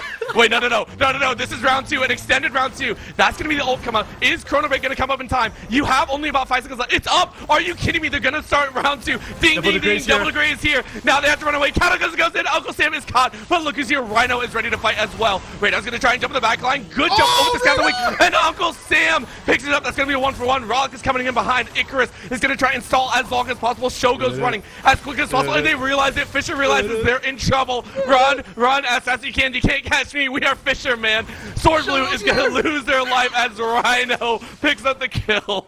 Extended fight for extended fight as Dragon is up in 40 seconds. Icelandic says we're still not done. I want round 3. I want my 7th kill knockup into the charm, into the encore, and more. Icelandic gets 1, and you get back to the rest of the team. The overall fight, even though it was long, still lands another 4 into Ole Miss. Fisher will not go quietly into the sweet night orbital as they keep on pushing onto Ole Miss. And there are moments where it looks like they can maybe do it, but every time the marksmen show up, it's over. Capo hopping in.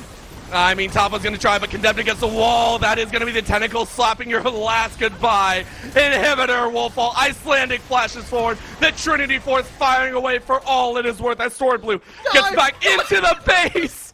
Holy moly, that was so close with that fountain.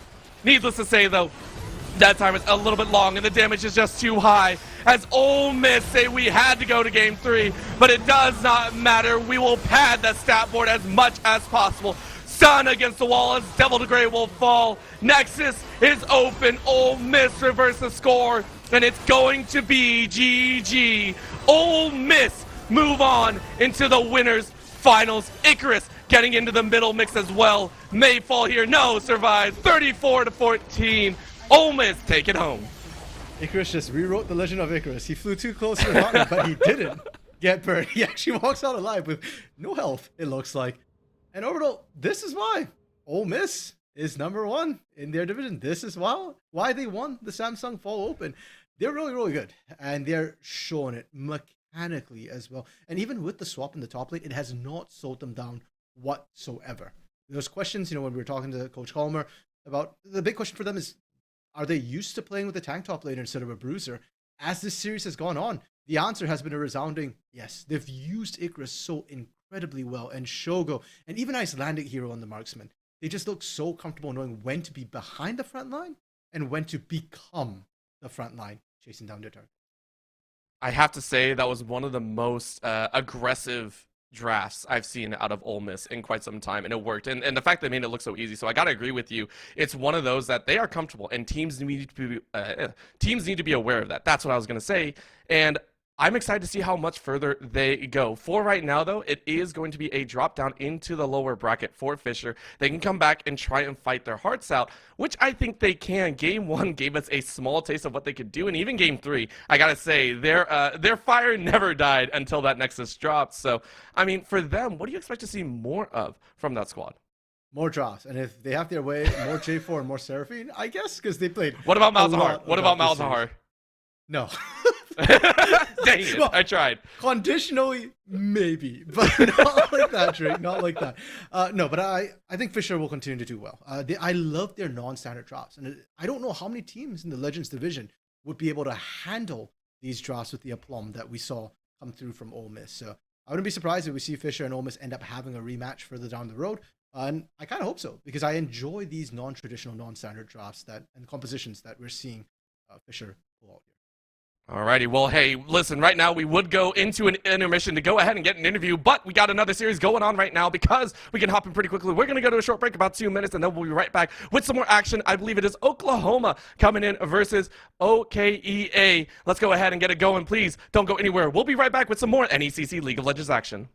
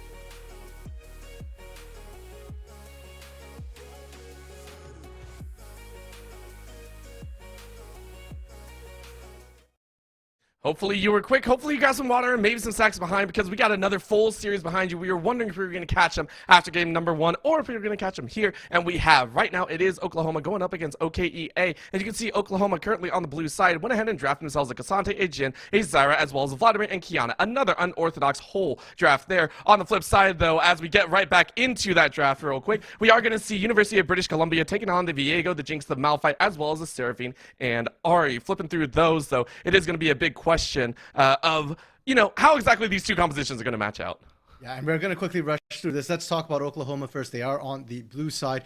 Their composition so far looks like a bit more of a pick composition with the likes of a Zyra, with the likes of a Jin. We've seen Jin be able to force fights from very, very far away, but for team fights, they still have the Zyra and the whereas on the other side, Okanagan, Gold, more standard. They've got a decent front line for this Jinx and good catch up with the Ari Viego. So kind of two all-rounder comps to come through. I think a lot of it will be about shutting down Vlad on the side of Oklahoma and Jinx on the side of Okanagan. I mean, we already see 3 kills to 2 as we're about 6 minutes into the game, so we do apologize, but we're going to watch this as we get an immediate call from Cassante going in with those blades of whirling, and that's going to be a problem as Windy is not going to enjoy that one. Sliced into bits, turned into granite, as they're not going to fight. Mid lane is now going to have Flyback joining in, but the top side is still a 1v2. Fake enemy turning into a real enemy as they run for their lives. Zoria saying, I still want a little bit of a taste, but this Kiana is going to force them off. And taking a quick look at the kills across the board as well, it's 4-2. Oklahoma finding kills on almost every member except for Flyback. That Vladimir was saying will become a skilling problem. And for Okanagan on the other side, the kills have been onto fake enemies. So it feels like another game where the Viego kind of has to pop off at least the early to mid lanes. Sure flame. Yeah, and on that bot side, that was a burn. I haven't seen this combination in quite some time, but it is very potent at times. So great pickup by Killering. And that's the pick we're talking about, especially with this Jin and this Zyra. Level 6 for the Jin is particularly potent because the curtain call allows you to open up from an incredibly far distance and allows the Zyra to kind of pull up. It pretty much guarantees that you'll be able to land the ultimate as well. As we finally get a little bit of a moment to breathe, we can take stock of what the global game is saying as well. We have a Mountain Dragon to come up here, so both teams have that to fight over. Z-Struck in the mid lane is still trying to battle their way forward and get a little bit of wave pressure down. But overall, that 2.9k lead sitting in Oklahoma's pocket may or may not be used here shortly. I say that, I wanted to catch my breath, but the jungler is now meeting in the mid lane. This is going to be a little bit of a test as Flyback gets out with the pool. It's okay, because it's a Vladimir orbital, so if it's right. Okanagan moving first, Sanguine Pool gets away. His flash is about to come up as well, so you know Zoria just has to cover for a very, very short moment before Flyback will be safe in orbital. Hopefully we have a moment to talk a little bit about teams, because we've seen Okanagan Gold on stream for the last couple of weeks. Do we have time? I don't think so, because that's going to be the catch, but that's the perfect, the ultimate works so well. Supreme display of talent, routes 1. Are you kidding me, Zoria? Now we get to see on this top side, Odinson trying to get their way out, but the Malphite's going to do wonders. A couple more slash works and a flash under the tower. Wimdy coming out here. You said the team that we watched for multiple weeks coming out and showing up in South, trying to get their way back. However, Japoki now realizing they're in trouble. A final snipe, 1 shot, not 4, will take their life. Jin can count up to 4. He doesn't only count to 4. He can count 1 as well, and that's all he needed in orbital. Okanagan, they are on the 4th seed coming in from West A, whereas Oklahoma is 1st seed coming through from the side of West B. So a bit of an uphill task for Okanagan, but they are no strangers to facing opponents. And you can see even now they're scrapping. They're still looking for action to happen, but Oklahoma, not only are they 1st seed coming out of their group, they did not lose a single game in the regular season. So again, you can see the mechanical skill of this team, and that's on display. That supreme display of talent, yeah, that's not just Zoraya's ultimate ability, that's just generally Oklahoma's default state. Let's see if they can maintain it, though. Playoffs is where it matters 100%, maybe 105 depending, as we're going to see the situation as Flyback is kind of sitting in their own Hextech Alternator already in the pockets, but with this Herald, or not the Herald, the Scuttle being taken, I am kind of wondering how well the rest of the game is going to play out, because this Dragon normally, to me, would be taken, but Fake Enemy is more concerned about getting Chipoki ahead.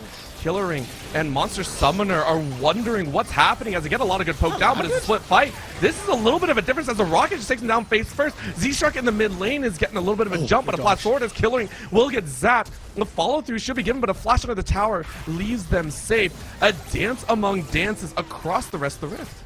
And I'm shocked Monster Summoner actually got caught by the very edge of that Chomper. I thought he actually managed to get around it. And because that Chomper latched on to Monster Summoner, all the follow-up CC came through. So for Oklahoma, they're playing on an edge of a knife. That time they slipped, got, and the kill going over to Chipoki is actually pretty significant as well, because this Jinx has been targeted, down 2 kills, down some CS already. Getting some gold into it is the most important thing. That Jinx is going to be the carry for Okanagan as we approach the team fight phase of the game. And I'm kind of wondering how they're going to try and get more safety for Chipoki, because right now, most of Okanagan's wards are currently stationed around Z-Struck, trying to make sure that Z-Struck has a way into this Dragon if necessary, and completely denying Oklahoma's vision there. So Oklahoma may rule the bot side, but the Dragon will be taken by Fake Enemy. Yeah, able to get in there, steal that one away now. Because it does get taken at 11, although it's worth noting the Dragons will be delayed here for either of these teams, especially the Soul. So there's still a lot more Dragons to fight. We've seen teams also opt to give up the first 2 Drakes and then start testing for the 3rd one. And for Oklahoma, again, with their composition, I don't expect them to be trying to play slow and look to scale up. Vlad is an insurance policy. I think what we saw when we first got into this game, the chaos in the bot lane with the repeated jungle ganks, that I think is more likely to be the pace of this early mid game. You can see it there, the hover of this Kiana saying, I want a chance, but the catch is so easy on Archer Flame, snuffing out that champion. And now Chipoki realizing they're in a rust spot. A jump over the wall by Zarya means that this tower dive is going to pop off. Don't need the wards, don't need the champion, just a call against the wall. You trade your life, so I'm not sure who really benefits the most, but I think Chipoki's going to be happy about that one, at least getting some gold back. Charm in the mid lane, though, as Z-Struck is trying to get some advantages there. Yeah, unfortunately for the Ahri Vladimir matchup, it gets harder and harder for the Ahri, especially if you choose to go Everfrost instead of Leandros, because Flyback on the Vladimir will get tankier as the game goes on, and eventually Ahri's going to need multiple rotations to cut through. Meanwhile, Vladimir just walks into you. It's not the hardest matchup for the Vladimir. It's not particularly mechanically intensive. And even now, Z-Struck being at about, what, 33-40% health, there is a risk of a dive coming through with that Hemo Plague full combo. And we've seen Vlad do this all the time. It's a drive-by. You just dive, walk out the other end. Normally that's with, I think, Flash and Ghost to do the drive-by. For right now, Flyback is very obvious when you decide to do so. But that's why it's the relief, right? You're going to go ahead and be safe. However, we do have to talk about the fact that Monster Summoner and Killering had such an advantage on the bot side that they already got first tower at 12.5 minutes. Because of that, we see the rotate towards that mid lane and the Cassante possibly being unleashed into the top or bot. And the Vladimir is going to take the other lane. So this is going to be a shakeup that Oklahoma will be happy to accelerate once again. Yeah, now with Oklahoma, they do have to be a little bit careful with the Zyra-Gen combo. They're very potent when you're posturing aggressively. But when you're in the mid lane, you have to make sure you're warded up, because they're also very, very squishy. And if a charm lands and fake enemies in the area, they can very quickly burst down either part of that bot lane. You will land though, and the CC chain begins. Well, a good charm to slow down the damage, but a jump forward as Z-Struck try to lay some more. Realizes they don't actually have the damage, but that's going to be a call as the Encore rips through them all. And look at that, the teleport into the ult, bring in the unstoppable force as it's a 5-person squad in the mid lane. Okanagan drops so much aggro and only get 2 kills, because now you get to see Flyback. Flyback trying to get in the middle, drops the Hemo Plague, might get Archer behind as Zarya looks for a chance behind, and Wimdy is going to try and fight back in the top side. Needless to say, though, it's 2 kills for Okanagan, and Oklahoma doing a little bit of damage control. That's going to be a stop. Odinson getting into the mix of a 1v2, waiting for the rest of the team to follow up, and yes, there they are, but the stun into the Heartbreaker takes their life, and you do grab that soul. But look at that, the raw damage from Chipoki. Flyback does get out thanks to the pool, but Fake Enemy is going to give chase. A flash forward, gets a snipe, and now it's a charm into the orb. Z-Struck will finish it off after starting it off in the early stages. What a change as we're now neck and neck. And Okanagan with the quick collapse. We were just talking about the fact that Monster Summoner and Killering were vulnerable to ganks because they were so squishy, and it wasn't from the flank. So Okanagan just ran it right down mid at them, but they ran so fast that Killering and Monster Summoner could not survive. And the coordination we're seeing from Okanagan has been their greatest tool and asset in facing stronger teams. We've seen this so many times now from them. I'm glad to see that, hey, even here in the playoffs, they're still able to do the same. That coordination also saving Archer of Flame right there. I mean, you talk about supports flashing to save their ADC. What ADC is going to flash to save their support? Japoki, the gentleman ADC right there. Now, Japoki has to keep in mind that he doesn't have that for the NECC big team fight. And we've already seen Flyback Zoya willing to throw their bodies in there, blow their own flashes to gap close. So Japoki's helping out Archer of Flame this time. Archer of Flame has to reciprocate because Japoki's going to desperately need help at this time. I would also like to talk about the fact that Fake Enemy is currently 5-0-2, went for that Kraken Slayer build instead of, I think last game we saw the Bork come out in the Viego, so a little bit of a difference there, a little bit more upfront burst, but I'm very interested to see how much further that goes as well. Dragon coming up in just about 20 seconds. That was a Chemtech Dragon, so as you said, not exactly the best single Dragon, but it is a Dragon, a global objective for the team. And again, just get out of the way. We are much more interested in the soul of both these teams are going Oh in my here. gosh. That was a prospect. I saw it. I didn't think that it was going to come out. And then I realized we're also talking about an 04 Archer, now 05, right? So it's like, And you know, I had called for Archer of Flame to reciprocate. Maybe don't. I just realized how squishy Archer of Flame is that you can't really soak up that much. And really, with this Seraphine, if you're alive, you'll be able to continue outputting shields. It's interesting now because from what we've seen with both these teams, they're great on the front. They're great playing aggressive. Whoever finds the pick is often able to burst out because everybody's so squishy. Now the question is, how well can these teams fend off the aggression? Fake Enemy now stepping up, not just clearing, no backup. oh, and the root as well, slowing down the initial charge. And because of that, it grants it to Flyback. No Killering. Gets a shutdown. What a chance. Is Zyra doing wonders. Yeah, and there we go. We have an answer. Oklahoma able to fend off that one at least. Now Killering very, very low on health. A rocket from Japoki might be able to flat out kill them there.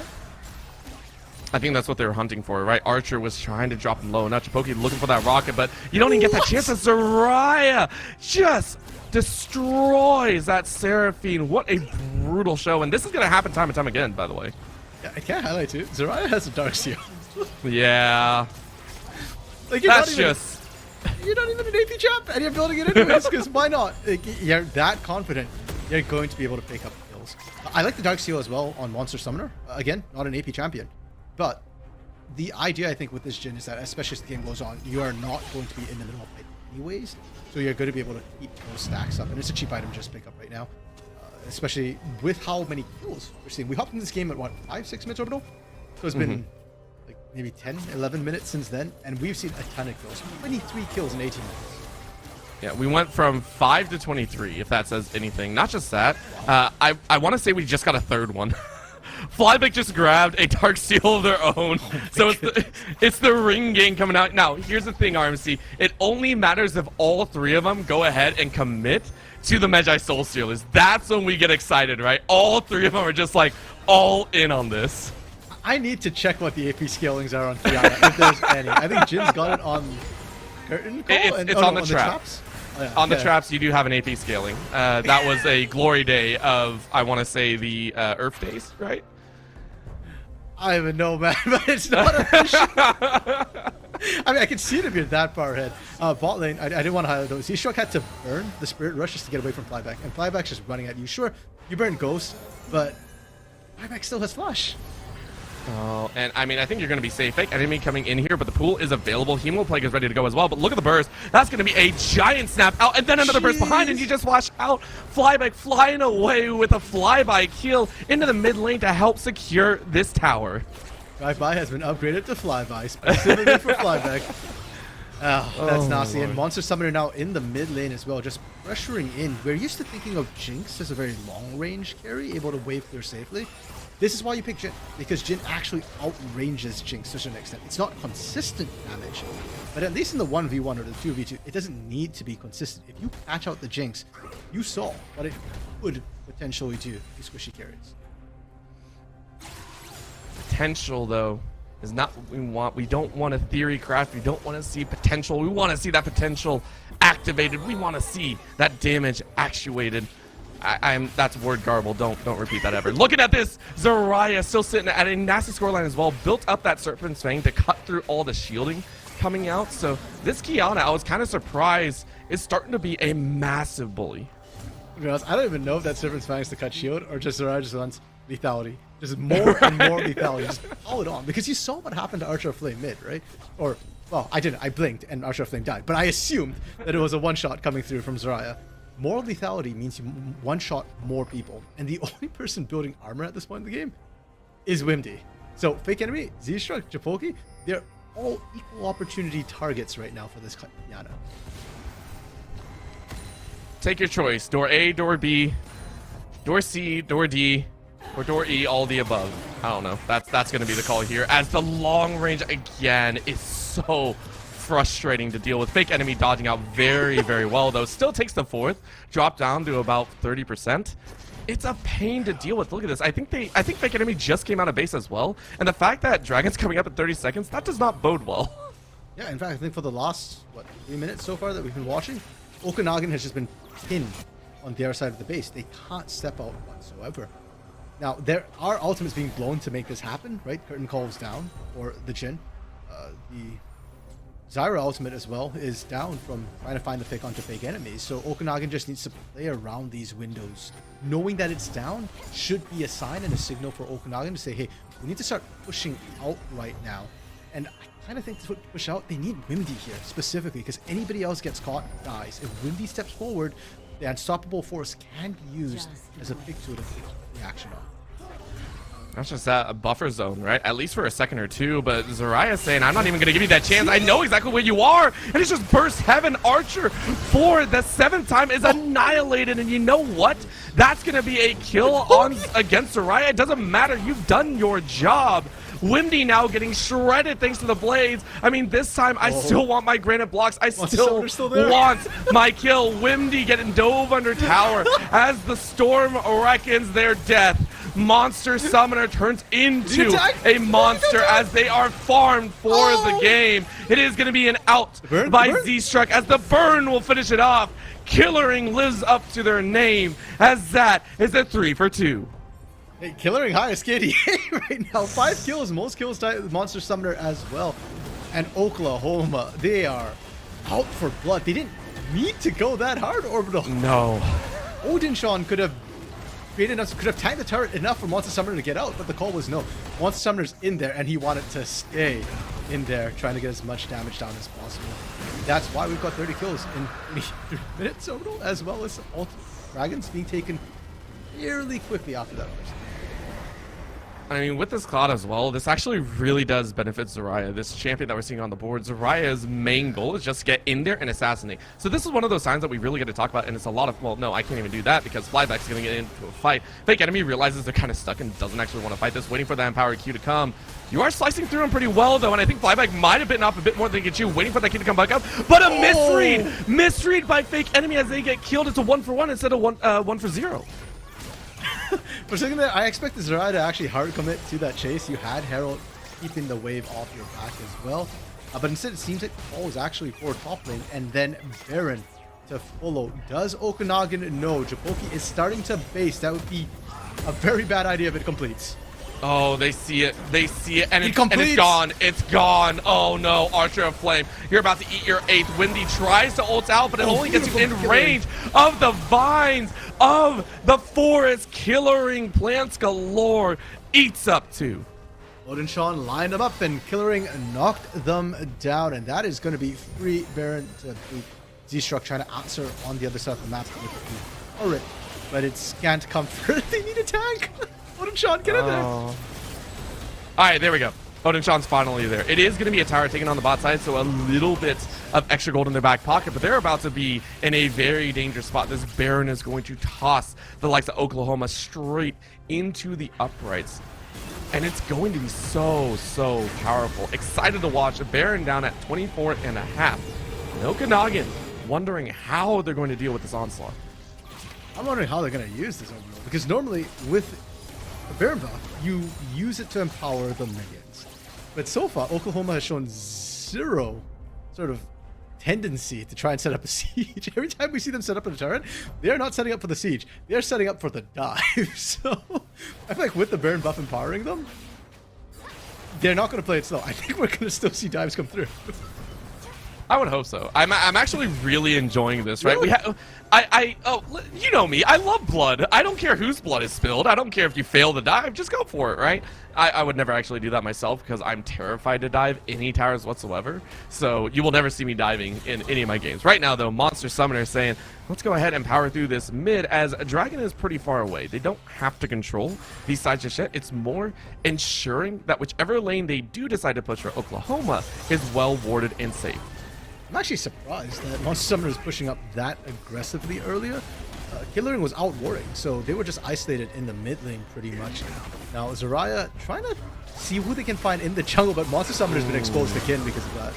Yeah, you were talking about it before. You were surprised. They did it twice this time, and it's not really worth it. Well, I hate saying it. Zarya getting a kill onto Archer of Flame is not exactly worth when the kill is only worth like 75 gold. Fake enemy is now caught into a dangerous scenario. This is a significantly larger chunk of gold. You go ahead and grab another, and all of a sudden Oklahoma say, we don't even have to siege. We'll just take the tower ourselves.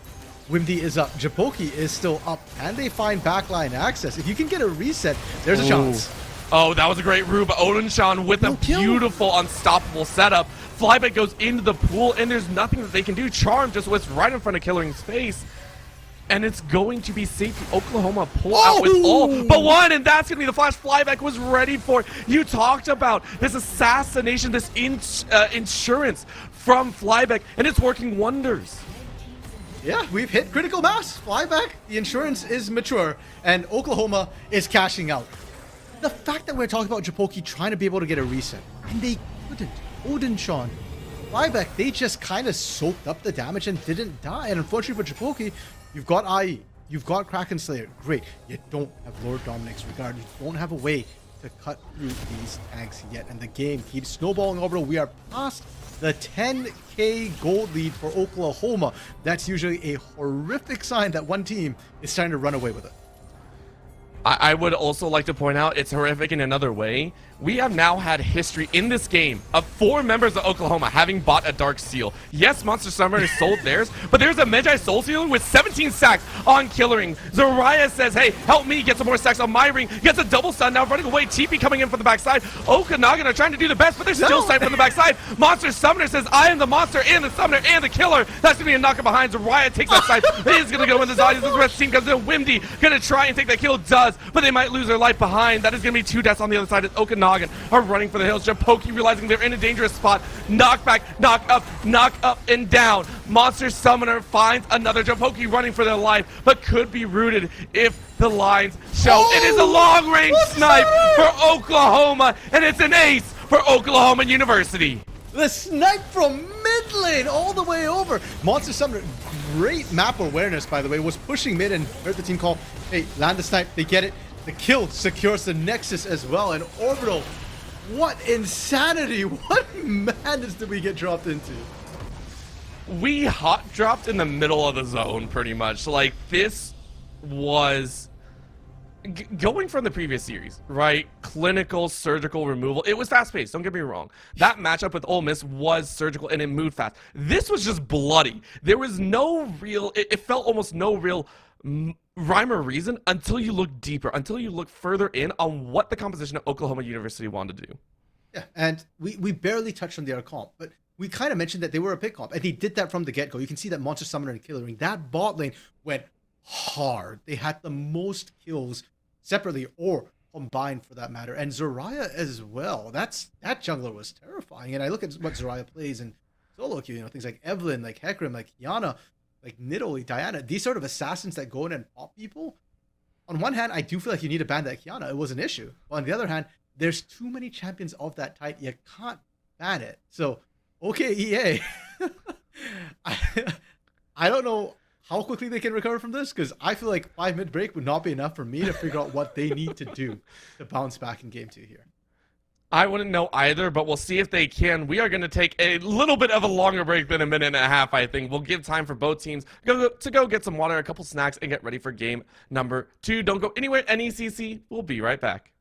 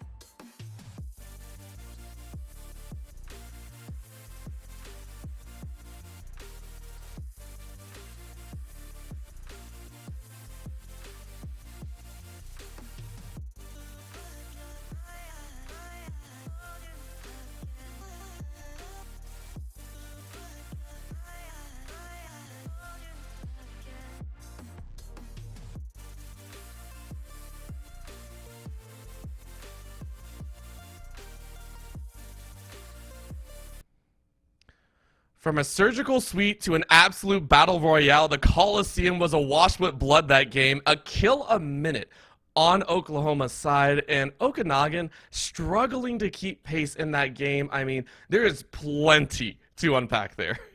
Although I thought you wouldn't mind. Blood is blood after all, no matter how it's spilled. But for sure, that game was fast, and I was disoriented dropping into it, and it felt like Okanagan was a little bit as well. We mentioned it a little bit in game orbital. Okanagan as a team have thrived best when they can work together as Sid team, when they can kind of set up their fights. And we saw a couple of opportunities, a couple of moments where that happened, especially when Wimdy on that Malphite was actually able to join the rest of the team. Whereas University of Oklahoma, they reveled in the chaos. It didn't matter how many people were there. They each tried to find their own picks, and it worked out for the most part. But I think it worked out for the most part because they were ahead. I don't know if they would have found the same level of success if they were even or behind.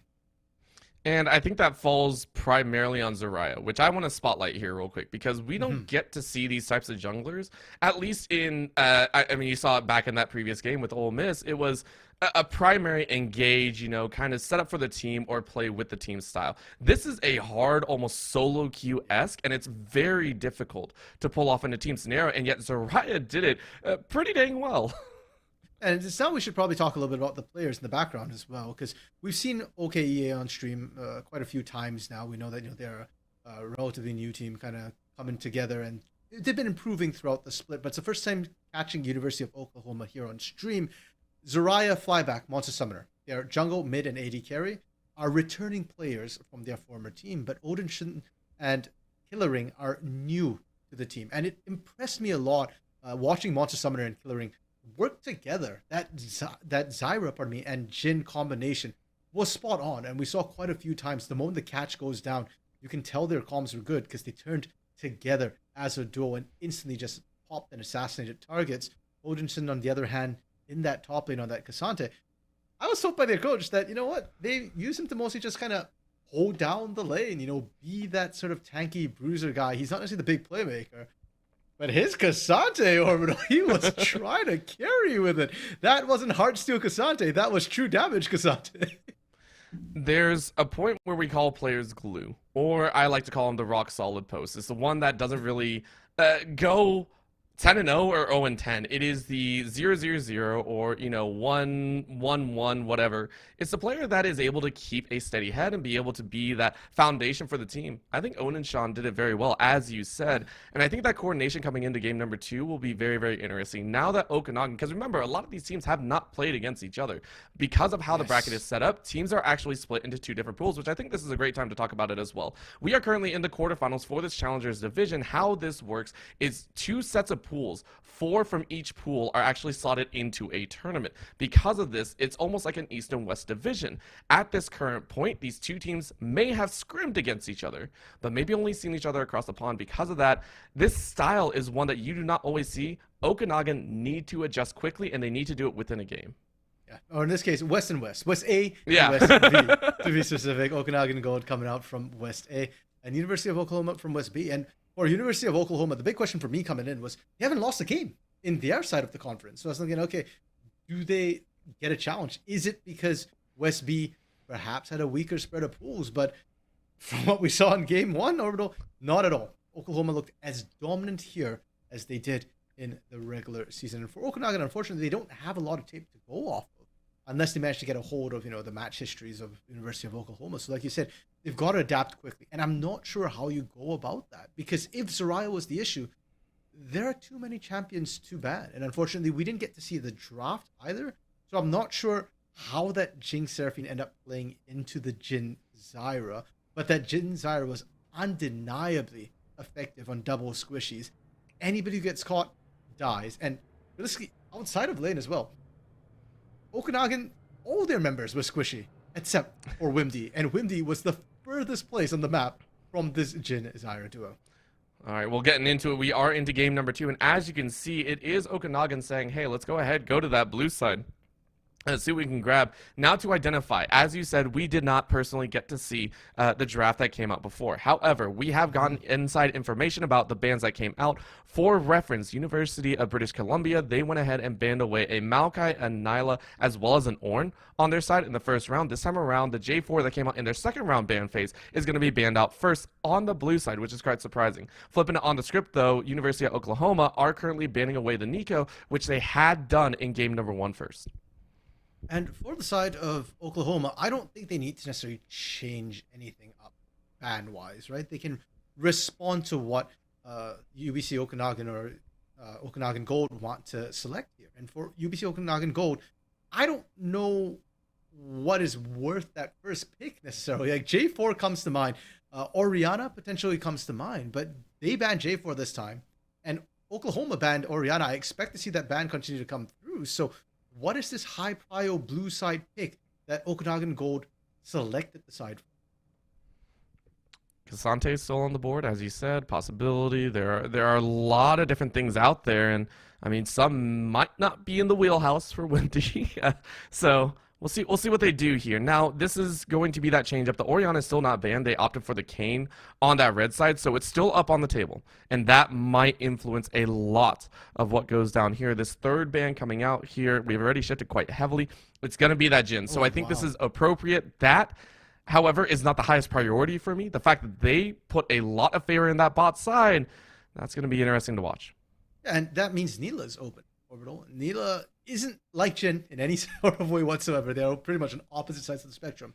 But Neela is still very, very strong and an issue for all ins. Even after her nerf from this live patch 13.22, she is still a force to be reckoned with. So Okanagan letting that one through, do they have an answer to it? And again, what is this high prio pick? Oriana made it through because Kasante got banned by Oklahoma. So do we see an Oriana first pick into some sort of a ball delivery system composition? That would be in its own thing, but I think they're also looking at the assassination targets. How do you deal with the assassinations? Do you want to pick that one up early? So many trains of thoughts going out here, but you go for the old tried and true. It's up. You can't deny it. You gotta grab it. And I love it because now it gives you a lot more options. If Fake Enemy wants to go with the Viego again, that's not bad. The shield helps the Viego as well, and we've seen Viegos get into the mix of things. The Shockwave buys so much time as well. It's great setup. Okay, wait. No, this Yone is actually really, really important because Flybeck's most played champion, and he has been absolutely spamming it in solo queue, has been this Yone. Oh my gosh, it's in. It's in. All right, talk about it, RMC. Let's go. Let's go. I mean, I just give you the download on it. Flybeck plays a lot of this champion. Into the Oriana, it's going to be interesting as well because early on, Oriana gets the advantage. You know, you get an auto attack that Yone to your heart's content. But later on, we're starting to see that Fate Steel flying from out of range of Oriana. If Oriana gets caught, she's dead. Overall, they're just picking it. All the cover picks. The Neela that got banned game 1. The Yone that Flyback's been running. Okanagan. There's a lot of comfort coming out. Like, I don't know how they're going to answer this. And honestly, I also want to say, I really hope I see a Malphite pickup here, because this is like a perfect Malphite game. Of course, in the top side for Oklahoma, I'm not sure if you grab it. It's a squishy bot lane. Okay, so this is my one issue with this. You are setting yourself up to be caught by this Yone or any other assassins that come out. This is the same issue that was run into in the first game by University of British Columbia. Keep in mind, you were talking about that situation with the Jhin and the Zyra. The Seraphine on the other side was actually picked up second round. They opted into it after watching that Jhin and Zyra go down, so they are saying, what? Go for it. This is coming out of left field to me. I don't know. I mean, you could rotate Yone top. I don't know if Odin Sean plays it, but I also don't think the enemy is a good pick here. you see the likes of an Oriana, a Lux, and a Varus. They all I don't know if that's like an actual pick or that was a fumble. Is that a Nivea support? Is that what they're doing? They're just like, hey, have fun with it? Like, what's going on here? Even then, it's such a rough lane for Nivea. So a Nivea support is a thing overall. I actually play that in solo queue. But you do it against champions who are short range, who want to engage into you. Not against the Lux Varus, who are like, what are you going to try and stun them? They're at max range. They'll walk away. They will simply outrange you. I mean, even our producer had to say, okay, we'll zoom in so you can see it's an Anivia. It truly is an Anivia. We are flabbergasted here. The Malphite banned away, which is, in my opinion, I thought that was going to get through in the first round of picks. It did not. It is now banned away by OU side. They say, we don't want to play that one. The Nautilus on the flip, so Okanagan now going down that list of engaged champions that can really screw them over. And it's so... I'm interested to see what happens. Now, with that Morgana ban, which is quite surprising, these are very unique bans, by the way. Morgana, again, we've seen it before in some cases. Very rare option. So banning it away shows a lot of respect down to the bot side of OU. Well, Killer does play the Morgana, and I actually think it's a great champion to pair with that Neela to allow her to go in uninterrupted. And that's what I was waiting for. I was thinking, if you take away the Malphite, what's the next best engage in that top lane? I was thinking Sion or Ornn. So that's coming through already. And overall, that still leaves the question of where's this Anivia going? Because we don't know. Is it mid? Is it support? I'm sorry, to me, it's looking more like a support. Yeah. Like, you look down the list. I mean, where's Yone gonna go, right? Like, it's no, don't you dare suggest that, because I got flamed by my team for doing that once. My buddies flamed me to absolute heck. I got autofilled. The Wukong though coming out here, this one should allow access and a ball delivery system. So Okanagan's draft is coming together a little bit. I'm still worried about their tankiness compared to OU's. This last pick here against the Ornn, I'm not sure what you grab. Oh, okay. I like it. I'm okay with it. Yeah, I really like that. So same as you, I was getting very worried about Okanagan's draft, the lack of tankiness. If you get caught, you're dead. I don't care that you've got Wukong. Like, he's not tanky enough, and with that combination of Yone and Neela, you just absolutely get wrecked. Anyhow. So the Poppy is going to be really good for disengage, but my question is, for Wimdy, I remember Wimdy as being a carry. Putting him on tanks, I feel like it's not the full use of his ability. And last game as well, we saw he was doing well, but he couldn't do enough. Okay, I genuinely don't know who's jungling here. Is that a Yone jungle? Is that what they're doing here? Are they... I'm thinking either Yone or Ornn jungle at this point. And Ornn jungle is something. You take one, I'll take the other. You take one, I'll take the other, and we'll both be wrong somehow because it's gonna be Singe jungle, and I'm gonna cry. Okay, we got word. It is not a Singe jungle.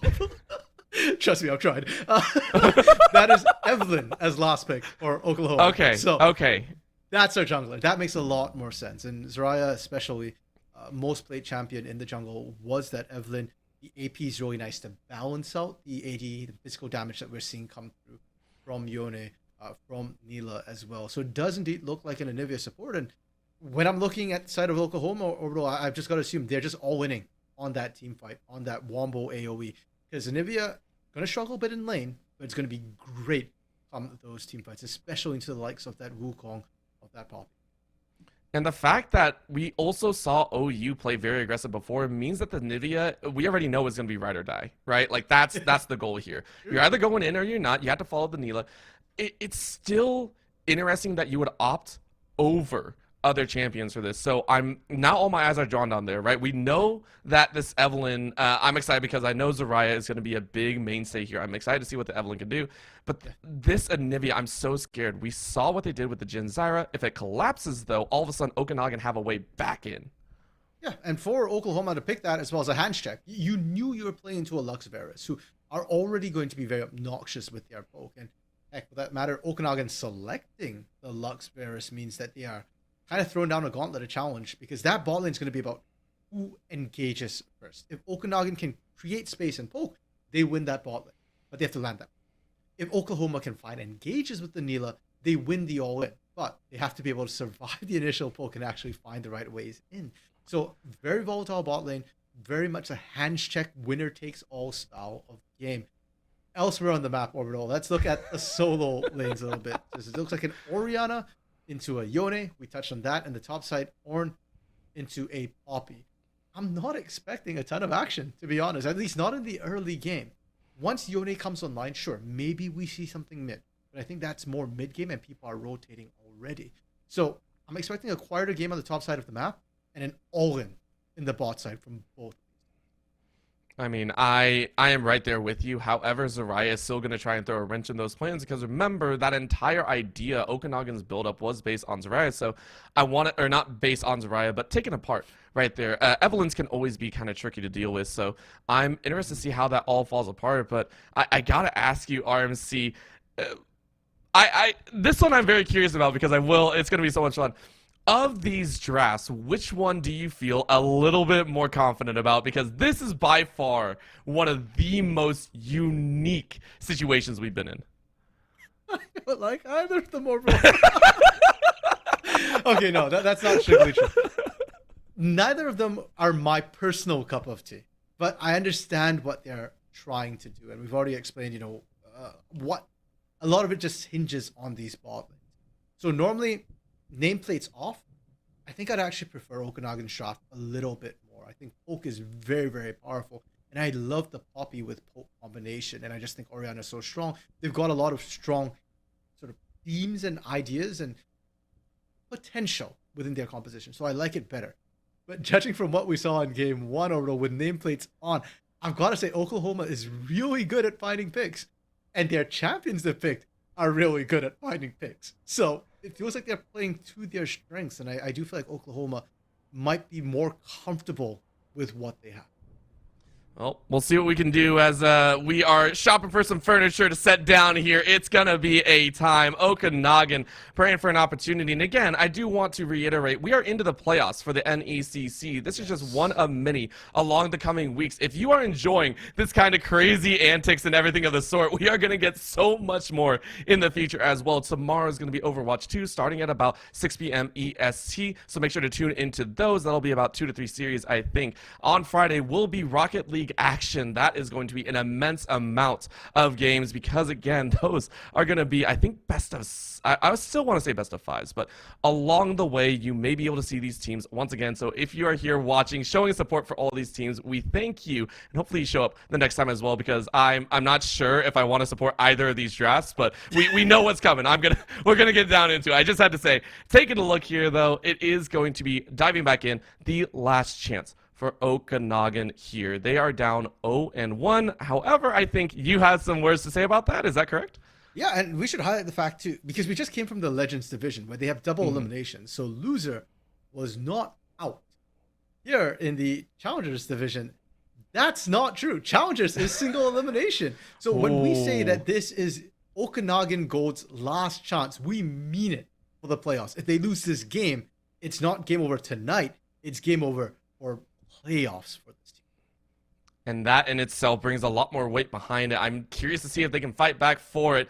I want to ask RMC, we talked about the compositions that we may or may not like. We talk about all these situations. Where do you think is going to be the biggest fault line for both these teams? Because of the compositions breakdown, because of how they are currently set, there are a lot of moving pieces, some that we like, some that we don't like, and some that we just aren't sure. Where do you think a weak point is for each of these compositions? Because each of them feel like they have very distinct weaknesses all around. Where do you think the compositions will break first, if they do? I think bot lane for both these teams. Because it was such a volatile lane. Yeah. I do think that's where the fault lines will be. And when you look at the other lanes, I mean, Orianna against Yone, it's not too bad if one side or the other falls behind. As long as you're not being turret dove repeatedly, you can climb back and you can farm up. You can still have relevance to the game with your utility. Top lane is literally utility central. I mean, it's Poppy and Ornn. I don't care. You can go 0-10. It's fine. You press R, you'll do something. And I don't expect the junglers to actually interact that much between this Wukong and this Evelyn. Evelyn, a champion we don't see very often, but she actually is kind of a carry, and she scales up incredibly well. Her early game is not amazing. Wukong, on the other hand, has decent ganking. He's got the damage, but he struggles to gap close early and bring utility. So he kind of power farms till 6 a lot of times, and then once you get the Cyclone, that's when you have impact. So because of that, I'm expecting a lower interaction level between the junglers. And that's why the fault lines have to be bot lane, because that's the lane where if you fall apart, you're not coming back in there. If the poke lane wins, they will just poke you to hell and back. You'll never find the engage. If the engage side wins, then the poke doesn't mean anything because you're too far behind. So, yeah, basically, answer to any question, Orbital, about import in the early game, it's just going to be bot lane. So what happens if we don't see any of the action? Do we just flame the junglers then? Just like, oh man, you guys can't even make anything happen bot side. I mean, you're Wukong and Evelyn. You should be able to do something. Do we just flame them, or is that going to be more of, hey, if the bot lane stabilize, all of a sudden this game, the script gets flipped on its head, and we have to look towards mid and top side instead? If nothing happens over, I want to watch bot lane because it'll be a game of dodgeball versus tank. And the question is, they're dodging everything down there if that's the case. But if everything were to be dead even, and we start hitting the mid game, that's when I think I start to favor Okanagan a little bit. I think their power spike was earlier.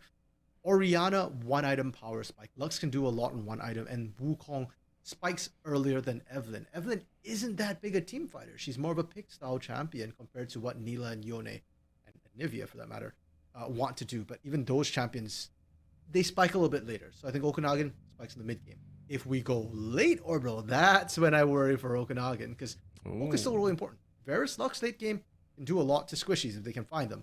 But I'm assuming if we hit late game, it's because Okanagan couldn't close out before that, which then means that, well, Oklahoma, the sheer amount of engaged utility tools they have with the Ornn, with the potential pick from an Evelyn into the backline, with Yone as well, with Neela, they will skill better in the team fights. And I'm assuming that they've survived the dodge. They can dodge the poke, pardon me.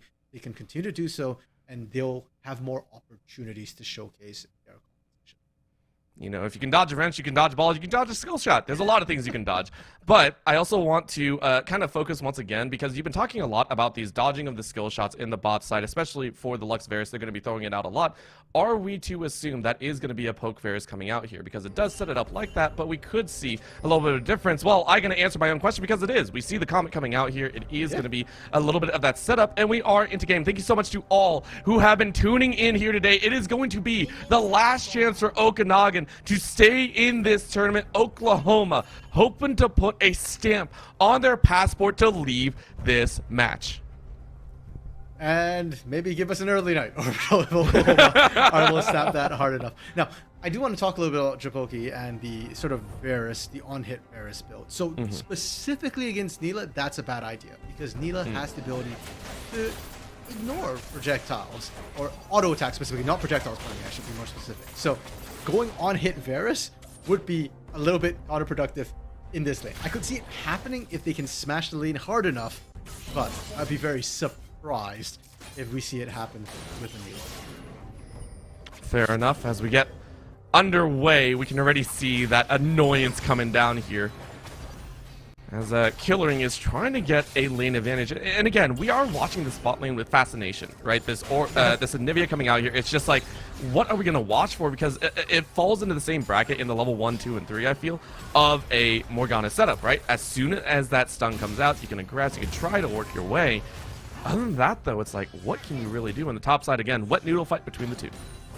Yeah, I wouldn't bother looking top lane anytime soon. Bots, those captures my eye. All right. Well, okay. Well, they want us to watch. Are we gonna watch this wet noodle fight? Okay, no, never mind. We're not gonna go there. It's okay.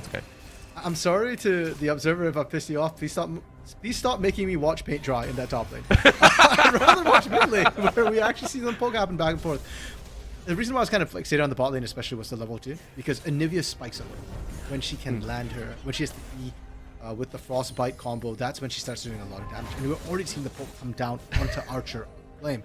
One thing I want to highlight is ignites for both these supports, and considering how squishy everybody is, there's a real chance to see first blood happen down there just in the straight 2v2. I mean, with how the mid laners are trading, we're also seeing a chance of death in the mid lane. However, we're going to watch the paint dry on the top side. I mean, Odin-Sean really make... Okay, never mind. I lied. Japoki still on the spot side, farming up to a pretty extent. Oh, no. Okay. I'm trying my hardest. I want to watch that paint dry. I think it's Premier paint there, so, you know. I don't know, that Premier paint ain't holding up too well right now. Mana is going low for Odin-Sean. It looks like Odin-Sean's dominating this, or winning out this lane right now, but I do want to highlight that's a lot of mana being traded. And as a Poppy, you're okay to eat that. Just corrupting pots as well. So Wimdy is more than happy to trade. Soraya has gone up top though, and bot lane. Yeah, we're seeing a fight on both ends. Good flash out, but you're charmed up. And because of that, Wimdy is going to get assassinated. Soraya once again getting off to a strong... Oh! Soraya, talk your talk. You know what? Hey, Soraya, you deserve that. You managed to make the paint dry. Showed up top, got first blood. Flyback still has flash, not in trouble whatsoever. And Odin Wimdy TP'd right back into it. And taking a lot of damage. Remember, when you TP up to the top side, you are giving up HP trades, and maybe you can clear this out. But Odin Sean's going to get a great recall off here. Got the assist, has 23 CS in the back pocket. Now on the bot side, we're getting a little bit of dance. Fake enemy looking towards the spot side, but Killering currently has, I think, everything up and has the egg. So I'm not sure if you can actually fight it all the way out. Taking quite low, though, thanks to the clone. So maybe prep to take that egg. Yeah, I'm glad that Fake Enemy correctly recognized that the egg was available. Man. He struck out of mana, has to flash early. And you can't flash away from the knockup. It looks like Zarya, though, doesn't really want to follow up. Can't in this current stance. So it will be flash for flash in the mid lane. I was actually wondering if Zarya would commit flash as well. The Charm did land Chipoki on their own right now.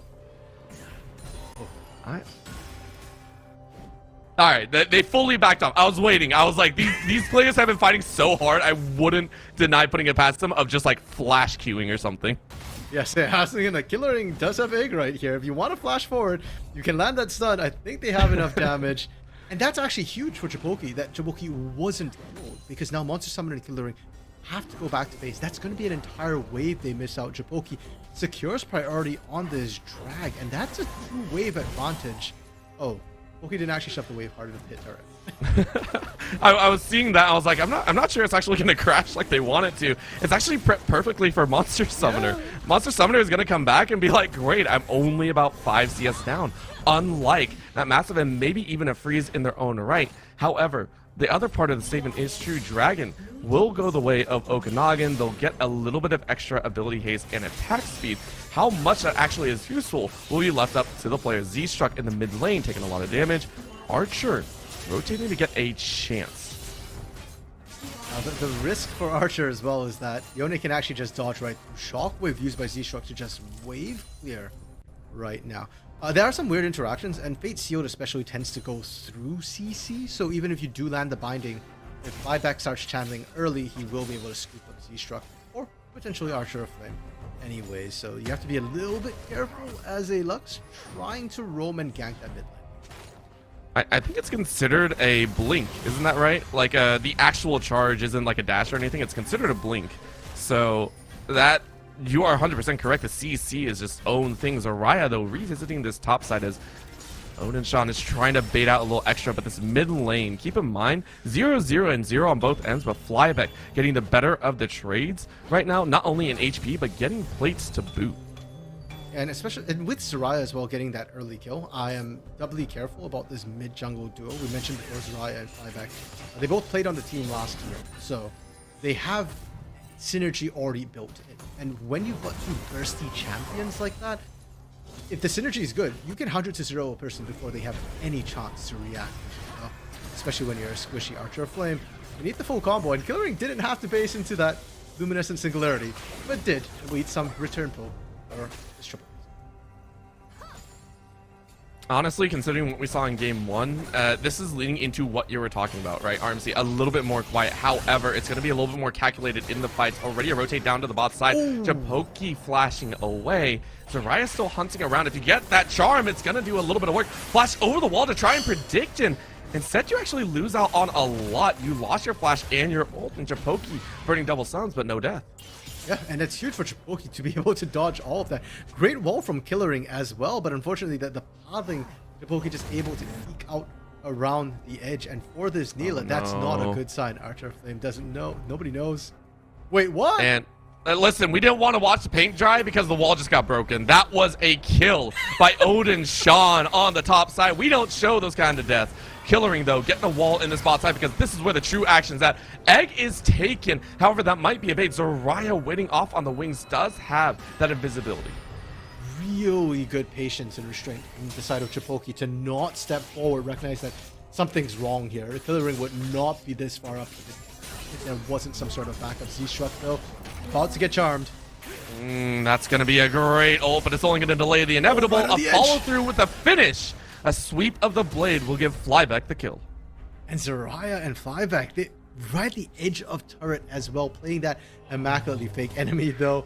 There's an ambush here. Zarya does not know. Oh, such a great call. Thumbs up for the kill. However, I think Zarya still got what they wanted out of it, right? Flashing summoners down on the bot side, and then allowing Flyback to get a kill on their own. Well, Zarya got what Monster Summoner and Killer wanted out of it. Okay, that's true. That's true. They lost Raptors as well, unfortunately, and the all-important stack of Dark Seal Orbital. Zarya had one stack. They don't have it no more. I love how we're still on that fact, by the way. We saw 4 last time, and now I'm like, we better see at least 2. We need to see 2. We need to see all the stacks come out here. But gotta agree, a little bit of a stall out for Zarya on this Evelynn. I'm very curious to see how much further it can go. 1-1-1, went for that speed and said sword boots being built. But now we get to talk about the stop side, right? Odin Sean getting an early kill, building that Sunfire's cape as soon as possible. This lane matchup now becomes a little bit more interesting to me because it does, as you said before, set up the junglers to maybe make a visit. One of the annoying things about Ornn as well is when he gets a hit, because of his passive, he can build items in the lane. So, as the lane continues to extend, especially between 2 tanks, it gets worse and worse. Z-Shock taking a beating right now. Oh my That gosh. shield was actually necessary. The first tick just saved Z-Shock. Oh, but that's good flash out, but that's going to be the Fate Sealed, another sweep and a Q. But at least this time you trade out the lives. It was getting close, but Archer Flame, I don't think you want to go this way. This is the danger. It's going to start occurring. The stun into the charm, into the burst. Zarya gets their second, and 2 more stacks on the seal. Beautiful. Killering has been making this Anivia work. I really didn't think it would, because a max range Frostbite is actually incredibly hard to land, but Killer's been able to do that multiple times now into this Lux, and that's what's made all the difference. And now bot lane as well, they've kind of evened out. Monster Summoner has actually caught up in CS, and for Japoki, that's when you're a little bit scared in the 1v1. Neela does a lot of work. Not only that, the ability to make things work on your own is available. Flash and Ghost is up for Monster Summoner, so it's like, oh man, anything can happen down here. With Dragon currently up, it's actually a look for Zarya for that Herald, knowing that the Dragon can be taken later. It's only a cloud, it's only a little bit of move speed and all, so you can always grab that at a later time. However, for Okanagan, it is one of their win conditions, so they themselves are actually looking to get information around it, dropping multiple wards on their side, pink wards as well. I'm actually a little bit worried for Okanagan trying to start this Dragon up. He is available for Odin Sean, and when you're caught in that pit as well, Neela and Anivia can actually make your life really, really uncomfortable. They land a stun, if they land a wall, if they choke you out, it's an issue. Mishra, safe this time. Not gonna get cut out. You say that. Kind of. You say that, and then Z-Struck eats a good 60%. Dragon is taken, so at least you got that objective. As you said, it was a little bit scary, but with no vision on Oklahoma's side, they opted to give that one up instead. And would you know it, RMC, we have been blessed by the gods of the Rift to get a third Infernal Soul game on the night. That's kind of crazy to me. Yeah, and if Oklahoma didn't want to fight with their dragons before, they do now. And the big question to me is, are they in the right position to do so? Have they hit their power spikes? Monster Summoner picking up the Immortal Shield Bow? That means they are ready in this bot lane to all in. Like we said before, Okanagan as a team spike better on their first items, and that means the next dragon fight should favor Okanagan in a 5v5. Oh, well, you know, that would be true if Z-Struck isn't dead. Okay. Yeah. Oh, that's still... Zarya's having so much fun. Monster Summoner is going to go in. Gets an ult off, but instead gets charmed up. And so you are rooted. You are stuck. Laser goes across the board. And that's going to be a kill. Japoki takes it away. Killing going to try and get some revenge. And does. With the egg still up, you can try and flush out Japoki, but you do not. Instead, with that pressure, you're going to look in towards that mid lane. Fake enemy is going to try and deny, but the tower is going to fall. And Monster Summoner fueling themselves a little bit too much there. Oh, Fake no. enemy? Fake enemy, you tried to fight it out, but you are going to pay. And just like that, Flyback owns this mid lane. 2 charges from the Rift Herald as well. Oklahoma in a happy state, and Z-Struck. I don't want to say Z-Struck's getting caught out because it's a 1v1, but Zarya's making it look like a catch every time they get that poke damage down. Zarya is chilling. Zarya is so happy about the current state. 4-1-1, 6 stacks on the seal. Still 10 camps to clear, but it doesn't really matter. Odin Sean is also getting a very nice setup on this top side. Almost all the plates. I don't think was able to get that 4th, but it's enough, right? The gold lead is now swinging very heavily, and 5K at 14 minutes is an extensive lead that we are going to see prop out. You can even see it there. Kraken Slayer for Flyback, but Zoraya, not even a grab on the Mythic or anything, straight up Medjai's to go. I don't blame Zoraya for doing that. Imagine what they're going to be able to do if they can actually stack that. And keep in mind as well, they've been struggling to kill Zoraya as well. The Evelyn gets away, gets to regen, and then gets to re-engage on these pokes. It's kind of similar to game 1 Orbital, where Zoraya was on the Kiana, right? Oh, you're dead. Yep. Yep, that's what's going to happen. It's exactly like game 1 with the Kiana. Because you're all too squishy. The only person who's surviving Zoraya's all-in is probably going to be Wimdy. And where's Wimdy? Stuck in top lane, where Zoraya is not.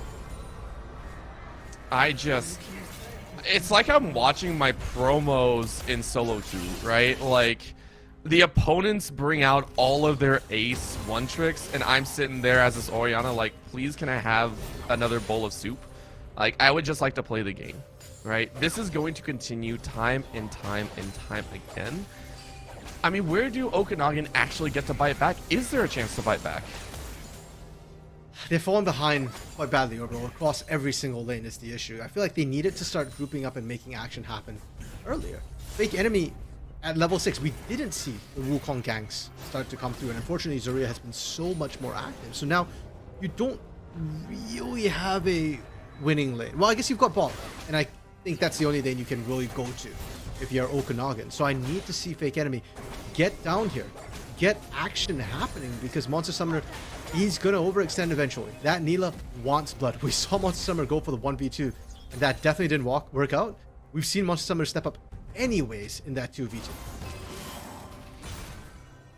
Let's see if they can make something happen on the spot side. Dragon up in a minute, and you called it earlier. This dragon is going to invite death, invite fights. You can already see Okanagan respecting this Evelyn pickup. I think every single pink ward that is available to be dropped, which is 5 total, is currently on the map in key locations to ensure that the jungle is warded up. However, that's not going to stop these initial river ganks. You can see it here, Zoraya looking for this bot lane dive, if you will, and then pressure into that dragon behind. It's such a scary triangle of death. So one thing to note as well is a lot of control work. Fine. Nope. Yeah, that's going to be death. Flyback might be able to get out. Shield is up. A final wop. Okay, I wasn't expecting that one. I should have. And now we're going to see this bot lane. Zoraya going to jump in as well. And that's going to be the stun. Laser comes out. But that is going to be the kill. Monster Summoner is dead. Finally, the execution comes through. Zoraya will get that bite. But in comes the double TPs. Odinshon underneath the tower. You are tanky enough, though, so it's not really going to do too much. Killering ready with the disengage. Just look at those health bars between Odinshon and Wimty. Odinshon looks 50% tankier just based on the thickness of those bars right now. But bot lane Orbital, we said that's the one place Okanagan can look to make something happen. And this might be that chance. Odinshon, again, at 50%, is going to get knocked up and slowly shredded. Another TP behind, though, as the wall cuts them all off. The egg is going to go up, but that is actually going to be their demise. The Oin couldn't actually get away, so Flyback is now going to jump in. Without that Heartbreaker, though, you are not going to be in. That Fate Sealed will be unsealed, as Dragon is currently crying out. 2 for 1 on Okanagan on that bot lane. Japoki showing the beast that he can be on this Varus. Has been playing it to pretty much perfection. And actually, Archer of Flame landing that double stun was massive. Japoki getting caught this time, though. You just had to cast a curse it, right? You just had to, and they're still playing it well. I didn't cast a curse it. You didn't cast a curse it. It's Flyback that's actually going to go down. A Proto Belt in from the side means Orion is able to trade out, but Killing gets sucked into the engage, and now might fall on their own. No egg to survive, and because of that, you can't really fight for it. Meanwhile, though, Okanagan collect on the kills, but the towers in the mid are the big question, and that is going to be Oklahoma pushing for Inhibitor Tower. And for Oklahoma, Killering stepped up a little bit too far. I was just going to say, for Oklahoma, they did a great job. They stalled out Okanagan. Sure, Okanagan got the kills, but nothing after. They don't get the turret. They don't get the dragon, and Oklahoma's the one pushing in. Now, they probably equalized the gold between the kills with that turret Oklahoma took, but the loss of mid lane pressure is going to be massive. We said Okanagan want those dragons. Well, good luck trying to reach them from the mid lane right now. Not even that. It's not even you know, you're not even able to look at it. It's completely blind, I believe, right now, as Okanagan go ahead and collect. And with Odin-chan down here as well, let's give props there. Has the Radiant Virtue in pocket as well as that Sunfire. Just a beast, right, at level 12. And then we look over at Flyback, who can quite literally control a 1v2 to 1v3 on their own. A lot of that, to me, still is just the champions that were picked. The fact that Okanagan don't have a tank who can survive that Yone burst up front, and the vision line, unfortunately for Okanagan, they're able to pick up Herald. That's going to be good, but the vision line they have set up is primarily defensive. As you mentioned, Obro, they had 5 control wards down, but none of it was in the river or beyond. So Okanagan can only really respond to what Oklahoma wants to do, and they can't manufacture plays of their own. And against somebody like Yone who can come in from a fairly long distance as well, those defensive wards aren't enough, and that's why we're seeing Flyback find ways to control everybody with the threat he has of just forcing dives in their back. Zuria's doing the same here. I love this, right? Just hiding out and making everyone second guess themselves. You can see here now jumping forward into a vertical, into assassination. Laser wolves come out, but it's not going to do too much. Fake enemy is going to get chunked out as well. Zuria says, please give me another stack. I'm at 22. Give me a 4th. Give me that kill. Oh, they're jumping at the wall. They get the kill. Fake enemy denies, and you lose those pages. You'll lose your life behind as Monster Summoner gets kills, and then the cleanup crew enjoys a set amount of gold. Windy will survive, but that's about it, as 4 are dead on Okanagan. Well, you know what? Zuria said, gimme, gimme, gimme. They gave 2, and they took 10 away from Zuria. Jeez. That was almost fully stacked Windy. Just pulling out Flyback a little bit, and hey, you know what? That's one person Flyback can't really threaten. Well, you say that, but it's going to be low. Pin against the wall, though. Pin against the wall, and an arrow from Japoki granting that kill to the much-needed carry. The rundown should get killing as they are out of mana. I really don't think there's anything else. Final arrow goes, and then an auto attack will take it. 4, 2, and 3. As Odin-chan on the other side is just breaking down turrets. Yo, bro, that's right. I said it. Wimdy ain't scared of Flyback. No caster curses tonight. Only caster calls. That Poppy. Wimdy is actually looking at the powerhouse between Wimdy and Chipoki. There are ways for Okanagan to actually come back into this and to win fights. The big problem so far isn't the threat of Flyback, it's Zuria. Because if Zuria looks at Chipoki funny, Chipoki dies. We saw that Archer of Flame was right there, and there was nothing they could do. Z-Struck can be right there, and there's nothing they can do to protect that critical AD carry. And the fact that we're seeing pings go down, I mean, Okanagan have to be aware of this fact as well. They have to keep Chipoki alive and very, very safe. With the Baron being started up, Monster Summoner is actually taking to about 50%. Can we get a tank in there? I'm not sure you actually want to be in this state. They have to get that. So Odin-chan took a little bit of a route to get to this Baron. So if they're able to find it, that's an opportunity. However, Baron is going down very, very quickly. Wall goes up as Windy is cut off, and Baron is destroyed in a matter of seconds. And unfortunately, they needed some other threat. Windy had to flash away. That feels bad. Like, having to pay with your flash as well, just watching the bear go down, it's just like that little nag in the side. Salt onto the wound, insult to injury. Yeah, unfortunately for Windy, they had the Keeper's Verdict ready to go as well. If there was big enemy there, if there was a chance for a steal, I think they'd have pulled the trigger on it.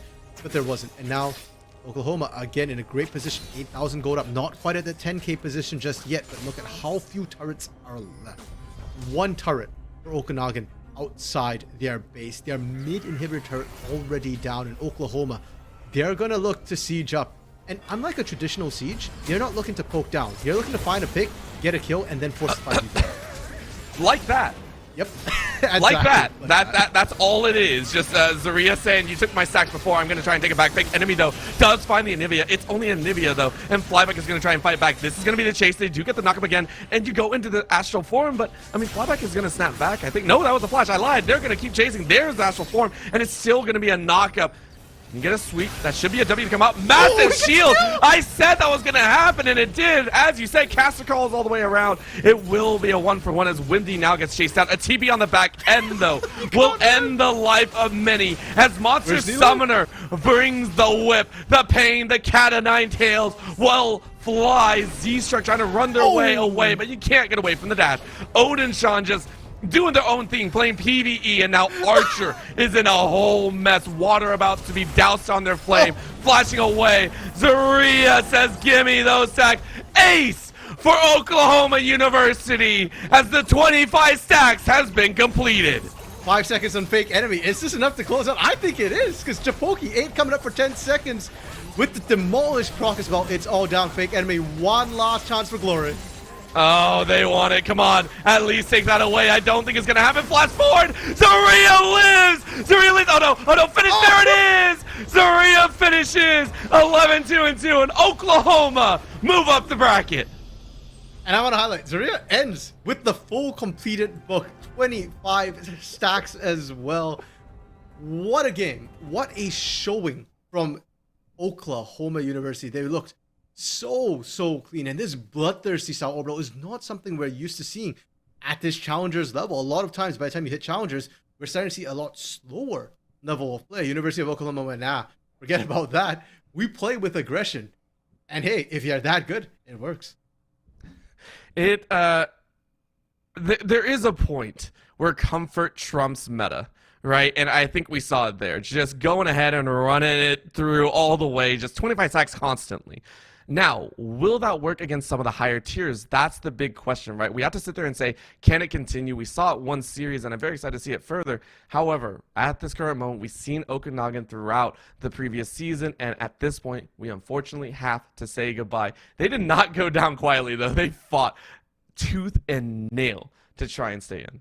Yeah, and while they might have lost overall, they had good showings. Individuals stand out, especially to me, Japoki, in that game. Particularly, the Varus was the one winning lane, and Wimdy, both in both games this series as well. Wimdy on a tank held out incredibly well. I know, yeah, Odin-chan did find the solo kill, but Wimdy still had a lot of impact and felt like the hope of the team, if only they could rally around him, or if they could actually get him to the fight. That's always a feels bad moment when you're not even allowed close there, and it's just death. And I'm excited to see how much further Okanagan can go next season as well. There's plenty more league to be played in the spring. However, at this current stance, we're looking for that team that can chase up the Challengers playoffs.